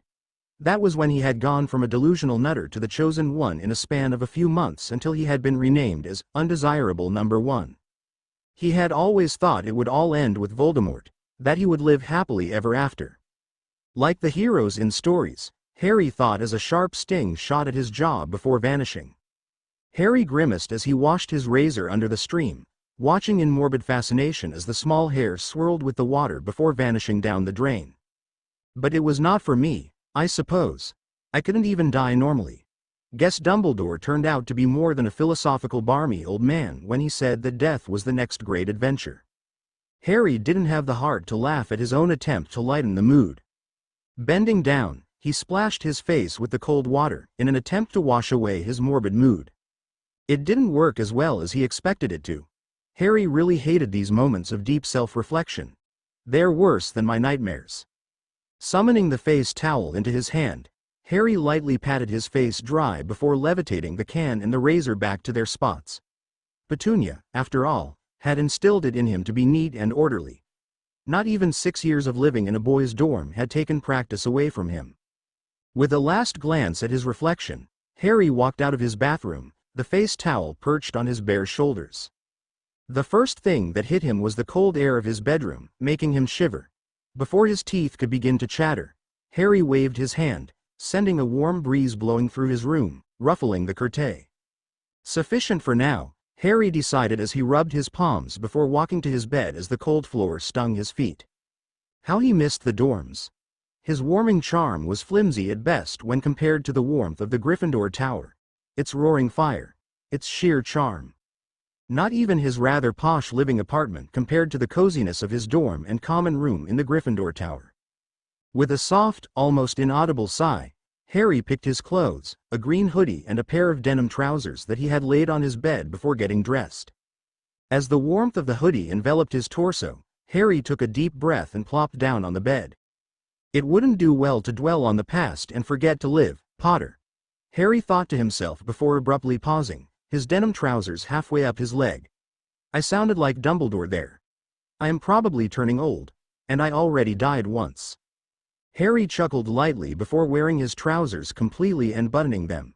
Come on. No morbid thoughts now. Harry muttered as he waved his hand. His towel became dry and neatly folded itself in an instant. With a final look around his bedroom, Harry walked out into his living room. The silence of the living room was punctuated by the soft ticking of the wall clock. Soft morning light filtered through the gap in his curtains. Small particles fluttered in the tiny beams of sunlight. Time to let some sun in. Harry walked to the window before pulling apart the curtains only to be greeted by a frosted window. Peering through the frosty pane, he was greeted by a breathtaking view of delicate snowflakes drifting lazily down from the sky, blanketing the bustling city in a quiet hush.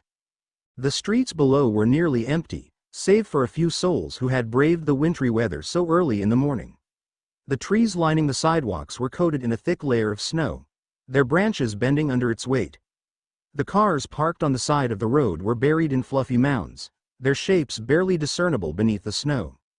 Tomorrow's New Year's Eve. Harry smiled as memories swirled past his eyes.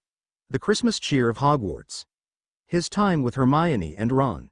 The other Weasleys. The jumpers Mrs. Weasley always sent over. The sumptuous Christmas feast. Harry's warm breath fogged the glass. Licking his lips, Harry leaned forward, releasing his breath, fogging up the glass more.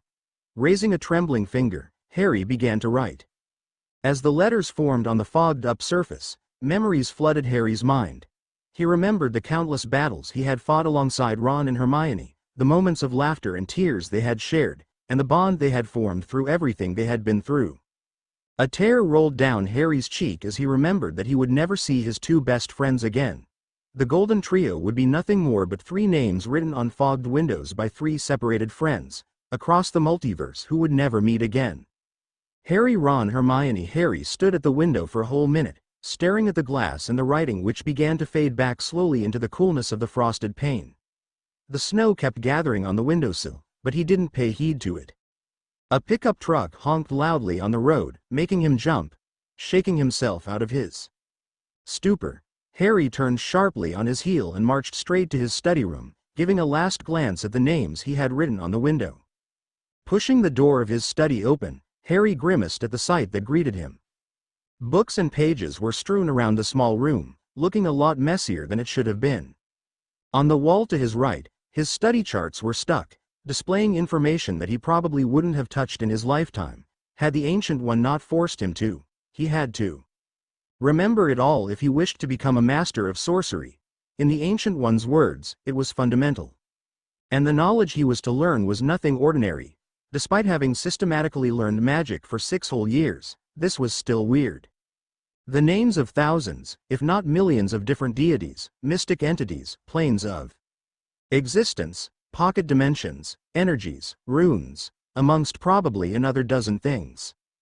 Harry didn't have a clue of yet.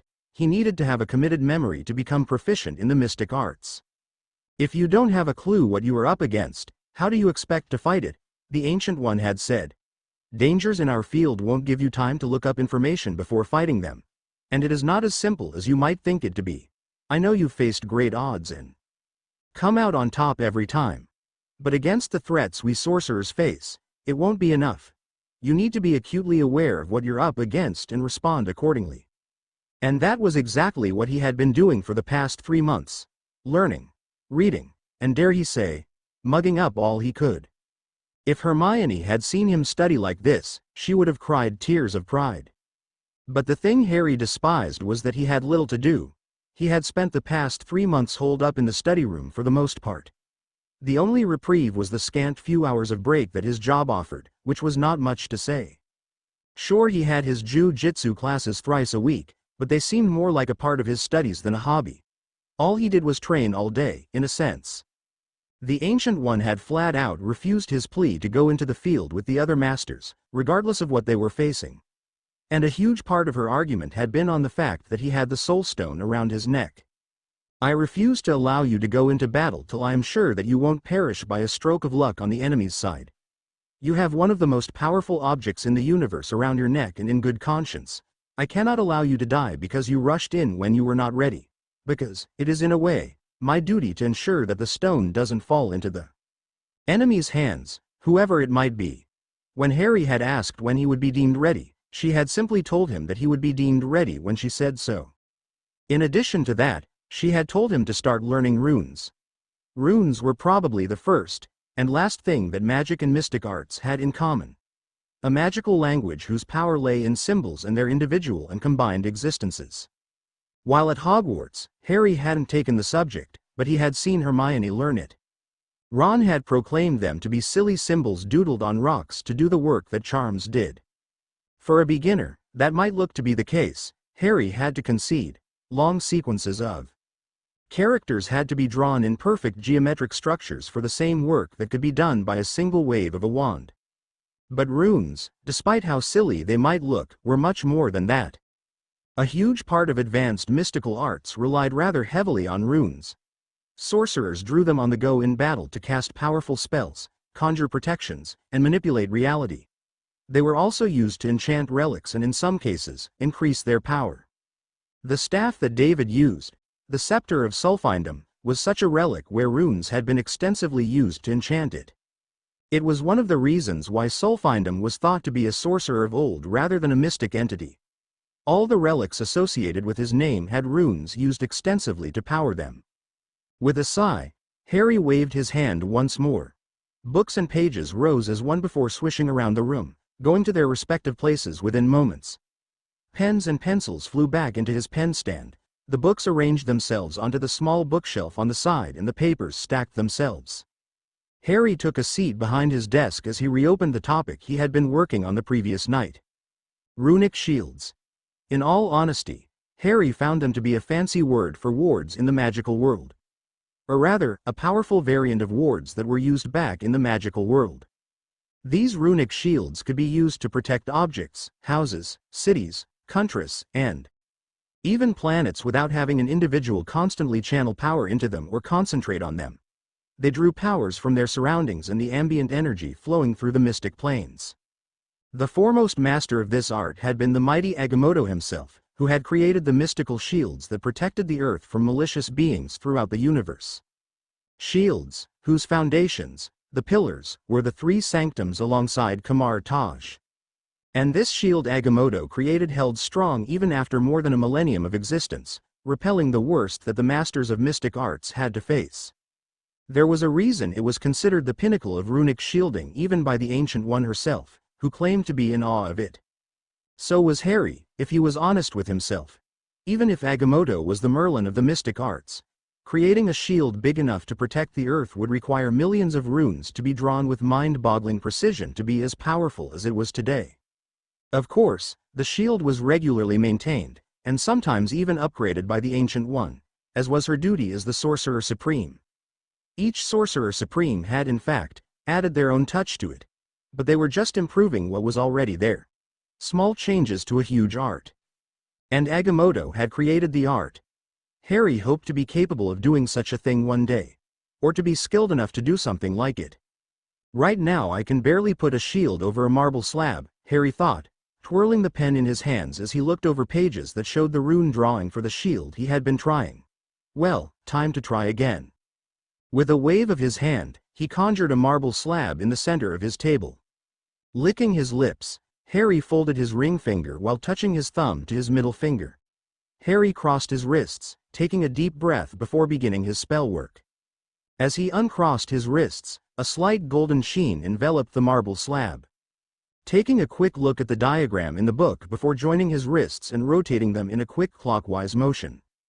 Two burning concentric circles manifested themselves in the center of the marble slab, glowing with harsh golden light.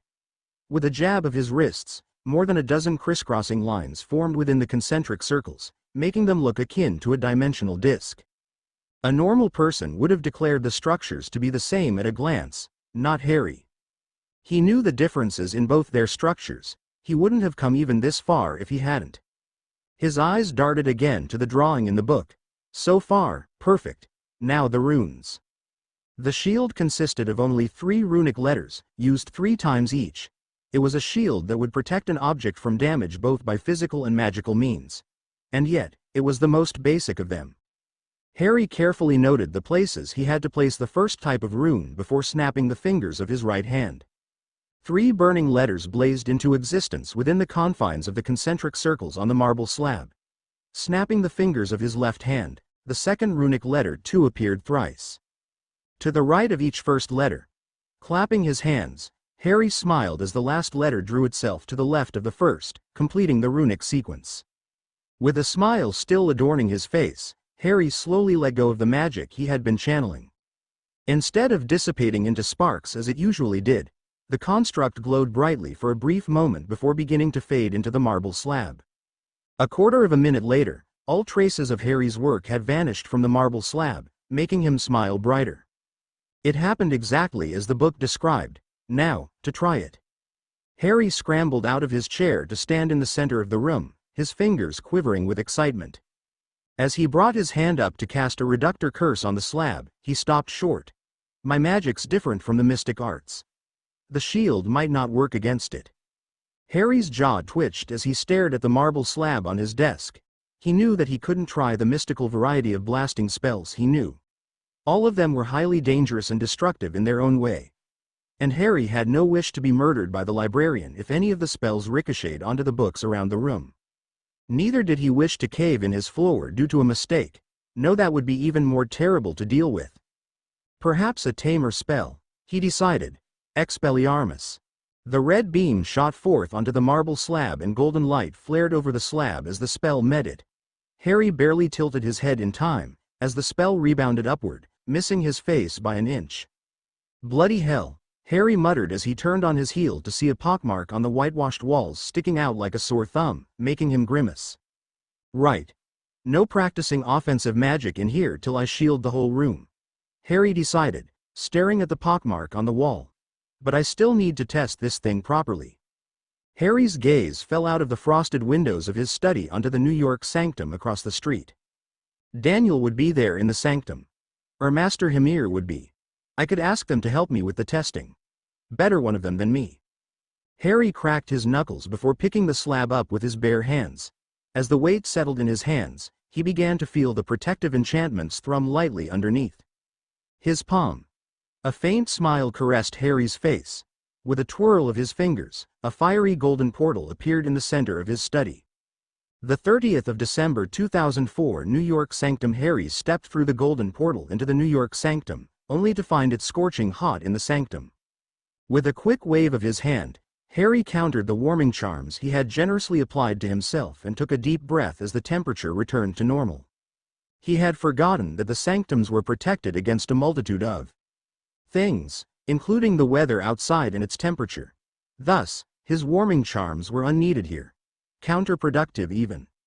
Coughing slightly, Harry tugged on his hoodie before walking further into the sanctum. Daniel? Master Hymir? Anyone home? Harry asked aloud, his eyes darting around the entrance hall of the sanctum. Mr. Potter, a voice called from behind, making Harry jump.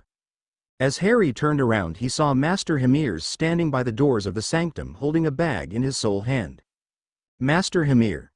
Were you out, sir? Harry inquired politely as Hymir closed the doors of the sanctum behind him with a wave of his other arm. I had just left for a quick bite, he briskly replied, as his warm clothes transformed into monk robes in a flash. What is it that you've brought? I was just, Harry? Daniel's deep voice cut through his statement, making Harry turn again. The man was standing on the top of the stairs with a woman Harry had never seen before. The right side of her face was partially obscured by a veil of brunette hair, and she held a crutch in her right hand. Daniel, Harry greeted him, as his voice echoed slightly through the entrance hall of the sanctum. I heard you call my name. Everything okay, man? Daniel asked. All fine, Harry waved off. I just needed your help to test my runic shielding. A surprised look flitted across Daniel's face. You already started on those? Damn.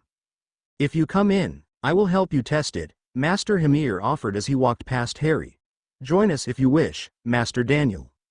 Harry nodded and followed Master Hymir into the sitting area of the sanctum, where he carefully placed a marble slab in the center of the table while Master Hymir placed his bag on a chair to the side. The woman slowly descended the steps with Daniel's assistance and followed them into the room. That was when Harry got a closer look at the woman. Beneath the veil of hair, she hid her face, which had been horribly burnt. By what? Harry was unsure, but it looked painful. The woman seemed to notice his stare and looked away, making Harry catch a glimpse of the white glass eye she had instead of a real one. Something terrible has happened to her, Harry realized, feeling a pang in his heart. Harry, this is Wendy McKinney. She joined us recently. Wendy, this is Harry Potter. Hello, she mumbled shyly in greeting. Nice to meet you, Wendy, Harry replied mechanically. Daniel looked between them for a moment before clearing his throat, almost startling Harry. Right. You have begun on runic shielding, Daniel stated. You did your first experiment on this marble slab? Yeah. Let us see it then, Master Hymir said, conjuring a dimensional energy disk in his hand. With a smooth fluid motion, the disk flew at the marble slab, clashing against the slab with a slight gong. The disk disintegrated, knocking the slab off the table as golden sparks flew from the marble slab. Very good work, Mr. Potter, Hymir commended as he walked around the table and picked the slab up. Harry immediately moved to help him, making the old master smile. Ideally, the slab should have been cut in half, Daniel commented, eyeing the unblemished marble slab. Good work. Excellent for a regular runic shield. How long can it hold against assault though? Harry asked. That's what I wanted to know. Depends on the assault, Hymir replied, moving his fingers in trained motions through thin air. There are a few spells that will destroy the slab in a single strike. it is but a basic runic shield with all but 9 runes. With a deafening crack, a whip of cackling reddish-orange energy lashed out at the once pristine marble block, shattering it into tiny fragments, which rained everywhere. The acrid scent of ozone filled the air, mingling with the charred remains of the shattered stone. Master Hymir smiled at Harry, before glancing at Wendy, who had retreated several steps back, clutching her chest. What was that spell? Harry breathed, staring at the remains of his once pristine marble slab. This was the Whip of Faultine. Extremely powerful, yet short-range, Hymir replied. How come I've not heard of it yet then? Harry frowned. Too powerful, too soon, Daniel said. You're after all a rookie. The spells you get are controllable, avoidable, or at the very least, survivable if you use them to attack. This one, if it hits a person, they're dead. And there are few shields which will stop the Whip of Faultine. Harry hummed in response, but suddenly a deafening whirring noise emitted from behind him, causing everyone to spin around in alarm. They watched in horror. Wisps of crackling magic began to erupt from a silver bowl that Wendy held. Miss McKinney. Put down the gyre of gateways. Daniel's voice rang out urgently, fear evident in his tone. The silver bowl shook violently as the sparks began to twist and curl into ominous spiral forms. Wendy practically flung the bowl away as if it were scorching hot, her face contorted in panic. She stumbled back several steps, using her crutch as a makeshift weapon, while Daniel quickly stepped in front of her, his eyes fixed on the writhing magic. What's happening? Harry demanded, rapidly creating a glowing energy shield in his hand. The Gyre of Gateway is an artifact with the power to open portals to different dimensions throughout the multiverse, especially demon realms, Hymir replied, his own shield forming in front of him. It's like a sling ring portal, but much easier to operate. Then stop it, Harry cried, his shield expanding in size as multicolored sparks began to fly from the spiraling magic above the silvery bowl. The portal is opening, and we cannot do anything until it opens and closes on its own, Hymir warned, his voice grave. We can only stop what comes through. What's going to come through? Wendy asked, her voice trembling with fear. That's a good question, Daniel replied tersely as he eyed the whirling spiral of magic. We don't know. With quick movements of his hand, the shield of Seraphim manifested in front of him, covering both him and Wendy. The spiral of magic began to pulse with power. Finite incantatum. Harry tried silently, hoping to quell the magic at work. Instead, a multitude of sparks emitted from the pulsing spiral before it began to change into a ring, revealing ominous dark mountains on the other side. Here it comes, Daniel said, his shoulders tensing. A moment later, a flock of creatures flew into the sanctum through the portal, making Wendy shriek.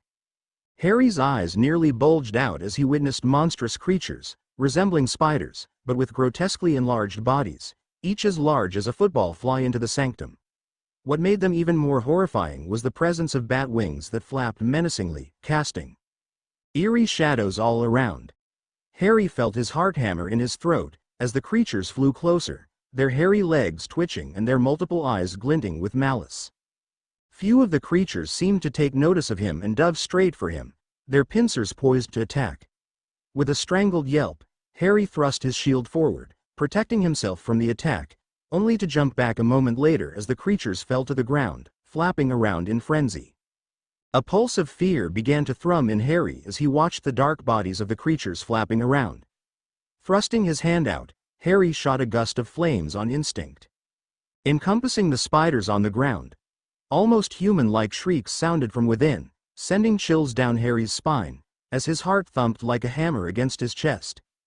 His blood began to run cold as the feeling of dread continued to grow in his being, as the shrieks continued. Potter! Break out of it, Hymir shouted, making Harry jump as the feeling of dread suddenly vanished and the screams ceased. A few of the spider-bat hybrids were still flying around the room, and attacking the inhabitants within while Hymir attacked them, catching them in whips or chopping through them with expert ease. Daniel, meanwhile, was defending against any who came at Hymir or Wendy, the shield of Seraphim still holding strong. As two more of the creatures flew at him, Harry spread his arms, a determined glint in his eye as his hands moved in well-practiced patterns. Flames of Faultine. Burn bright. A torrent of bright orange-blue flames shot at the incoming creatures, eliciting eerie shrieks from the creatures as they burned down, falling prey to the powerful mystical spell. This time, Harry pushed the feeling of fear and dread that came with the shrieks, allowing himself to concentrate on killing these demons off. Their screams work like a siren's song. Just in the opposite way though. I cannot fall prey to it. Out of the corner of his eyes, Harry saw that the portal was still open but nothing came from within. With a twist of his hand, the flames of Faltine receded to a ball of flames just as Ash fell to the ground before disappearing in shadowy vapors. Instead of extinguishing the ball of flames in his hands, Harry hurled it at a flying spider near the doors of the sanctum. The spider bat's burning body fell to the ground, flapping around helplessly as its shrieks sounded. The portal's still open, Daniel shouted as Wendy cowered behind him, curling into a ball, using Daniel and a nearby chair as a cover.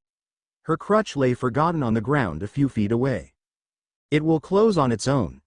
Hamir responded gravely as he shot a bolt of bluish-purple energy at a nearby spider, reducing it to shadowy vapors. Mr. Potter, a few of them went upstairs. Go and deal with them before they cause damage to any of the relics, resulting in more trouble. Hamir added as he eyed the few bats still flying around and attacking objects in the sanctum. Yes, Master Hamir, Harry replied as rushed toward the stairs, avoiding a spider that flew at him. With a quick whirl, Harry sent a silent incendio at the spider before it could turn around, killing it as well as its shrieks made him wince. Without waiting, Harry skidded to the bottom of the stairs before hurrying up, his eyes darting for any spiders that were flying around. He found one hanging upside down right above the landing of the first floor. Expulso. The blasting curse successfully reduced the spider to a shadowy vapor, a short shriek reverberating through the floor. They are dying faster without the fire. At least those screams are short-lived. With that, Harry ran forward, his feet bouncing, as he searched for the spider-bat hybrids on the floor. A screech drew his attention and he threw himself flat on the ground as a spider flew above him, just missing him. Reducto. The beam of reddish-orange light flew at the spider, which dove down, allowing the spell to hit the glass case in front of Harry, reducing the glass case to tiny glass shards with a horrible crash. A red cloak floated within it, curled itself, as if protecting itself from the glass shards, making Harry shake his head. The cloak of levitation, one of a kind, he remembered Daniel saying. Harry scrambled to his feet, ignoring the floating piece of cloth as the spider flew higher toward the ceiling. Harry thrust his hand forward, shooting a stunner at the offending creature. The spell hit true, making the spider fall to the ground, still.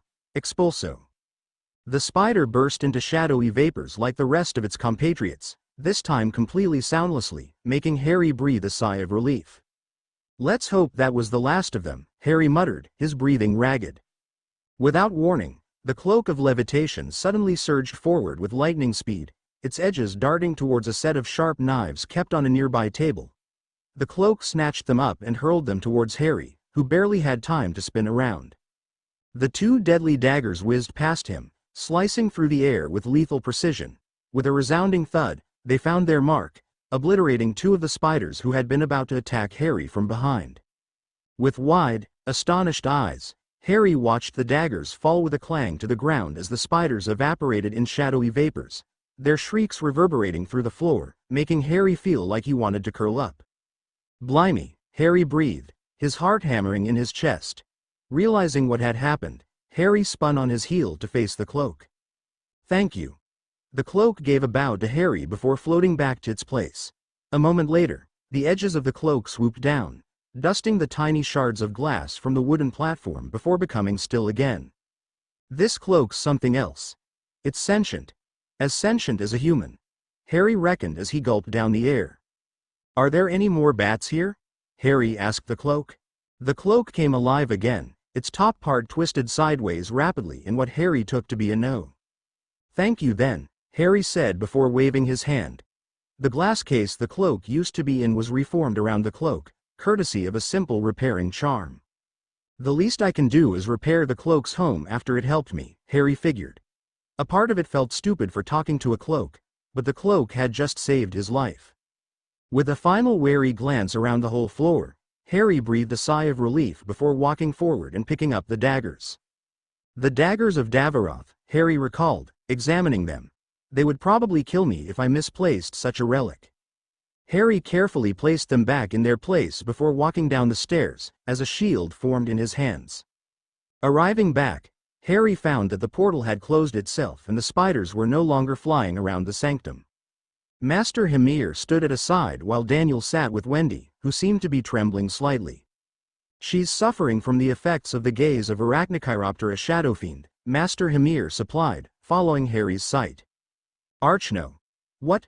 Arachnochiroptera Shadowfiend," he repeated slowly, "also known as the Shadowfang. Arachnobats in some texts are creatures of the Shadow Realm. Their gaze instills feelings of dread and fear in others, and their dying screeches amplify it by sounding almost hum. You were almost caught by it. Once you know about them, it is rather easy to snap out of it." "Oh," Harry said, his gaze flittering to his feet. He had after all left the creatures of the Shadow Realm for later, finding their descriptions too depressing and horrific. "You should have known of them by now," Master Hymir prodded, making Harry grimace. "I should have," he mumbled.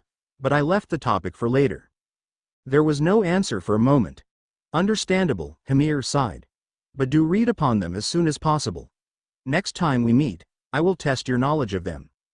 "Yes, Master Hymir," Harry bobbed his head rapidly, relief spreading through his veins. "And before I forget, you did good today," he added, making Harry stand up straighter. "You fought on your feet well and defeated the creatures. Using the flames was clever. A safe thing to do when you were fighting the unknown. Commendable." "Thank you, Master Hymir. Daniel, check the sanctum for any Shadowfiends that might have remained. Mr. Potter, stay with Miss McKinney, please. And then, take her back to Kamar Taj once she is ready, so she can rest." "You're letting me stay?" she blurted out. "Of course, why wouldn't we?" Hymir replied with a serene smile. "You just made an honest mistake. Not even a mistake, as the Ancient One would say. You were merely curious. And this is what we deal with, Miss McKinney. Though, I do advise you not to touch any relics without knowing what they are in the future." Wendy just gaped at the master of the mystic arts, who had turned to Daniel, as he moved his hands, forming a fiery portal to what Harry recognized as the courtyard of Kamar Taj. "I shall be visiting the Ancient One to inform her of the incident. Make sure to sweep the sanctum for any of those creatures that might have been left behind, Daniel. Good day." "Everyone," Master Hymir declared, before stepping through the portal which closed behind him. Daniel stood up from his seat before walking forward. "Take care of her till I check the sanctum," he whispered before hurrying away. Managing a smile, Harry sat across Wendy, who looked at him with an uncertain expression. "Are you all?" she gulped. "Really not going to say anything about what just happened? It was not your fault. You are new to all of this and you had no way of knowing what the artifact did." "Neither did I know about it for that matter." Harry muttered the last part, casting a glance at the silver bowl. "Curiosity is not a sin. But we should exercise caution with our curiosity. Especially where magic and magical artifacts are concerned." She nodded hastily at that. "But I swear that I didn't mean to. I touched it and it happened," she exclaimed, worry shining in her soul eye. "It is not your fault, Wendy. It was just bad luck," Harry reiterated as he eyes her trembling hand. "And nothing bad happened." "Nothing bad? I unleashed monsters in the sanctum. It is all my fault." "Monsters which were easily killed and defeated. Wendy, that is what we sorcerers do. There is nothing to worry about." Wendy paused before looking up sharply. "Wait, you said this is what you do, and the Ancient One said that Kamar Taj is a place of healing. I came to heal. Not fight monsters," Harry completed. "Understandable. You don't need to. It is a choice. And you chose to fight monsters. You're what, 20? Harry didn't bother to correct her. "I have been fighting for as long as I remember. Here, at least I am prepared. Plus, I didn't exactly come here to heal." Wendy looked like she was about to question further before she just slumped back into the couch. "A month ago, life was a whole lot less crazy," she muttered darkly. "What happened to you, exactly, if you don't mind me asking?" Harry questioned. Wendy remained silent for a moment before parting the veil of hair off her face, making Harry wince at her burned face and fake eye. "A really bad accident. Acid burns. I lost an eye. was permanently disfigured, and, well, my leg also broke, but it has healed well enough. The doctors say I will be walking fine by this time next month, she supplied with a grimace. Harry just stared at her face in response, as the amulet began to feel warmer against his chest. I can try and heal her. It is rude to stare, she stated after a moment of squirming. I can try and heal you, Harry blurted, his eyes quickly averting from her face. How? She asked, raising an eyebrow over her real eye. Magic. Special magic. She frowned. The Ancient One said that healing such things not caused by magic is next to impossible. The best she said she could do was alleviate the pain. It is unique.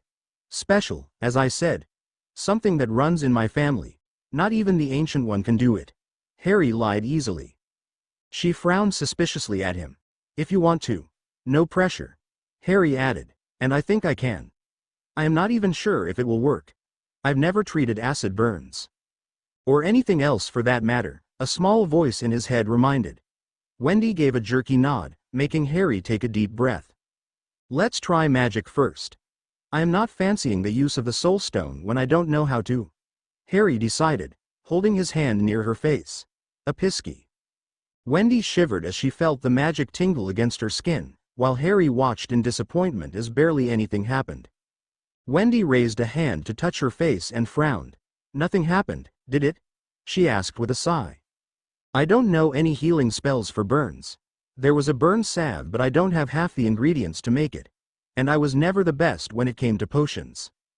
The amulet containing the soul stone seemed to burn against his chest at that thought, as if itching to be used. I know how it feels. I just have to channel it the right way, Harry decided. But the wrong way can lead to blowing her head off, if not the whole sanctum. Harry shook his head, clearing the doubts away. I am gonna try something different, he mumbled, his fingers caressing the amulet underneath his hoodie. But I have never used the technique on someone other than myself. The soul stone seemed to thrum in agreement with that. Raising his hand again, Harry recalled the familiar feel of the power that rushed through his veins and healed his injuries, willing it to go through his arm and heal Wendy. But nothing happened. There was no rush of energy. No power coursing through his veins. The soul stone sat against his chest, still incredibly warm and thrumming with energy. Come on. Work. Harry thought furiously, jabbing his hand at Wendy, making her jerk her face back. Excuse me? She asked, affronted. I am trying. Don't move too much, he replied shortly as he tried to call the power of the stone again. Work, you ruddy stone. It refused to comply. Okay, tell me when you make progress. No hurry, she said, raising her hands in surrender. Harry nodded, lowering his hand for a moment and taking a measured breath. Getting frustrated won't help. I need to concentrate on the task. The intent. Come on. Heal. The burns. I want them gone. Restore her face. Heal. Magic tingled through his fingertips and immediately, fresh skin began to stretch over Wendy's burned face. The burns began to lessen and heal. Harry's breath itched. It is working. Come on. Heal. I want the left side of her face to look properly like her right. Heal. Magic obeyed, catering to Harry's wants. Wendy's face began to heal. New skin, as fair as her original, stretched over her burned face and neck as Harry willed it to. Harry felt the pulse thrum in his bicep as he continued to hold his hand still till the skin was all but restored. Only her fake eye remained as Harry let his hand drop, taking a ragged breath. He had never used magic in such a way as he just had. The stone was no longer burning warm against his chest, having returned to a normal temperature. What great bloody help it was, Harry thought sarcastically, knowing he had used magic and not the stone to heal her. How had he used magic? He had no idea. What happened? Wendy breathed, feeling her face again, her eyes wide. With a smile, Harry conjured a mirror for her to see her face. The resulting expression on her face and the sparkle in her real eye made Harry know that it was all worth it. Chapter endnotes and done. I hope you all liked the chapter. A huge thanks to Mughill and I_Amoswichbot for baiting this chapter. That's all. Thank you for your reviews. Also, join my server, House of HP66, to interact with me directly, and see the pictures of the characters there, so you all can get an idea of how they look. I will also post descriptions and stuff for reference. Link. Discord. GG, 4QFP3FXDQ4, remove the spaces please. As of this moment, I have 6 main stories, they are 1. The Rise of the Last Potter. My novel-length Harry Potter FIC, which is already 300k plus words long and it is a work in progress, updated regularly. 2. The Legend of the Son of Poseidon. A novel-length Percy Jackson FIC which is already 250k plus words long and it is a work in progress, updated regularly. 3. Loved Ones Skipping Stones and Ice Cream. A fluffy Hoffney one-shot. It is completed obviously. 4. Secrets. Another romantic one-shot I published recently, complete as well. 5. Agent Potter. The Wizard of WAND My Spy.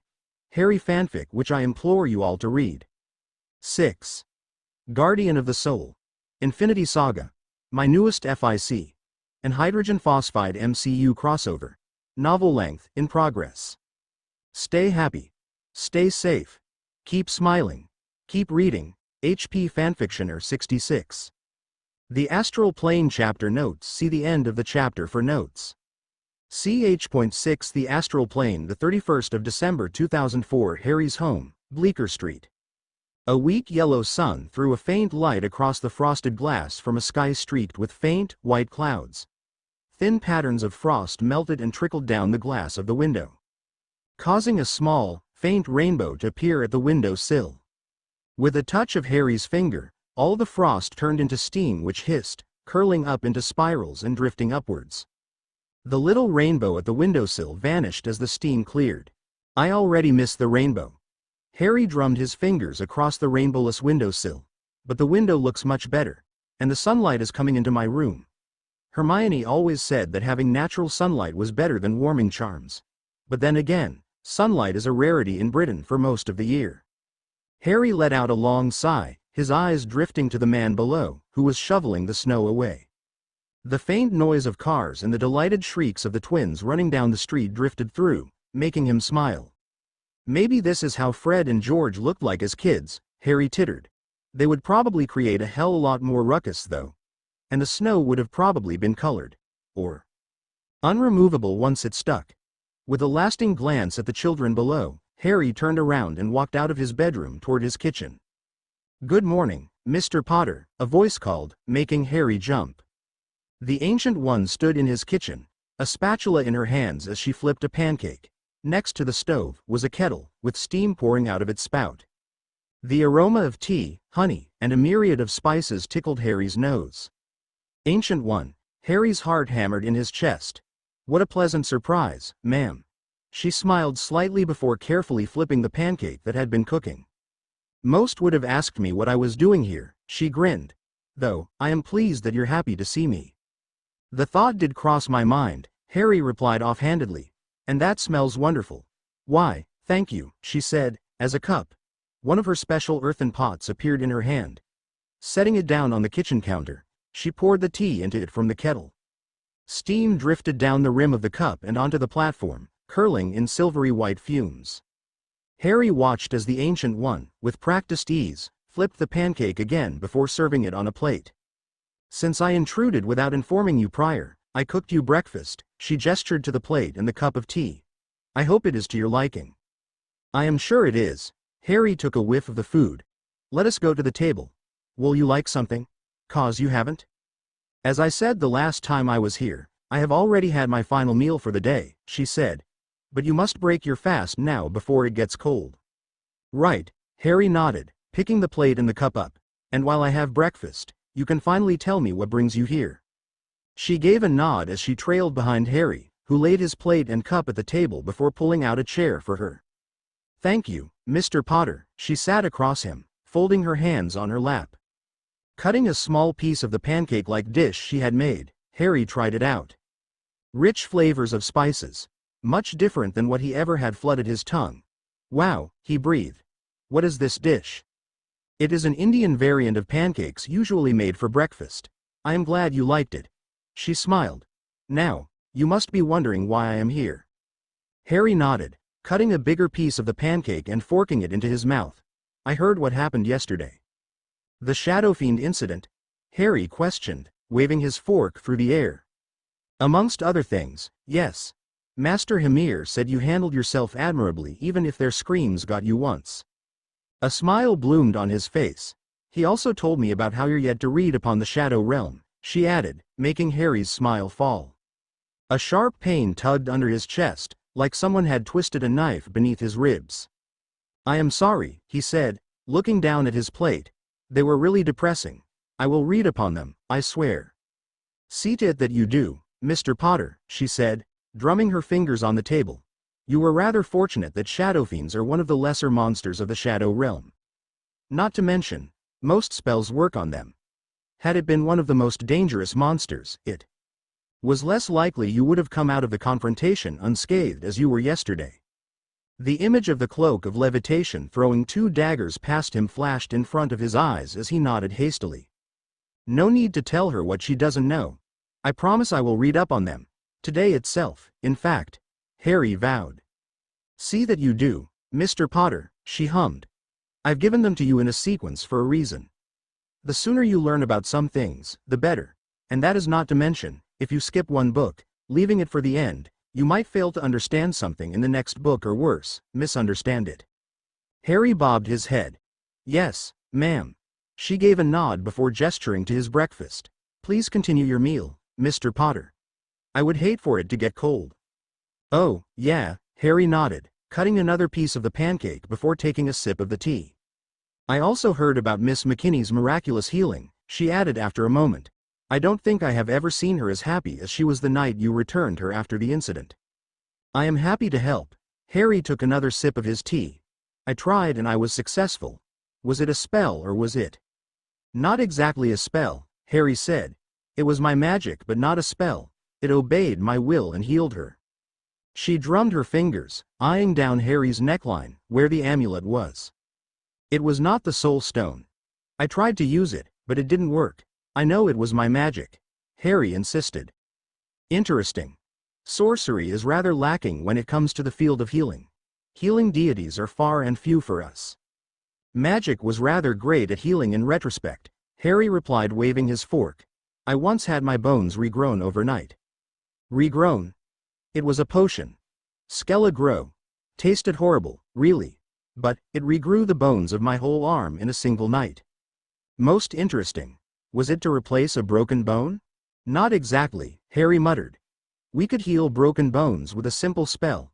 No, one of my teachers, a pompous git, tried to do the spell on me and ended up vanishing my bones instead. Did more harm than good. Sounds like a tale, she hummed. Tell me, Mr. Potter, do you know these healing spells? Or can you create the potion you talk about perhaps? Harry chewed on the pancake before replying. I do not know a lot of healing spells. Basic ones like healing cuts, bruises. Sure. But I have no idea about the advanced spells the healers performed. And I was pants at potions. Which is ignoring the fact that we won't get half the ingredients here. The Ancient One nodded, continuing to hum slowly, her eyes staring into nothingness. Ma'am, Harry called, shaking her out of her thoughts. My apologies. I was lost in my thoughts, she murmured. I think it is high time that I finally let you do this. Golden sparks fluttered down her fingers as a thick book appeared in her palm. She slid the book across the table toward Harry, making him put his cutlery down, the last small piece of the pancake remaining uneaten on his plate. A moment later, the letters floated, turning to English in front of his eyes. The astral plane. Study the soul. Harry's finger traced the outline of the faded Sanskrit letters as the letters rearranged themselves in English to his eyes. Well, close enough translation. The Sorceress Supreme nodded. Nifty, that spell of yours. It is a translation charm. We used it a few times to read content that was written in different languages. Harry licked his dry lips. Hermione taught it to me. The Ancient One nodded. I want you to begin reading it.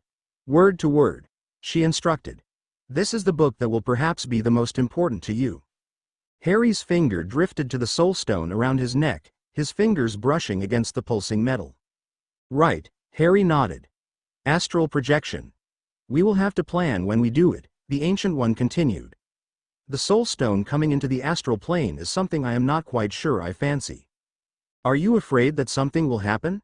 Something bad? We cannot say for certain, Mr. Potter. We know frighteningly little about the Infinity Stones, let alone the Soul Stone, which has been only mentioned amongst them. All we know about it comes from speculation. It deals in life forces, that's for sure. Souls, as the name suggests. Harry mused. We will have to see, won't we? That we would, Mr. Potter. That we would. The 6th of January 2005, Kamar Taj, Kathmandu. A warm breeze tugged at his robes, whispering through the hanging roots and green leaves of the banyan tree in the courtyard. Master Hamir walked toward him, Mordo following a step behind, his face set in a stoic mask. Good evening, Master Hamir, Harry greeted before looking past the Nepalese man. Hello, Mordo. Potter. Mordo nodded, the orange-pink glow of the sky casting shadows across his face. I wished to test how far Mordo has come in the mystic arts, and Daniel told me you could do with a practice spar as well. Harry nodded, his eyes turning back to Mordo while Master Hamir moved to a side, his long robes fluttering in the breeze. Harry eyed the other man, who took a deep breath and squared, preparing himself. Mordo's feet moved, causing slight golden sparks at the heels of his boots. Right. The boots of Valtor. Harry's fingers trailed over the side of his own robes. It would raise questions if I use my cloak, Harry grimaced, and I don't think it is quite needed. Harry kept eyeing the man as he prepared. He is going to sprint toward me. Probably jump and use his boots to attack from a higher ground. Harry deduced as he saw the man tense. Begin. Master Hamir ordered. Mordo didn't waste a breath, sprinting toward Harry. A small glimmering disc formed under his boot as he rapidly climbed through thin air, his fingers curling into a fist. Harry's hands moved on instinct, shaping dimensional energy into a golden lasso. The golden rope writhed in the air, sparking with golden energy as Harry waited for Mordo to get nearer. When Mordo was only a few feet away and several meters high, Harry threw the lasso. The golden rope wrapped perfectly around Mordo's ankle, making Harry's lips curl as he yanked with all his might. Mordo's breath hitched as his arms flailed, as he fell to the solid tarmac with resounding thud. The man grunted in pain, panting as he tried to catch his breath. Harry let the whip dissipate into golden sparks and took a step back, waiting for Mordo to get back to his feet. Mordo stood up, his breathing heavy as Harry waited for him to do something. Mordo made a rumbling sound from his throat, his arms quivering before he charged at Harry, his fists raised high. Harry ducked under the fist, as he hit Mordo below the midriff with his palms, pushing the man away. Mordo grunted before throwing yet another punch, catching Harry on the shoulder. Harry barely gave it any heed as the pain only flared for a quarter of a second before vanishing, healed by the power of the stone. A punch nailed Mordo squarely in the jaw, making the man stumble back. Moving his hands in quick movements, Harry breathed. Wind of Watum. A hand fan-like bluish energy construct formed in Harry's hands as a powerful gale ripped through the courtyard, sending Mordo airborne. Barely a moment later, Harry ended the spell, the wind ceasing, allowing Mordo to crash painfully into the ground, across the courtyard. The Winds of Watum was one of the most powerful spells that Harry currently knew. If used properly, it could produce gusts of winds powerful enough to blow away small villages and scatter armies. Mordo stood up feebly, his legs wobbling under his own weight. His breathing was ragged and he winced every time he breathed. We can take a break if you want, Harry whispered. You seem. 'Tis but a scratch, Mordo grunted, an energy disc forming in his hand. Harry rolled his eyes as Mordo threw the energy disc at him, the energy construct whirling as it arced toward Harry. Harry stepped out of the way, allowing the disc to whiz past him, golden sparks sputtering out as they touched his robes. A moment later, two more discs soared toward Harry, as Mordo tried to overwhelm him. Harry moved his hands, forming a dimensional shield. The discs clashed against his shield in a shower of sparks which rained around. Beams of Barilla. Mordo yelled, as a dozen burning beams of red energy shot forth from his arms, curving toward Harry. Harry threw his hands out, golden lines crisscrossed in front of him, glowing with a green tinge as they formed a circular shield, allowing the beams to crash against it harmlessly. My turn now. A bolt of lightning shot at Mordo just as the golden-green lines faded away, making the man abandon his half-formed spell and dive out of the way. The bolt crashed into the solid tarmac, leaving minuscule cracks on the spot it hit. Mordo rolled on the ground before getting to his feet, only to be hit with a disc of dimensional energy, sending the man sprawling back on the ground. Let's end this. Forming a whip of dimensional energy, Harry threw it at Mordo, breaking through his barely made energy disc, the rope wrapping around the man. With a tug, the rope tightened, binding the man. Mordo grunted, trying to wriggle out of the rope. "Surrender, mate," Harry said, tugging the rope slightly. Mordo slumped down on the ground a moment later, breathing deeply. "You surrender?" Harry asked for confirmation. "Yeah man, I surrender." Mordo sighed and Harry let go of the energy, freeing the man. Taking a few steps forward, Harry proffered his hand to Mordo, who took it and helped himself up. "A fight well fought," Master Hymir said approvingly. "Mordo, you need to work more on your magic. Your speed of casting is slow and you rely too much on raw strength."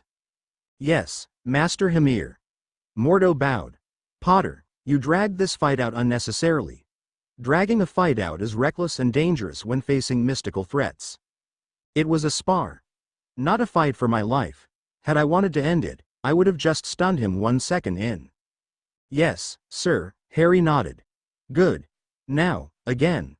The 18th of January 2005, Kamar Taj, Kathmandu. A bright sun shone down on the courtyard of Kamar Taj as a group of disciples chattered away in a corner, underneath the shade of the banyan tree.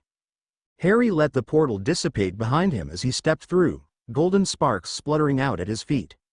His eyes drifted toward the other students as he gave them a jaunty wave before making his way through the courtyard. "Excuse me," Harry called, as he saw Wong hurry down the stairs, a huge tome in his hands. The man looked up sharply, his face contorting into a slight frown. "Mr. Potter," he greeted. "Is there something you need?" "Yes. Do you know where the Ancient One is?" "In the inner sanctum, as she always is," Wong said, shifting the book under his left arm. "Thank you," Harry said. Wong gave him a short bow before hurrying into the courtyard without a word. "Well, he's a cheery one." Harry shook his head before climbing the flight of stairs. The Ancient One sat in the middle of the room in a lotus position, her eyes closed. Her hands were folded on her lap. Harry knocked lightly on the open wooden doors, making her eyes snap open. "Mr. Potter," she smiled. "Do come in. What brings you here on this fine day?" "I just needed to tell you that I think I am ready," Harry said, his boots clicking on the marble floor. The Ancient One raised an eyebrow in response. "For astral projection, I mean. I think I have enough grasp on the theory by now." The Ancient One said nothing, as she rose to her feet, patting down on the yellow robes. Harry felt a small bead of sweat trickle down his neck, making his stomach twist into a knot. "Are you sure, Mr. Potter? Are you absolutely sure you wish to go through with astral projection?" the Ancient One asked. "You know that you cannot remove the stone from your person. And we have no idea of what will happen if the stone interacts directly with the astral plane. We have got to do it at some point, don't we?" Her jaw tightened as she gave him a brisk nod. "Very well," she said, touching the eye of Agamotto around her neck. "If you give me a minute, I would return the eye to its resting place. It wouldn't be a good idea to have another Infinity Stone around when we attempt something like this." Harry bobbed his head as the Ancient One made her way out of the room. Harry let out a deep sigh before wiping his brow. He was in uncharted waters here.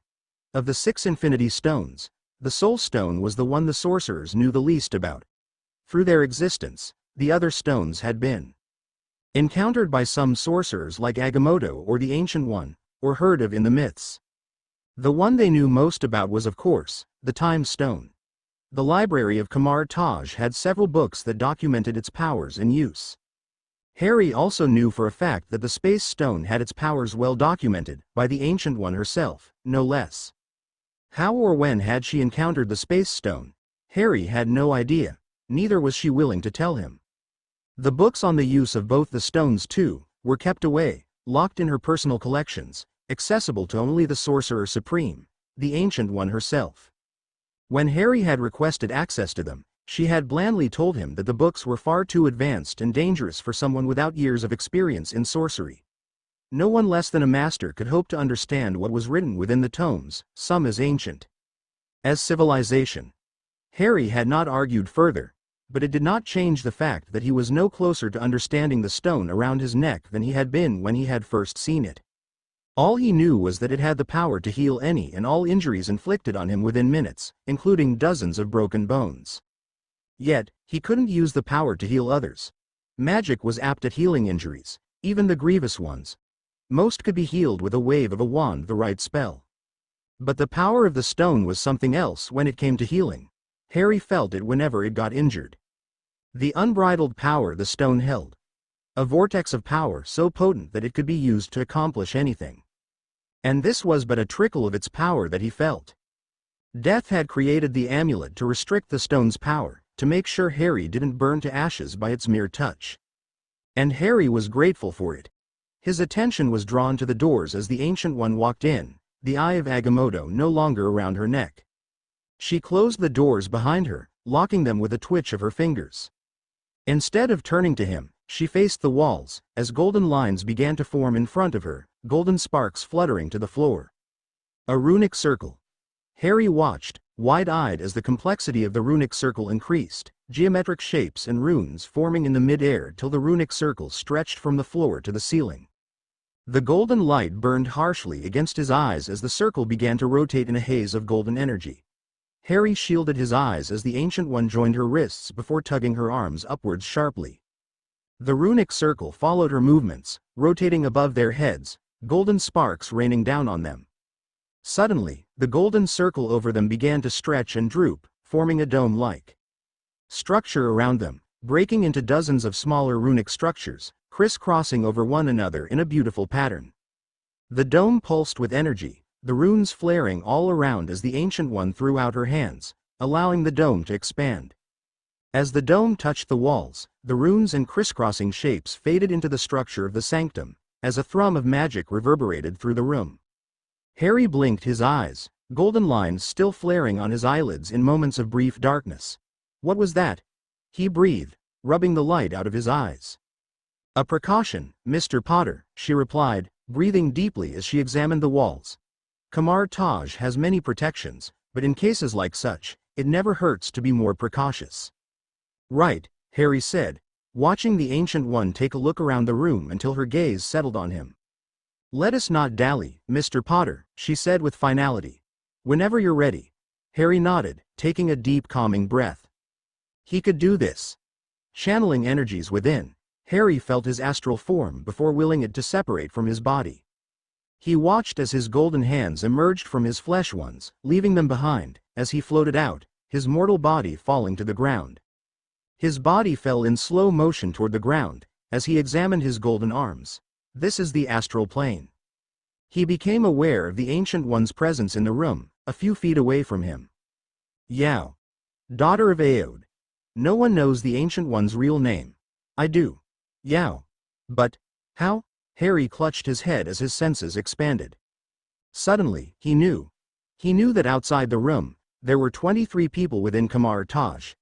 He knew where everyone was. What they were doing. He knew their names. He even knew the names of their parents. There was a ringing in his ear, faded through the sounds of millions of thoughts. His head began to spin. The ringing increased. So did the noise of the thoughts. Stop. Stop. He began to feel the presence of people outside Kamar Taj. Thousands of people spread over Kathmandu. No, too much. Help. He couldn't speak. His head was spinning. His vision went blurry, his vision taking a hue of pure gold. His mouth opened in a silent scream. Suddenly, everything went black. Chapter end notes and done. Hope you all liked the chapter. I wished to update this earlier, as I should have, but unfortunately exams and assignments are a pain. But, here you are, and I hope you enjoyed the update. A huge thanks to Mughill and Nanu for baiting this chapter. Thank you all for your reviews. I have also created a Discord server with the help of my two very good friends. I really hope to see you all there and have fun with you all. There, you can communicate with me, ask me questions regarding my fics, look at the character images, get sneak peeks, give your own theories, and even... Wait, why should I tell you everything here? Come over and check it all out yourself. Discord server invite link. Discord. GG, 4QFP3FXDQ4, remove the spaces please. I will love it if you guys come on my server and interact with me there, if you have some of your own theory or wish to see something in this FIC as the journey progresses. You can tell it to me on the Discord server. Stay happy, stay safe, keep smiling, keep reading. HP Fanfictioner 66. Exploring New Avenues Chapter Notes. See the end of the chapter for notes. CH.7 Exploring New Avenues, the 6th of January 2005, Kamar Taj, Kathmandu. Patches of darkness swam into his vision. His head throbbed and drums rang in his ears. Mr. Potter, a deep voice rumbled through the place. You are awake. Shut up, Harry murmured. Colors swirled in his vision, streaks of orange mixing with the white and black. A chisel hammered at his temples, his eyes burned. Harry blinked, and a blurry face swam into view. Hamir, son of a Hupathi, his mind supplied. Master Hamir. Daggers clawed inside Harry's throat. Easy there, Hamir's voice boomed. Take a few deep breaths. Calm your mind. Relax your body. He's way too loud. Pain spiked sharply in Harry's head. His eyes drooped, orangish golden spots dancing in the darkness. Take a deep breath, Mr. Potter, Master Hamir's voice rang in his ears. In and out. Relax your body. Breathe in, breathe out. Harry heaved. A sharp pain twisted under his ribs. Slowly, with each breath, the pressure eased. The raging headache gave way to a dull throb and things swam into clarity. The ringing in his ears subsided. Slowly, memories of what had happened flooded back. The soul stone had met the astral plane, and then, the world had turned golden. I suggest you rest for some time, Master Hamir's voice rang after a few moments. I will send for the Ancient One. Harry gave a nod, slumping back on the bed, his eyes drooped close. I should just lay here for a bit. Harry snuggled into the white sheet, drawing his legs closer. A few moments later, a sharp knock rocked him out of his drowsiness. The Ancient One stood at the door, her yellow robes looking painfully sharp against the whitewashed walls. At least they're better than Dumbledore's. I heard you were awake, Mr. Potter. A smile tugged at her lips. You gave me quite a scare. What happened? Harry croaked hoarsely, propping himself against the bedrest. The Ancient One stepped forward, a steaming cup of tea appearing in her hands. Harry wordlessly accepted the cup and blew into the tea. The aroma of tea wafted up, and the throbbing at his temples lessened immediately. You are lucky to be alive, Mr. Potter. She sat at the foot of the bed, and rested her palms on her lap. Allowing the soul stone to enter the astral plane so soon was a mistake. Harry let the hot tea soothe his throat. We both knew that it was dangerous, didn't we? Harry studied the rim of the cup. And it was something that needed to be done sooner or later. The Ancient One gave him a brisk nod, staring past him, outside the window. Harry ran his thumb over the smooth porcelain for a few moments, before clearing his throat. Yes? The Ancient One asked. What exactly happened after I entered the astral plane? Harry questioned. I only remember the lights and the feeling like I was being put under the Cruciatus curse. The stone reacted to your astral form, Mr. Potter, she said slowly. It sent waves of power cascading through the astral plane. Had I not pushed you back into your body in time or been at Kamar Taj, we would have had a crisis at hand. A crisis? Harry murmured. How? A burst of mystical power from an infinity stone might have attracted unwanted attention to the planet, she said. Thankfully, we were prepared for it. The burst of power was largely absorbed by Kamar Taj, and distributed to the sanctums after being blunted by the protections I had put around the room. So we are not in trouble? Harry asked. We are not, the Ancient One confirmed. But you did cause quite a few electronics within a couple of miles to blow up. Harry gave a tired nod, slumping against the headrest. It could have been a lot worse, Harry mused. Thankfully, we are in Kathmandu, not New York. What now? Harry asked. I am no closer to understanding this stone, and going to the one place that might hold answers can be fatal. I believe you just need to learn how to channel the powers of the stone, Mr. Potter. The Ancient One rose to her feet. What I think happened was you lost control over the stone's powers, or more accurately, you didn't know how to. Which is where we were months ago, Harry grumbled. Square one. Perhaps. Perhaps not, the Ancient One smiled. But do not be disheartened, Mr. Potter. What you have is one of the most mysterious, and powerful objects of this universe. If using them was easy, I could barely imagine what the universe would have been like. The 30th of January 2005, Kamar Taj, Kathmandu. A purple beam of energy arched past the Ancient One, sending the car behind her up in flames. The flames cast shadows over her face as she moved her hands, weaving multiple strands of red energy between her fingers. The hairs on Harry's neck stood and he twisted sharply, apparating to the opposite side of the street. A moment later, the Ancient One's crimson whip tore through the concrete where he had stood a second ago. The Ancient One turned on her heel, a fog of dust and mud rising behind her. A smile flickered at her lips. With a sharp slash of her arm, a fireball rushed toward Harry. The ball of flames swirled in midair, growing bigger and hotter, tearing its way toward Harry. Harry threw his hands out, forming a golden-green shield between himself and the ball of fire. The fireball exploded in flames with a bang. A moment later, Harry dropped his shield. Waving his hands, forming burning orange runes in the midair. Flames of faultine fire roared out of Harry's hands, consuming the flames from the fireball on its way toward the Ancient One. The vision of Voldemort sending a fiery snake at Dumbledore flashed in front of Harry's eyes. Harry saw the Ancient One take a slight step back, watching the fiery serpent tower over her. With a twist of Harry's wrist, the serpent lunged. Before it could touch the Ancient One, a wall of mirrors appeared, consuming the flames into nothingness. Barely a second later, Harry felt the street beneath him shift and he let go of the flames. She's manipulating the mirror dimension and I can't overpower her here, Harry realized and apparated away as the street folded into half to eat him up. Appearing on top of a building a distance away, Harry watched the street settle back into place while the Ancient One stood atop a floating rock. Her hands waved through the air, glowing runes forming around her. Harry drew a glowing blue runic circle in the air and he felt the wind around him shift. Winds of Watomb. Harry thrust his palm into the middle of the runic circle and he felt the wind shift. A strong gale of wind surged toward the Ancient One, ruffling the leaves of trees and drawing her attention. Stronger. This won't do. Harry jabbed his hands, willing the wind to grow stronger. The wind rippled through the streets, pushing cars away. Tiles of roof went airborne and lampposts began to bend under the strain. The sky grew stormier and the winds took a gray hue, swirling under Harry's command to engulf the Ancient One. Around the block, the smaller trees were uprooted, while bicycles and motorbikes went spinning through the air. Suddenly, Harry felt a slight thrum under his ear and the skin of his neck itched. "Dead, Mr. Potter," the Ancient One's voice rang out from behind.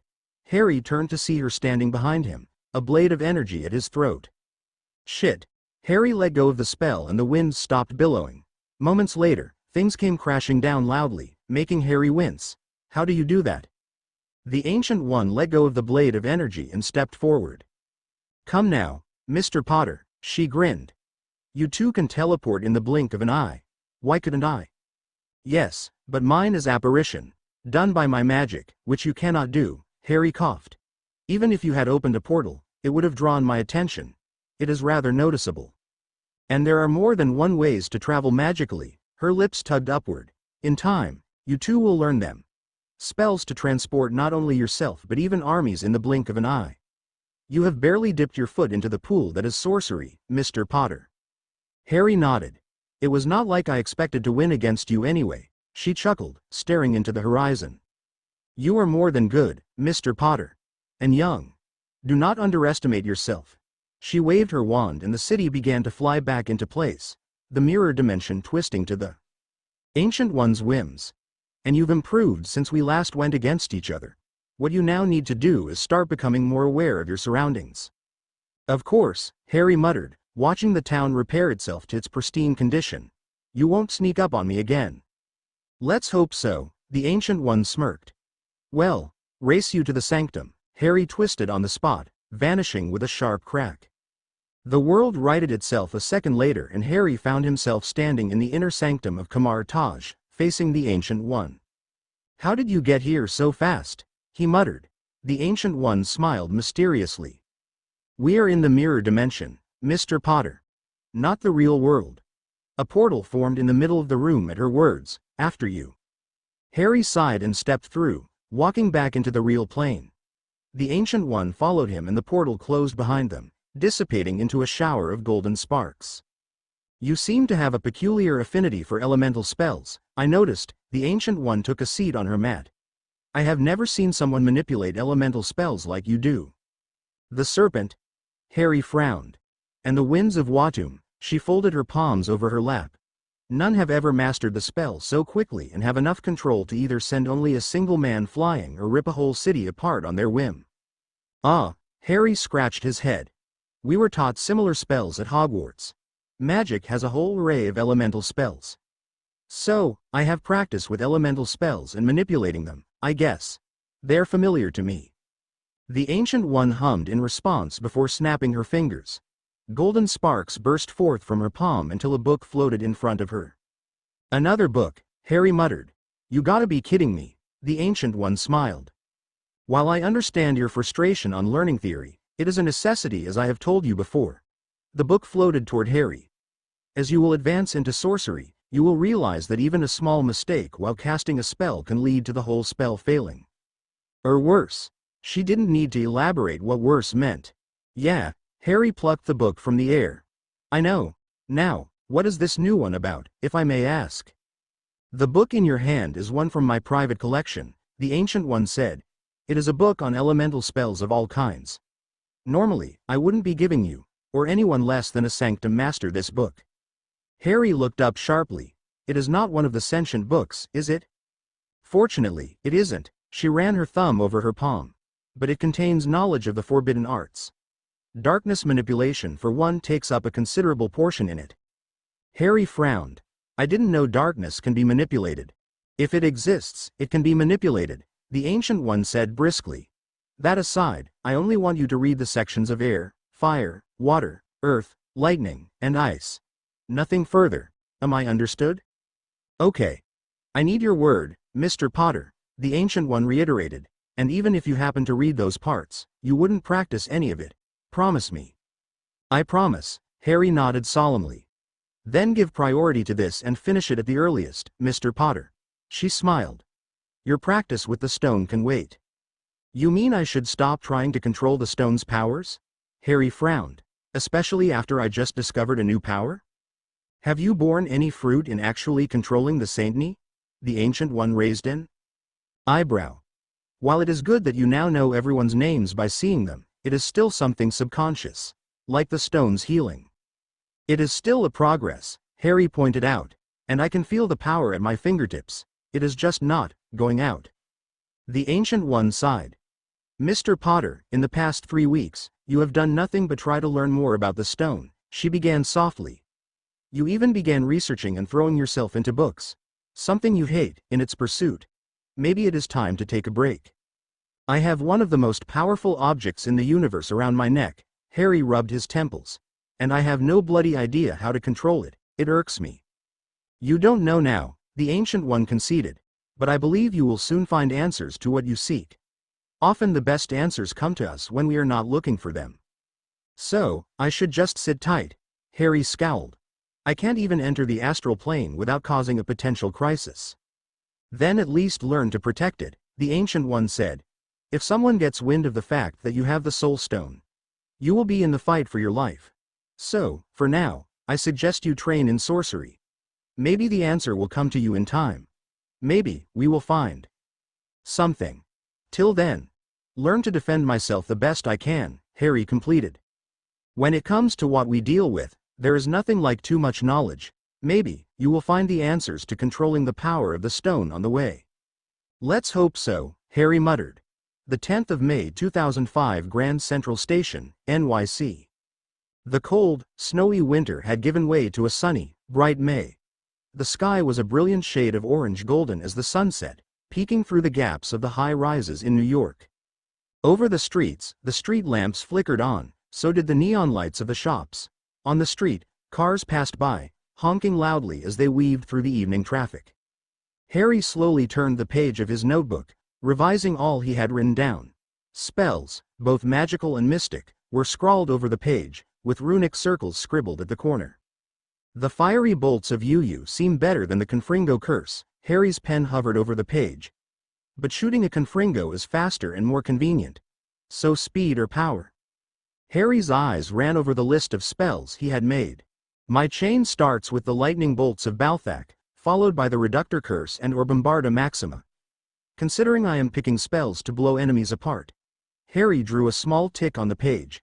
Fiery bolts of UU it is. Harry ran a hand through his hair, capping his pen, and placed it at the center of the book. I am almost through this one as well. Harry eyed the thick notebook. And this is my third one. Hermione would be proud. And Ron would be aghast.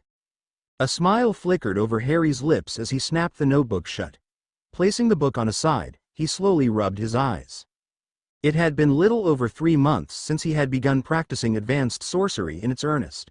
3 months filled with nothing but reading, writing, and practicing.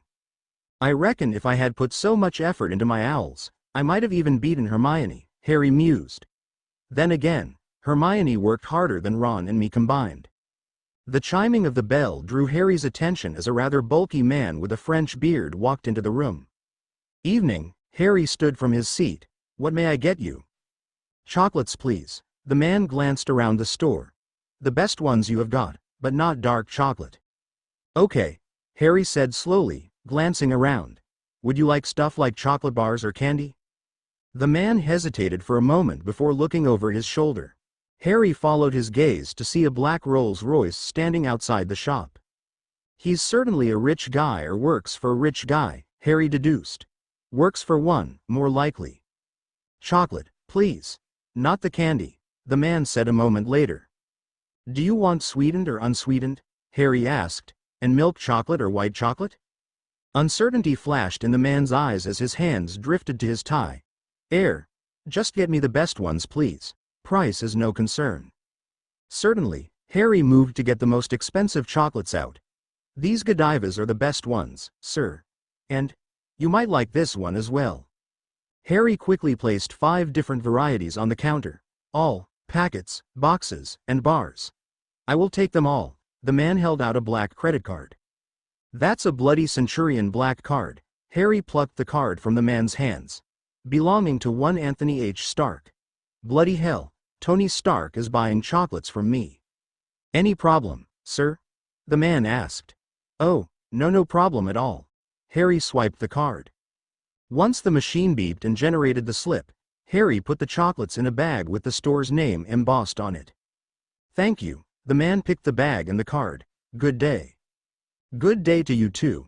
Harry watched the man depart and drive off before retaking his seat. He cracked his fingers and picked the notebook, eyeing it tiredly. Enough revision for today, Harry decided, placing the book back, and enough study too. I seriously need a vacation.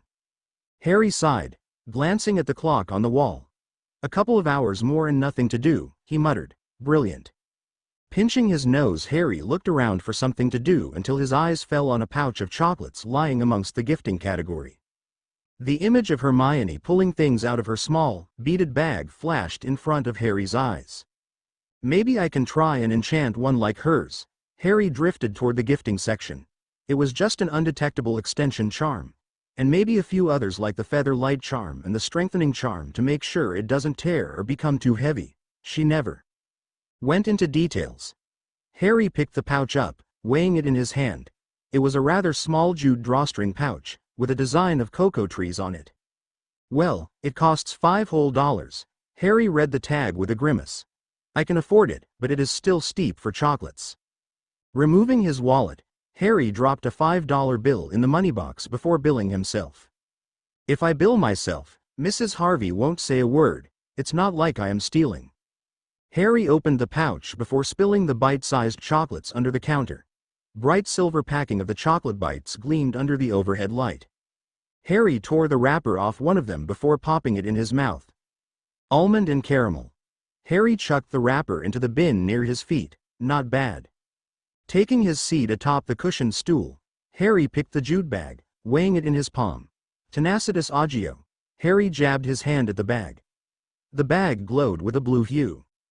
The material is strengthened so its integrity will hold. Harry tugged the bag from both ends. Now, for the extension charm. Amplio sacum. Harry waved his hand at the bag. But nothing happened. There was no glimmer or shift in the fabric. Amplio sacum, Harry repeated more forcefully. Still, no blow came, or no part of the fabric moved. Harry frowned and turned the bag, putting his hand in it. To his amazement, his hand sank into the bag, much deeper than Harry had expected. His fingers met the bottom of the bag when it was elbow deep in.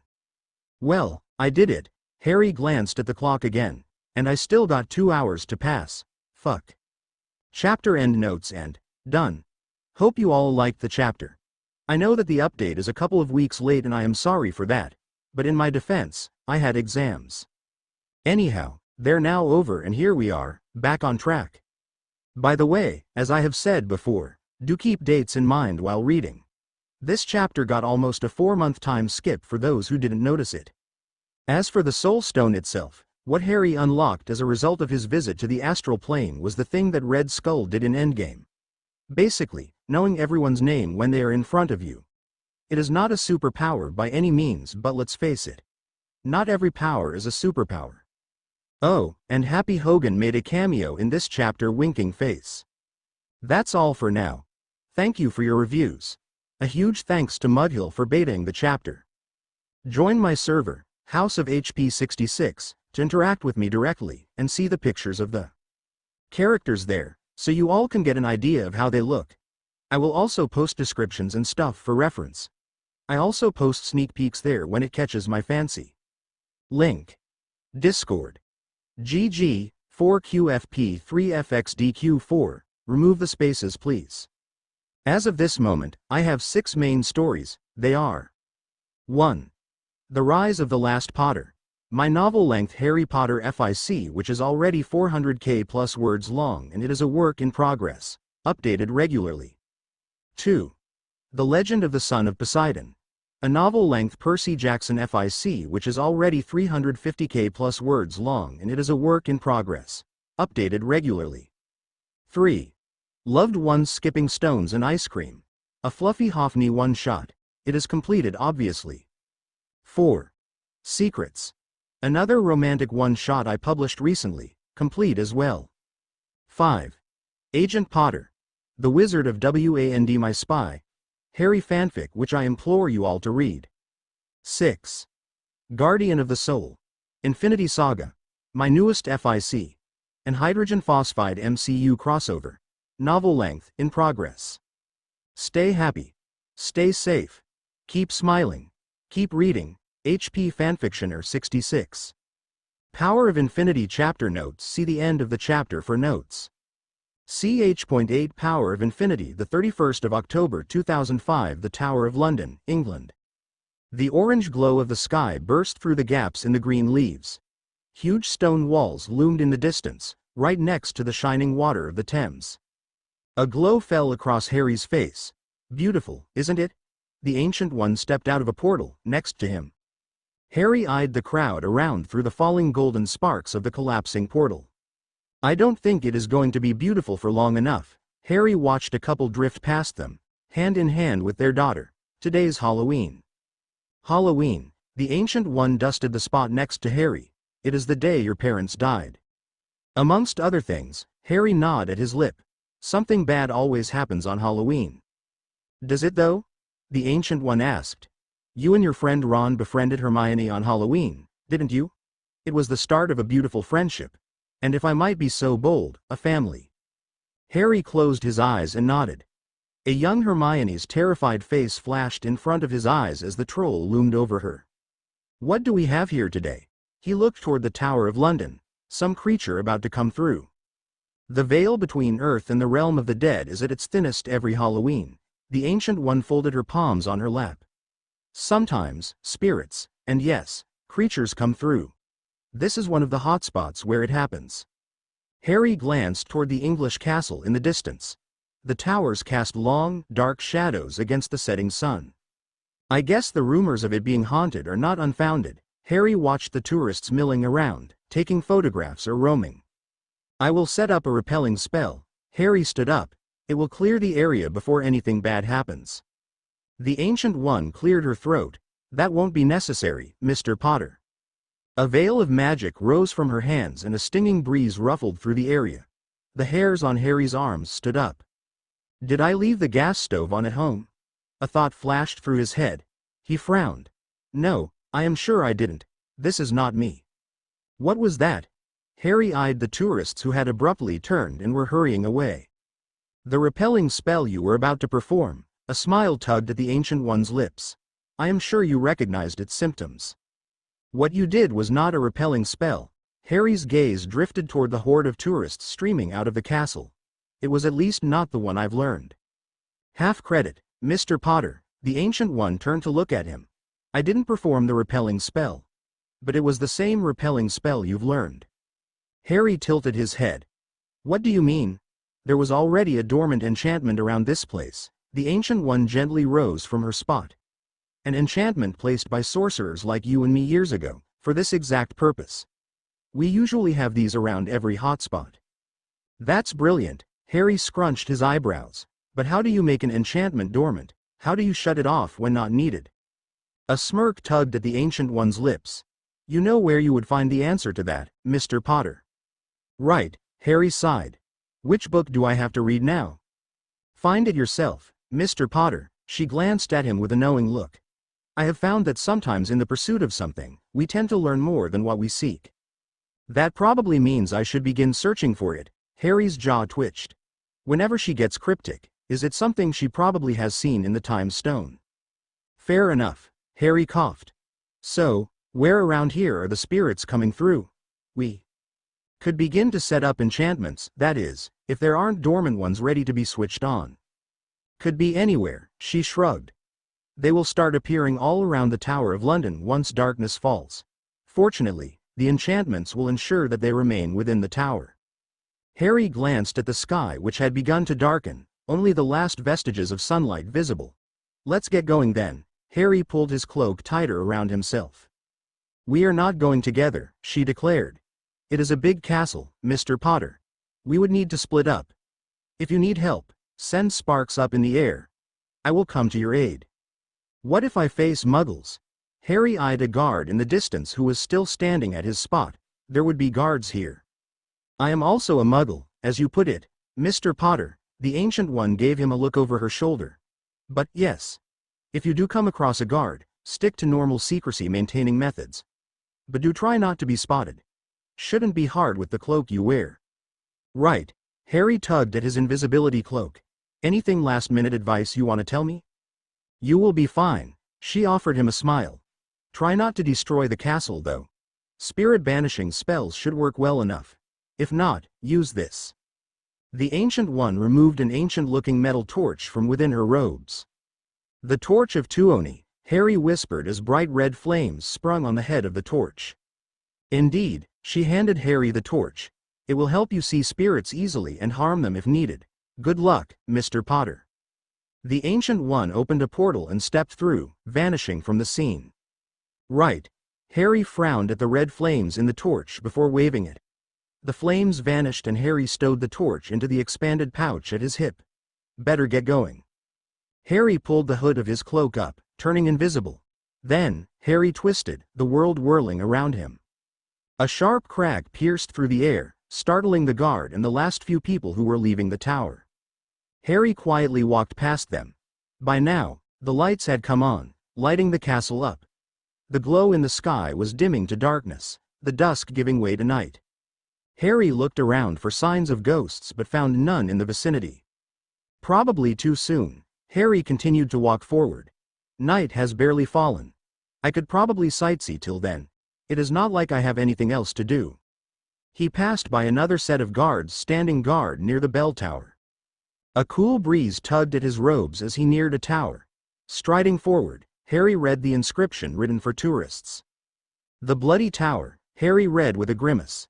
That means many probably died here, and thus, more spirits would come back here. Walking around, Harry found himself staring at exactly what he had been looking for. A dozen pearly white translucent men, wearing armor, lingered under the entrance of spiked metal grates. Some had arrows sticking out from their torsos, while others seemed to have died of fatal wounds. They loo exactly like the ghosts at Hogwarts. A knife seemed to twist under Harry's chest. He moved his hand, making a fiery red six-pointed star in the air. One of the ghosts floated forward toward the glowing runes, drawing the attention of his companions. Harry thrust his palm through the center and the star went spinning toward the ghosts. The ghosts were pulled into the star, their bodies turning to white fog. Screams rang out through the silence of the night. Harry watched as the star sucked in the white mist completely. The screams ceased once the air cleared. Harry waved his hand and the construct dissolved in a shower of red sparks. "Did you see that, Beckwith?" A heavy voice rang from behind Harry. "I can swear there were red sparks." Harry turned to see a guard standing a few feet away, pointing toward the gate. "The sparks concern you?" Another guard, Beckwith, ran up to the first. There were screams, and they were coming from here. "I see no one here though." The guard craned his neck. "Should we call the police?" Beckwith asked. Harry cursed under his breath. Calling the police would be a bad idea. He silently shuffled closer to the Muggle guards. "Confundo."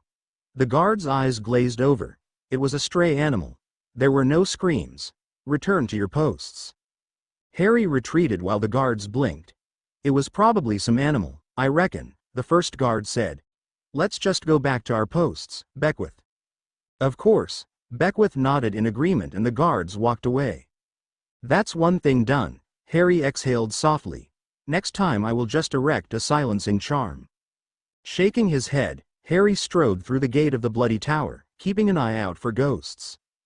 The shadows clung to the walls, darkening as he passed through the hallways. But there was no one around, no guards or Muggles at least. The castle seemed eerily silent. A stray light bulb flickered in the hallway, making Harry jump. "Bloody hell," Harry muttered, shoving his hand in his pouch. Removing the torch of Tuoni, Harry gripped it tightly. Flames sprung on its tip, casting a blood-red glow all around him. In the red glow, Harry could make out a dark, shadowy figure on the right wall of the corridor. A shadow, like that of an invisible dog. A Stygian dreadbeast, Harry recognized. They lurk in the shadows and attack unsuspecting prey. Thank Merlin I checked. Harry jabbed the torch into the shadow of the dog, and a howl pierced the air. The shadow moved away before leaping out of the wall. Harry watched the shadow shaped into a mass of darkness. A black spectral hound with the face of a wolf. A spiked tail snapped behind it, piercing imaginary victims. The hound stared at the flames of the torch and growled. The shadows in the corridor darkened, crawling toward the hound. "He cannot sense me," Harry realized. "It only sees the torch." With a jab, an arc of red flames rushed at the hound. But the dreadbeast was fast. It leapt away from the flames, running away from the torch. "Can't have that." With a twist of Harry's wrists, golden ropes wrapped around the hound's legs, trapping it in place. The Stygian dreadbeast growled loudly, thrashing in its restraints. Flames enveloped the hound, leaving behind a small pile of black ash that began to dissolve into dark vapors. Harry hissed as he felt the torch's heat sting him through the metal handle. Transferring the torch to his other hand, Harry glanced around and extinguished the torch, continuing ahead. The first floor looked no different than the previous one. Two ghostly guards floated in the hallway, guarding a set of locked doors. A dagger was embedded in one's chest while the other's head was floating an inch above his neck. He would have easily become a part of the headless hunt that Nick wanted. Harry thought with amusement. Silencio. A bubble of magic rose, covering the area while Harry drew the circle of banishment in the air. The star flew toward the ghosts, dissolving them into white vapors. Their screams rang through the bubble. Once they disappeared, sounds rose from behind the locked doors. Alohomora. The huge iron lock and the chains fell away. The door creaked open. Two young boys, pearly white and nearly translucent, floated near the walls, a line running across their throats. They looked no older than 10 or 11, Harry winced. The two boys looked up sharply at the opening door and scooted behind. The older of the two stood in front of the other, covering him with his body. "Who's there?" he asked loudly. Harry chose to quietly banish them back to the realm of the dead. He closed his eyes, allowing their terrified screams to pass as they were sucked into the vortex, like the others. The other rooms on the floor were fairly inconspicuous. Harry found a few ghosts and another dreadbeast, all of whom were disposed of with a little effort. Another floor done, Harry smiled to himself. Now the next one.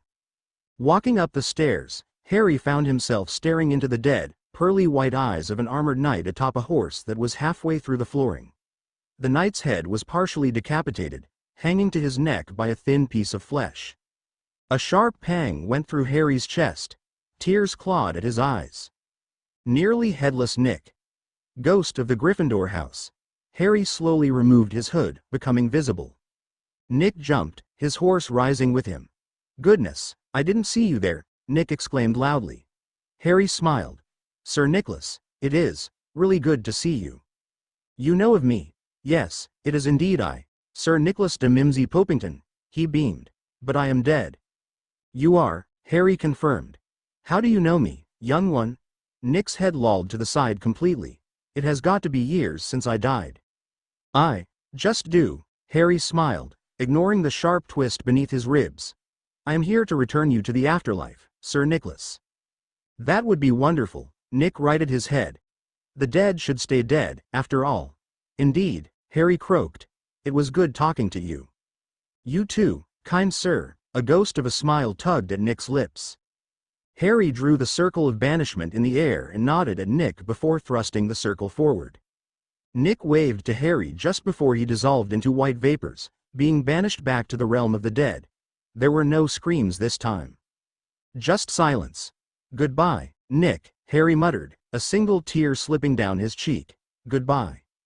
The 31st of October 2005, the Tower of London, England. The night of Halloween seemed to be going on forever. Minutes bled into hours as the night stretched on. A few strays of moonlight peeked past the dark clouds. Thunder rumbled occasionally through the night sky. For the past 4 hours, Harry had been wandering through the Tower of London. On the way, Harry had banished over 100 ghosts and prevented a few monsters from killing him. Now, minutes before midnight, Harry stood a few feet away from the entrance of the White Tower, the center of the whole fortress. The huge structure loomed in the center of the whole fortress. The shadows it cast seemed sinister and unwelcoming as Harry neared it. Frowning, Harry removed the torch of Tulin from his pouch, igniting it.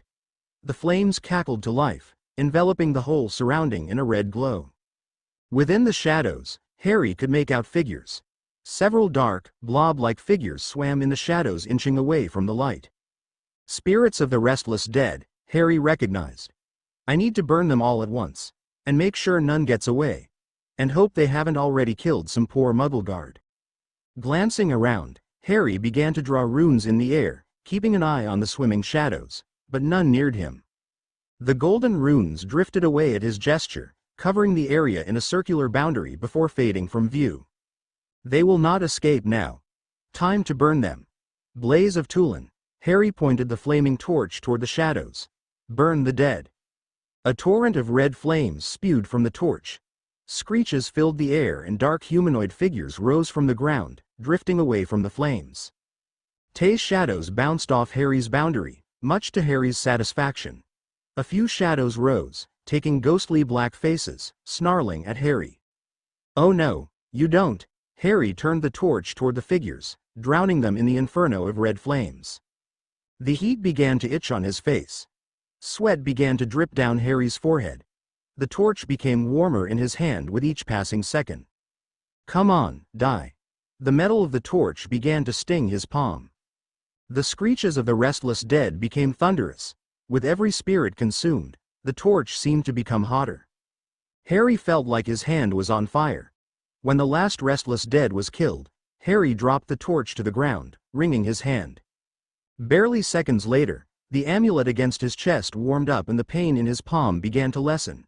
New skin stretched over the raw, burnt one, within seconds, making Harry sigh in relief.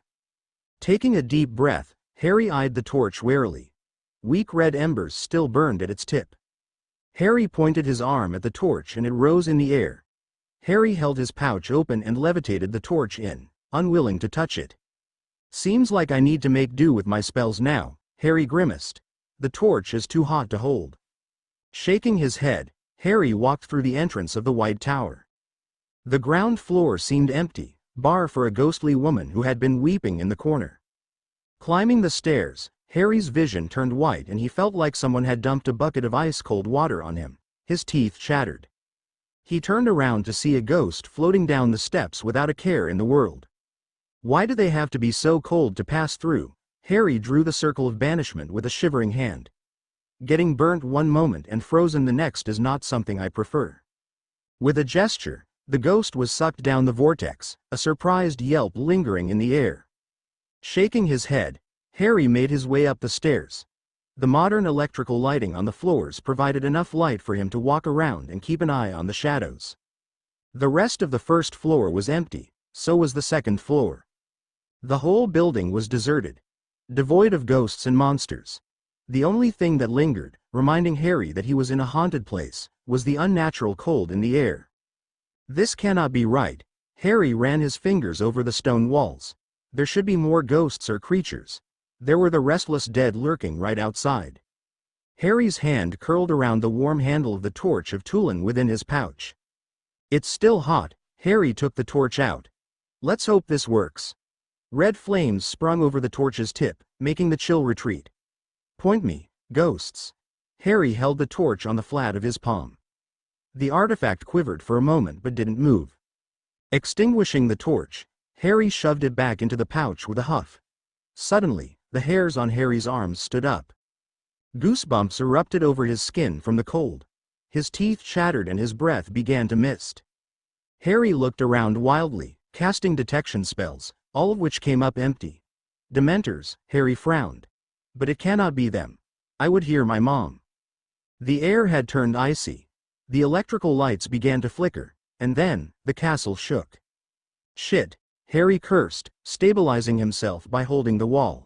Something bad has happened. Harry got back to his feet once the tremor stopped and tugged down his hood. And it is not me.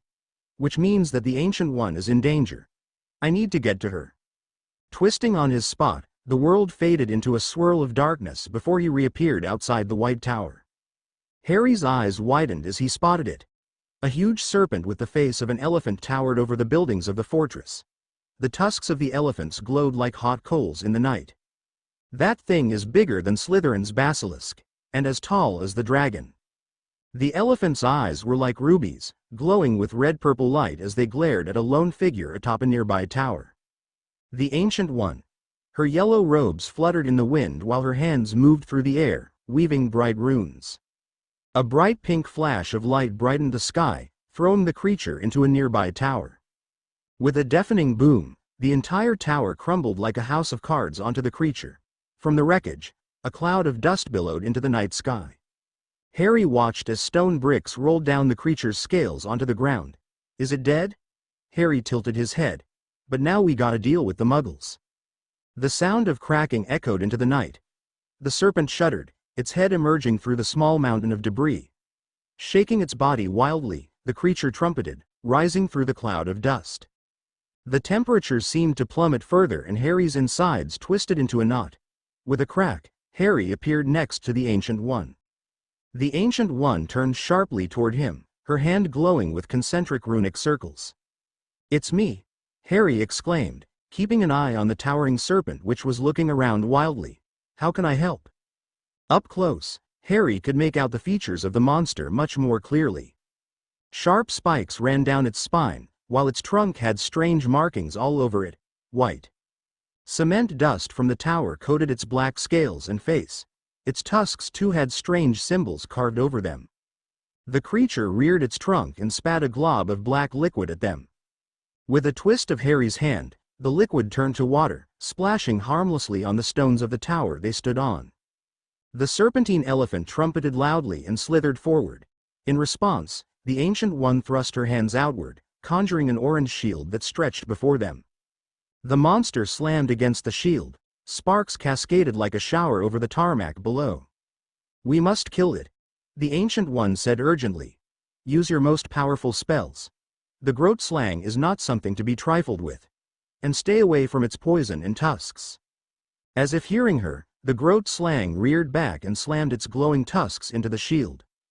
With a thunderous bang, the shield shattered, sending the Ancient One stumbling. Right, Harry said warily. Confringo. The spell arced past the Ancient One, slamming into the trunk of the elephant. A small cloud of fire rose over the elephant's face, but the creature shook its head and trumpeted loudly. All right. Now, how do you kill it? Harry shouted. Instead of replying, the Ancient One cast another spell at the Groat Slang. Spirals of blue and purple energy wrapped around her arms and a veil of eldritch energy rose around the Groat Slang. Harry could feel the magic prickle the hair on his skin. The magic collapsed inward, drowning the creature whole. A trumpet echoed through the swirling magic as shards of mirrors began to appear around it, covering its scales. She's banishing it to the mirror dimension. It will be easier to fight it there. Harry understood, and less destructive. Then, the energy surrounding the Groat Slang erupted like a bomb. The castle trembled and the sound of cracking glass filled the air. Shit, Harry muttered, holding onto a nearby ledge. Bolts of Balthak. Dozens of lightning bolts shot toward the recovering Groat Slang, crackling down its scales. The creature thrashed, a loud, pained trumpet erupting from its trunk.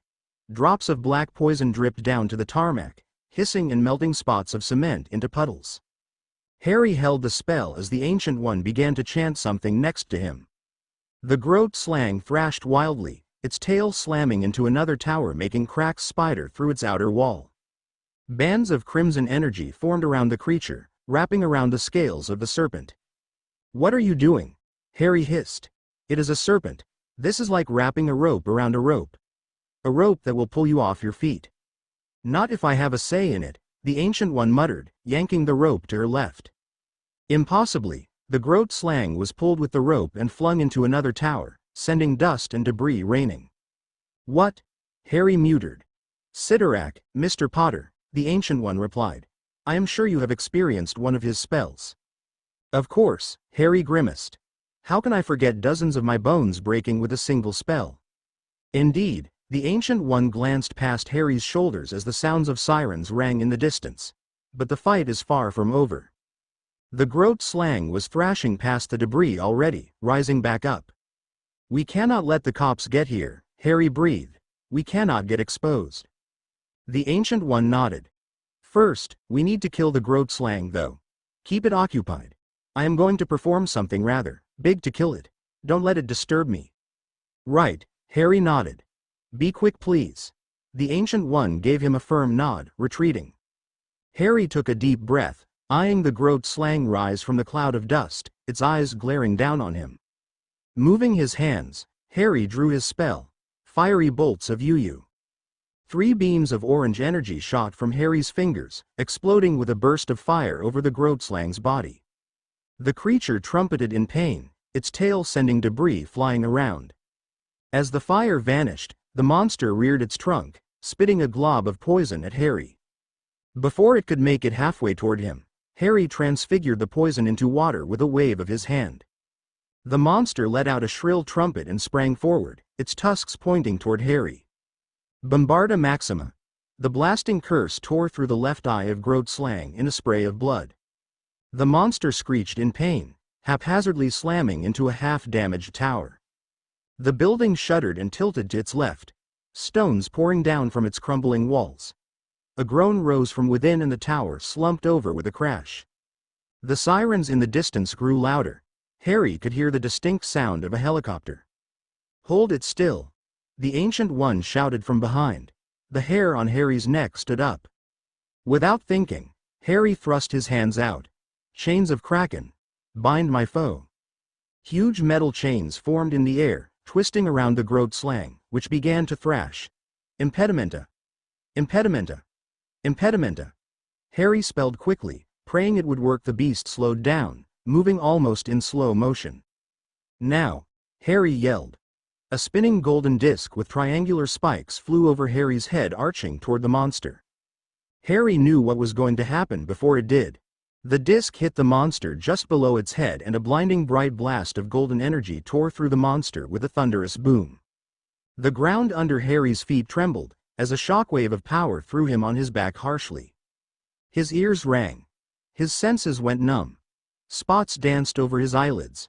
"Mr. Potter. Mr. Potter." The Ancient One's face hovered above him. Harry clutched his head, shaking it wildly. Then, his senses cleared. A wave of energy rushed through his body, the Soul Stone working its magic. His vision cleared. Where the Groat Slang was moments ago, now was a deep crater. The wails of sirens and the thumping of the helicopter's rotor blades seemed louder than ever. Bloody hell, he breathed, staring at the crater. What the bloody hell was that? A strong hand lifted him to his feet and he turned to look at the Ancient One. Blood dripped from a thin scar on her cheek and her robes were torn or burnt in several places. A lump was forming over her head. Her breathing was ragged, her nose looking crooked. What the bloody hell happened to you? The Ancient One closed her eyes, shaking her head. What we just need is some time. She brought her fingers together, her thumb, ring finger, and pinky touched together, and the middle fingers joined with each other. Maintaining the mudra, she crossed her forearms. Slowly, the rings in the eye of Agamotto began to spin, revealing the glowing green stone within. You opened the eye. Harry glanced down at his amulet sitting against his chest. A green mandala formed above the Ancient One's palm as spirals of discs of green energy encircled her forearm. The amulet around Harry's neck heated up and glowed with an orange-golden energy. The Ancient One turned her arm, and Harry felt goosebumps erupt over his arms. The sirens stopped. The cloud of dust hung in the air. The breeze ceased to blow. Harry could hear his own heart drum in his ears. The Ancient One turned to him, her arm extending before she paused. You are not under the spell, she muttered, glancing at the amulet on his chest. Of course. What's happening? Harry blurted, knowing the answer. The Ancient One gave him a grim smile in return. I froze time, Mr. Potter. I stopped it in its entirety. Harry nodded dumbly, glancing around for any sign of movement. None occurred. This is wow, he breathed. And I have traveled through time when I was 13, but this. Harry trailed off and the Ancient One offered him a weak smile, holding on to a nearby ledge. Wait, you're injured. Harry casted the healing charm over her wounds frantically. What happened? The bleeding cuts over her body began to heal, and she sighed in relief. I bargained for a spell. The Ancient One gave him a wry smile. One of the most powerful spells in the universe mentioned only in the Vishanti, the Sudarshana of Lord Vishnu. The Hindu god. Harry blinked. Yes, she nodded. Not many greater gods give away such spells, obviously. But Lord Vishnu, in his avatar of Krishna, helped found the Vishanti, or so it is said. And me, being the Sorcerer Supreme, had the knowledge to use it. It doesn't come for free, of course. What did you give in return? Harry narrowed his eyes. Not to worry, the Ancient One waved him off. Lord Vishnu is much more benevolent than most elder gods and mystic principalities. I merely fought an Asura for him. A monster of the Indian Parthenon. It was a brutal fight, but I won. In return, he lent me the Sudarshana for one use. That's cool, I suppose. Harry glanced around, and we are still frozen in time. We have all the time in the world here, the Ancient One smiled, and absolute control over it.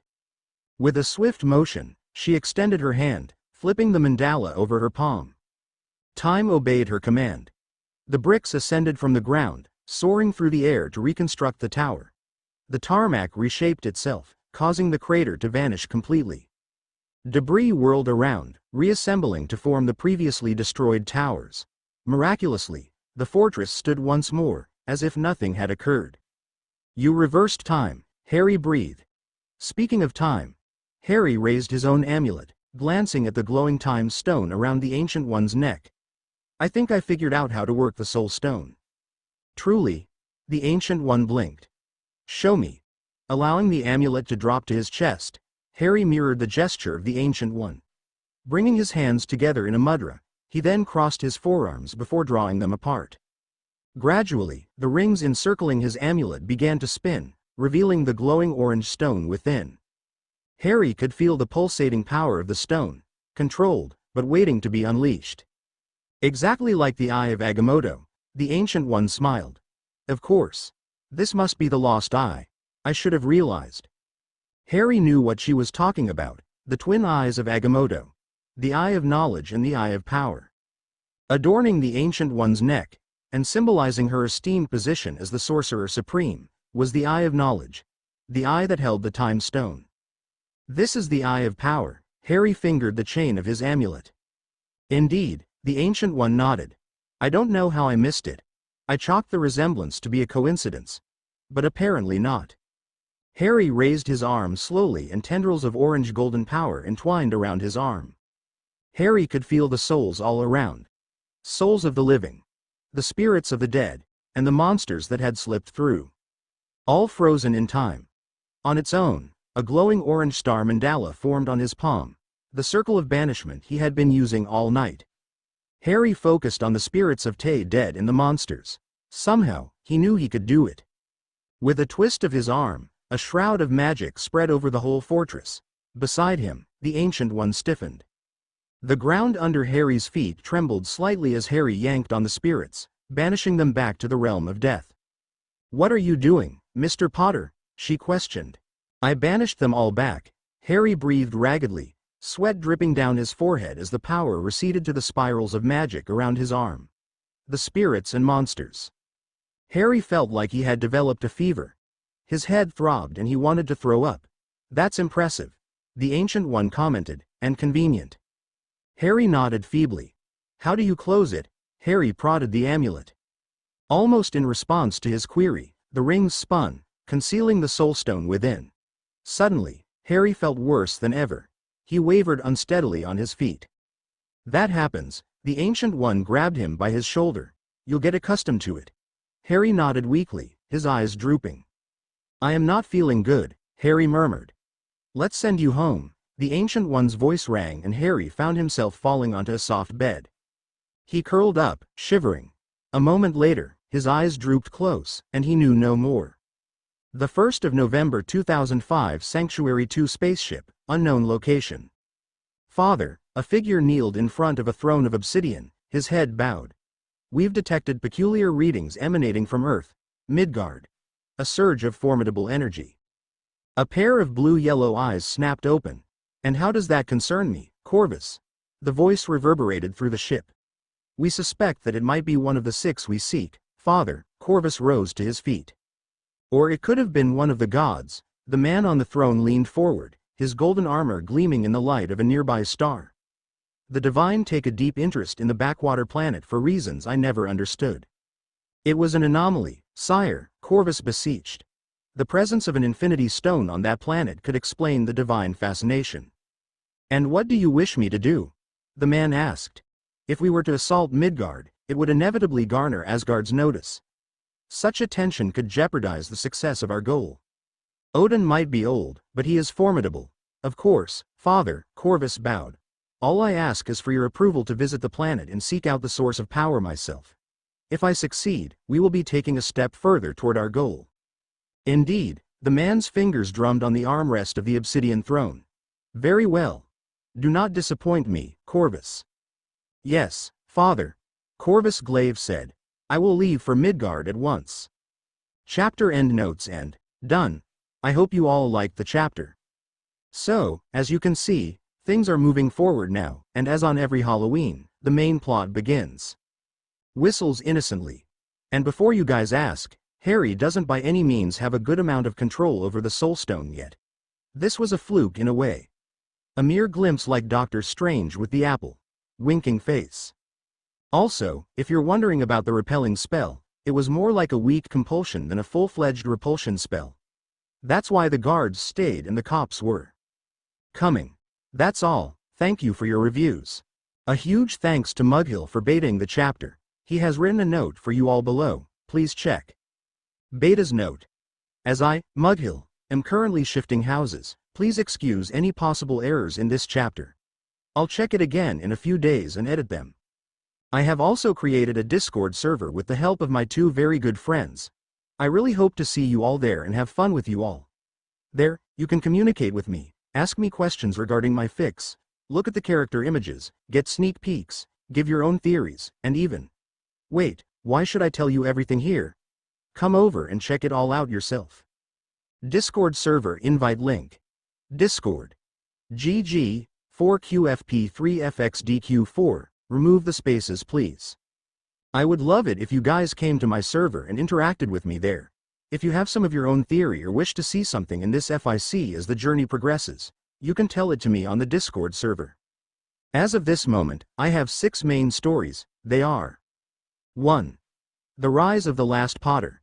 My novel-length Harry Potter FIC, which is already 300k plus words long, and it is a work in progress, updated regularly. 2. The Legend of the Son of Poseidon. A novel-length Percy Jackson FIC, which is already 250k plus words long, and it is a work in progress, updated regularly. 3. Loved Ones Skipping Stones and Ice Cream. A fluffy Hoffney one-shot. It is completed obviously. 4. Secrets. Another romantic one-shot I published recently, complete as well. 5. Agent Potter. The Wizard of WAND My Spy. Harry fanfic, which I implore you all to read. 6. Guardian of the Soul. Infinity Saga. My newest FIC. An hydrogen phosphide MCU crossover. Novel length, in progress. Stay happy. Stay safe. Keep smiling. Keep reading. HP Fanfictioner 66. With great power chapter notes, see the end of the chapter for notes. CH.9 With great power white fog shimmered all over the pristine marble floor, drifting in all directions. Where am I? Harry cupped a palmful of fog which fell back through the gaps of his fingers. Why am I here? So clever, yet so foolish, a high voice spoke behind him. A woman dressed in a pitch black gown floated behind him, her black hair flowing in an invisible wind. Death. Harry rose to his feet, scattering some fog. I didn't die again, did I? No, her lips thinned. You did me a favor by returning the souls of the dead and sealing the rifts all over London. So, I decided to give you one in return. The fog twisted around his ankles and Harry found himself seated on a chair across Death. The eye of Agamotto containing the soul stone floated between them. You figured out how to open the Eye of Power. Death's eyes gleamed. You were not meant to figure it out so soon. I even made sure that the daughter of Aod, your sorcerer supreme, forgot about Agamotto's Eye of Power. And yet, you figured it out. It was sheer, dumb luck. McGonagall's words tumbled through Harry's lips. It was dumb. Death's gaze bored into him, opening two infinity stones and using them right next to each other. Had your sorcerer supreme not stopped time, the consequences might have been dire. So we are safe? Harry asked. Death's lips thinned into a line. You were not meant to figure out the full usage of the stones so soon, Harry Potter. Not without more knowledge and training. Had you slipped during your little stunt, every living being on your planet would have perished, their souls being banished to my realm. Harry felt a sharp pang beneath his ribs. But it didn't happen, Harry pointed out. I concentrated on the souls of the dead, not the living. I made sure of it. A small mercy, Harry Potter. Death clasped her bony white fingers. A word of advice. The Infinity Stones are as dangerous as they're powerful. Your Sorcerer Supreme has centuries of experience handling hers. You do not. Learn more about it. More about magic and sorcery. You were close to summoning the power of the stone at will before you gave up. I was? Harry frowned. Yes, Death said. You don't need to open the eye unless you wish to summon the full power of the Soul Stone. Well, at least as much power as a mortal can summon. How much can I summon without opening the eye? You could have easily done what you did today, Death shrugged. And could I have? Harry hesitated, slipped up. Had you learned it properly, it would have been much like your magic, Death said. It would be under your control. But could you, if you wanted to? Yes, you could. You mean I can raise every life on Earth? Harry's mouth went dry, without even opening the stone. If you wanted to, Death said uncaringly, and with enough training, of course. What I have given you is a great boon, Harry Potter. It is everything you need in order to do the job I've given you and more. But exercise caution, because actions have consequences, even mine. The fog on the ground rose, enveloping Harry. Good luck, Harry Potter, Death's voice rang. Do not disappoint me, and everything dissolved in a haze of white. The 2nd of November 2005, Harry's home. Bleecker Street. A loud ring pierced through the early morning haze and Harry flinched upright with a gasp. Bright sunlight seared his eyes and the alarm tune blared in his head. Fumbling blindly by his bedside, he picked up the phone, glancing at the screen through his eyelashes. 9 a.m. With a harsh poke, Harry shut the alarm off and threw the phone on the bed. He fell back on the mattress, clutching his temples. His head throbbed worse than the times of his Voldemort visions. His throat was parched and his muscles were sore. Sunlight shone through his eyelids, making him see a haze of yellow and orange even with his eyes closed. A faint shimmer shot from his hands, pulling the curtains close. Pain lanced through his arm, making him wince. Nausea rose, making Harry feel queasy. With a wave, a bottle of water soared into his hand from the kitchen. Harry opened the cap and gulped down the water. A few drops dripped down his chin. Bloody hell, Harry's stomach churned. Bloody buggering hell. Harry stumbled through the room, toward the drawer of medicines. Where are the pain relief ones? A foul taste rose in Harry's mouth. Fever, stomach upset, fever again, ah.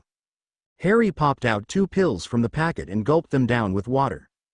Harry stumbled back to the bed, and slumped down onto the covers with a groan.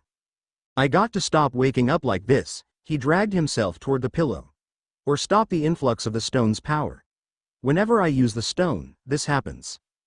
The doorbell chimed and Harry's eyes shot open.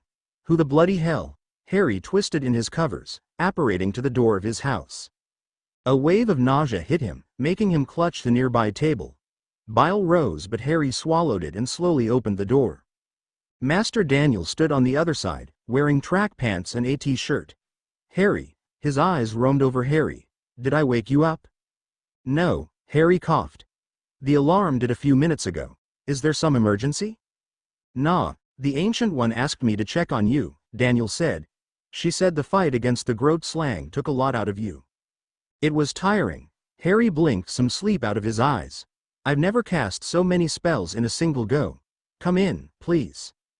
It is a fearsome monster. Daniel walked behind Harry. Not many would have fared well against such a monster. The Groat slang was no worse than the dragon or the basilisk. Even easier, if I am honest. It was a scary fight, Harry lied, and the Ancient One saved my ass. From what she said, you handled yourself pretty well, Daniel smiled, injuring the creature, even binding it and keeping it occupied for enough time. It was no mean feat. Had this been like the old times, you would have gotten the title of master. Harry sputtered. What? Oh, that's no longer the custom. Daniel waved him off. Back in the times of the Roman era, the title of master was conferred with years of service, or a great act of valor.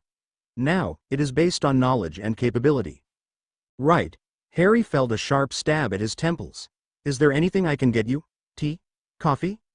The torch of Tulin, if you please, Daniel said. It has to be returned to its place at the Hong Kong sanctum. It is still in my pouch, probably. Harry's eyebrows drew into a deep V. Let's hope I haven't lost it. I'll be right back, Harry told Daniel and walked into the bedroom. Where's the pouch? Harry ripped the blanket away, shaking it. His head turned frantically around, looking for the pouch. It has to be here. Harry peeked under his bed before wrenching open his bedside drawer. Well, fuck it. A picture of the pouch formed in front of his eyes. Accio pouch. Harry felt a sharp tug at his waist and the fabric of his jeans ripped, the pouch bouncing into his hand. Bloody hell. Harry clutched his trousers, keeping them from falling. Reparo. Reparo. The fabric sewed itself back together and Harry felt it tighten back around his waist. I should probably find a nice belt for the pouch. Harry removed the torch from the small pouch, throwing it back on the bed. And remember to remove it before sleeping. I don't even remember going off to sleep though. Got it, Harry announced, emerging from his bedroom. Here you go. I almost thought you misplaced it. Daniel took the torch. If I misplace something, I find it. Harry ignored the throbbing in his head. You had to return this yesterday, Potter. Daniel rolled his eyes. Apprentices are not allowed to keep artifacts unless the artifact chooses them. Yesterday? Harry frowned. I fought the Groat slang last night. Potter, that was the day before yesterday, Daniel scoffed. Today's the 2nd of November. Wait. What happened to the 1st of November? Harry glanced at the time. Man, it is the 2nd of November, Daniel shook his head. Did you sleep all of yesterday? Harry's mouth shaped into an O. I wish I could sleep like you, Daniel snorted. 30 hours straight. Maybe more. Anyhow, freshen up. You stink. Daniel swirled his hand, and a portal formed. I expect to see you tomorrow at Kamar Taj. Don't oversleep or be late. Before Harry could say anything, Daniel disappeared through the portal which collapsed behind him. The 6th of November 2005, Kamar Taj, Kathmandu. A small pile of books thumped lightly on the table, drawing Harry's attention. Perez hovered over him, his eyes daring Harry to do something in his presence. Master Perez. Harry gave the man a bright smile. How may I help you? Apprentice Potter. Perez's eyes glinted in the light of the room. I see that you're behaving. Harry raised an eyebrow in response. If you're giving me shit for taking that book. You opened a portal in here. Perez leaned forward. Portals are not allowed in my library. Certainly not for taking books without my express permission. I don't see how your permission matters more than the Ancient One's. Harry waved him off. She told me to get that book urgently. So, I did. Portals are prohibited, Perez spat. Even the Ancient One comes here physically to get those books. Be thankful I haven't banned you from my library. Had you acted of your own accord, I would have skewered you. Harry swallowed the twinge of annoyance. What do you want right now? Harry asked. The Ancient One has asked me to give you these books, one of them from her personal collection. Perez straightened up. But the books from her personal collection don't leave the library. So this one, you will be reading here. Perez removed the top of the pile, revealing the book at the bottom. The Book of Cagliostro. Harry stiffened. The Study of Time. Indeed, Perez sniffed. I will not pretend to know why the Ancient One deemed you worthy of such knowledge. The book contains dangerous knowledge. Dangerous and seductive. Be warned. If we catch you practicing the forbidden arts. You think she would have told me to read this if that was the path I was going to stray on? Harry's voice became sharp as a rapier. Don't be absurd, Perez. Just because I opened a portal to take a book out of your library doesn't make me a dark sorcerer. But it does make you a rule breaker. Perez glared at him. Be warned, Potter. I am trembling, Harry snorted. Take this book back to the collection for now. I will come and read I hear tomorrow. Perez scooped the Book of Cagliostro up and turned on his heel, disappearing down the rows of bookshelves. Ass, Harry murmured, dragging the rest of the books Perez had left toward himself. Ancient artifacts, the scrolls of enchantments, Chenzi's compendium of astral manipulations. She wants me to pursue the Soul Stone now. Harry gathered his things. But that does not explain the Book of Cagliostro. Harry walked out of the library, glancing at the other disciples practicing in the compound. Anna stood in front of them, instructing them to cast spells and make formations. She gave him a wave but didn't tell him to join in. I am being treated differently. Harry glanced at the disciples. Though, I am way ahead of them. Some of them were here before me and they are still not learning any advanced content. Not the way I am. Harry walked up the stairs toward the inner sanctum where the Ancient One usually was. The door was open, the Ancient One seated in the center, frowning at a phone. She looked up sharply, as Harry cleared his throat. Mr. Potter, she put the phone away. Come in. I didn't know you had a phone, Harry commented. I didn't until yesterday, she said. The Masters of the Sanctums think that we all should use more modern technology. They say it will help to contact each other instantly. You don't see the point in it, do you? Harry's lips curled into a grin. I am an old lady, Mr. Potter, she laughed. I was born before the postal system was invented, and we have magic. I can travel and physically give the message before you can pick up the phone. Well, that's true, I suppose, Harry frowned. Anyhow, I was here. To ask me why I told you to read the Book of Cagliostro? She smiled knowingly. I expected it. The answer is simple. The Book of Cagliostro is the study of time. Everything that deals with time and temporal magics, Mr. Potter. Including the Time Stone. I feel that it might help you figure your stone out. Harry's eyebrows drew into a deep V. If that was the case, you would have been very specific on it. You gave me the whole book instead of parts of it to read. We both know that you don't give anyone books out of your personal collection. Not unless they're Sanctum Masters. And this is already my second book from your private collection. What are you trying to ask me, Mr. Potter? I want to know why. Harry frowned. I understand your reasons for giving me the book on elemental spells. But the Book of Cagliostro? Why would you give me one of the most dangerous books in here? A book that is said to hold sections directly copied from the Darkhold. What is it that you know and I don't? It is not knowledge that is dangerous, Mr. Potter, the Ancient One said. It is how you use that knowledge. True, the magic in the book, if used, can be very dangerous. That's why they are forbidden to be practiced. That does not answer my question, Harry prodded. I understand that I am different from the others here. I am way faster than the other disciples and apprentices. I have an infinity stone too. And a responsibility. But this is you telling me to study dark magic. Magic you don't even want others to know about. Because I trust you, the Ancient One replied. I trust that you have a good head between your shoulders. You have years of experience with magic and know not to summon Dormammu or some dark entity for your gain. And, well, I frankly doubt that their magic could influence you. Not with the Soul Stone. Harry blinked. Say what now? They cannot influence you, the Ancient One repeated. If the Time Stone didn't get a hold on you, Mr. Potter, I frankly doubt that Dormammu could influence you. Well, not unless you willingly submit to him and become his slave. Something I don't see happening. That, of course, doesn't mean you should bargain with them by any means. Oh, Harry said. Of course, I am not stupid. The illusion of safety can prove to be more dangerous than the threat itself, Mr. Potter. The Ancient One got to her feet. You would do well to remember that. Especially with such a powerful, protective artifact. One that you are learning to use. Of course, Harry traced his finger over the Eye of Power. I will, well, try my best. I have faith in you, the Ancient One smiled. And I want to ensure that you lack nothing when it comes down to the fight of your life. You never know when the mere knowledge of something, even as dark it might be, helps save lives.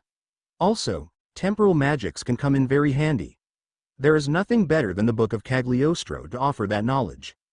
Are you preparing me to use the Time Stone too? Harry frowned. Not in the slightest, the Ancient One shook her head. One Infinity Stone is more than enough burden on you. Speaking of which, do be careful while using the Soul Stone, Mr. Potter. Make sure that you only practice at the sanctums or here, at Kamar Taj. If you need help, my door is always open. Thank you, Harry nodded. Though, I already have a question for you. Can you use the Time Stone without opening the Eye of Agamotto? As far as I am aware, I cannot, the Ancient One rubbed her chin. But the stone doesn't work passively like yours does. So, do not discount any possibility or theory you might have. You never know which one might work, Mr. Potter. Of course, Harry sighed. The 24th of December 2005 Grand Central Station, NYC. Frost and fog crept along the window panes, hazing the festive lights glowing out on the streets. Snow drifted down, piling over the sidewalks, perfecting the day of Christmas Eve. Harry, Mrs. Harvey poked her head through the back door. You are still here? It's Christmas, kid. I have nothing much to do, Mrs. Harvey. Harry put his book away. This keeps me occupied, at least. No one should be alone on Christmas. Mrs. Harvey peered at him through her spectacles. I won't be alone tomorrow. Harry gave her a large smile. It is just today. I will go home soon and relax. And it is going to be the same tomorrow. Harry looked toward the window, away from Mrs. Harvey's piercing gaze. Alone at my home. I miss Ron and Hermione. Go home, kid, Mrs. Harvey said. I'll pack up the shop in a few, anyway. Get home and enjoy yourself. Maybe take one of those caramel ones on your way out. I won't look. Mrs. Harvey winked at him as she walked around the counter. Go on, kid. Don't let me get my stick. Of course, Mrs. Harvey, Harry smiled. I wouldn't dare. Harry moved out of his seat, putting his book in the backpack he brought to work. Merry Christmas, Mrs. Harvey. Harry picked up the box of caramel chocolates with a wink. Take care. You too, kid, she called out. Don't get into trouble. I never do. Harry slipped out of the shop. Good night. A chilly breeze made him shiver. His breath misted, and he felt the cold creeping up his sleeves. Right, warming charms. Warmth burst back into his skin. That's better. The snow crunched under his boots, drowned by the hustle and bustle of New York. His eyes drifted toward the Christmas lights and decorations all around. Lights twinkled from homes and shops and delicious aromas wafted through the streets. Families hurried down the street, some wearing Santa hats. Not as beautiful as Hogwarts. Harry smiled at a pair of kids wearing Santa hats almost as big as their heads. But it is still Christmas. Harry shoved his hands in his pockets and kept walking, whistling a merry tune. A trio of kids darted past him, all wearing bright red jackets, coupled with antler hats. Harry smiled at them, turning round a corner and entering an alleyway. Someone better not try to rob me like last time. Harry's lips curled distfully. Not that the guy was successful. Not when I have magic and the soul stone. Harry glanced at the bins, looking for any shadowy figures around. A can tumbled down, drawing Harry's attention. Harry turned only to see a cat leap into an open trash can, disappearing between the bags. Bloody cats. Harry breathed a sigh of relief. It is a quiet night. A high scream rang through the deserted alley, making Harry jump. What the hell? Harry rushed down the alley, turning right to the place where the scream had come from. Muffled noises echoed down through the darkness, punctuated by light thumps and cursing. Fuck it, Harry decided. Lumos. The alley became lit with a brilliant light, revealing 3 men surrounding a lone, blonde woman, roughly Harry's age. The men shielded their eyes while the woman took the opportunity to kick at one of the men, sending him sprawling. The woman twisted around, freeing herself from the second's grip and digging her elbow into his chest, sending the man stumbling. Before she could lunge on the third, the man kicked her in the abdomen, sending her crashing against a trash can. Stop, Harry said loudly. Leave her alone. The woman turned toward Harry, looking hurt but her eyes urging him to run. The other 2 got back to their feet, growling at him. Oh, and what are you gonna do, brave boy? The third man kicked the woman in the abdomen again, making her scream in pain. Expulso. The beam of orange light crashed into the man's chest, sending him flying. The man crashed into tarmac with a loud grunt as a crack echoed through the alley. The other 2 backed a few steps away, looking between their leader and Harry. One of them fumbled, removing a small revolver from his pocket. A bright red beam of light crashed into his chest, sending the gun skittering across the tarmac while the man was blown back. The last man turned and began to sprint away from Harry. Not so fast, a stunner dropped the man immediately, sending him face first on the cement. Harry shot one at the other 2 men too, stunning them for good measure. That's one thing out of the way. Harry turned to the woman who was looking wide-eyed at him. Are you all right, miss? Harry knelt beside her. Who are you? She winced, clutching her side, her fingers stained red with blood. Let me see that. Harry moved her arm, noticing the logo of a bird printed over her shoulder. A tear in her black clothes exposed her pale skin, marked with a deep, bleeding red gash. Hold still. Harry waved his hand, clearing the blood from the wound. What's your name? Sharon, she replied hastily. How are you doing that? Apisky. The wound knit itself back, closing slowly. Are you hurt anywhere else, Sharon? Any bleeding? Harry asked, ignoring her questions. No, Sharon breathed. Who are you? What are you? I am just a guy who did the right thing. Harry smiled at her. But you won't remember me. Wait. She waved her bloodied hand urgently. Well, I can understand why you don't want me to remember this or whatever. She's taking magic remarkably well, Harry observed. But you can't do that, Sharon continued. These guys are criminals. I was on a mission to catch them. If you, make me forget, they will go free. My whole mission will be compromised. I can't let magic get exposed. Especially not if this girl is with some sort of secret service. Harry prodded her for other injuries, or whoever she is with. They will turn themselves in, Harry assured her a moment later, stupefied. Sharon slumped against the trash can. Harry turned to the 3 unconscious men, his eyes hardening. I need to clear this mess up. Harry rose to his feet. Make sure they don't remember me and turn themselves in. Harry glanced at the blonde girl. I make her think she caught them. Harry decided. She overpowered them but got knocked out in the fight too. When she wakes up, these 3 will still be unconscious. Perfect. Harry glanced around the alley to see if someone was around, before waving his hand. The girl's eyes shot open for a moment, immediately glazing over before she slumped back. Harry walked forward and repeated the same for the 3 men. With a frown, he struck the unconscious men with the punching jinx a few times. Perfect. Harry covered his head with the hood of his cloak, disappearing from view. Now, the final step. A bubble of magic rose, killing all noise in the alley.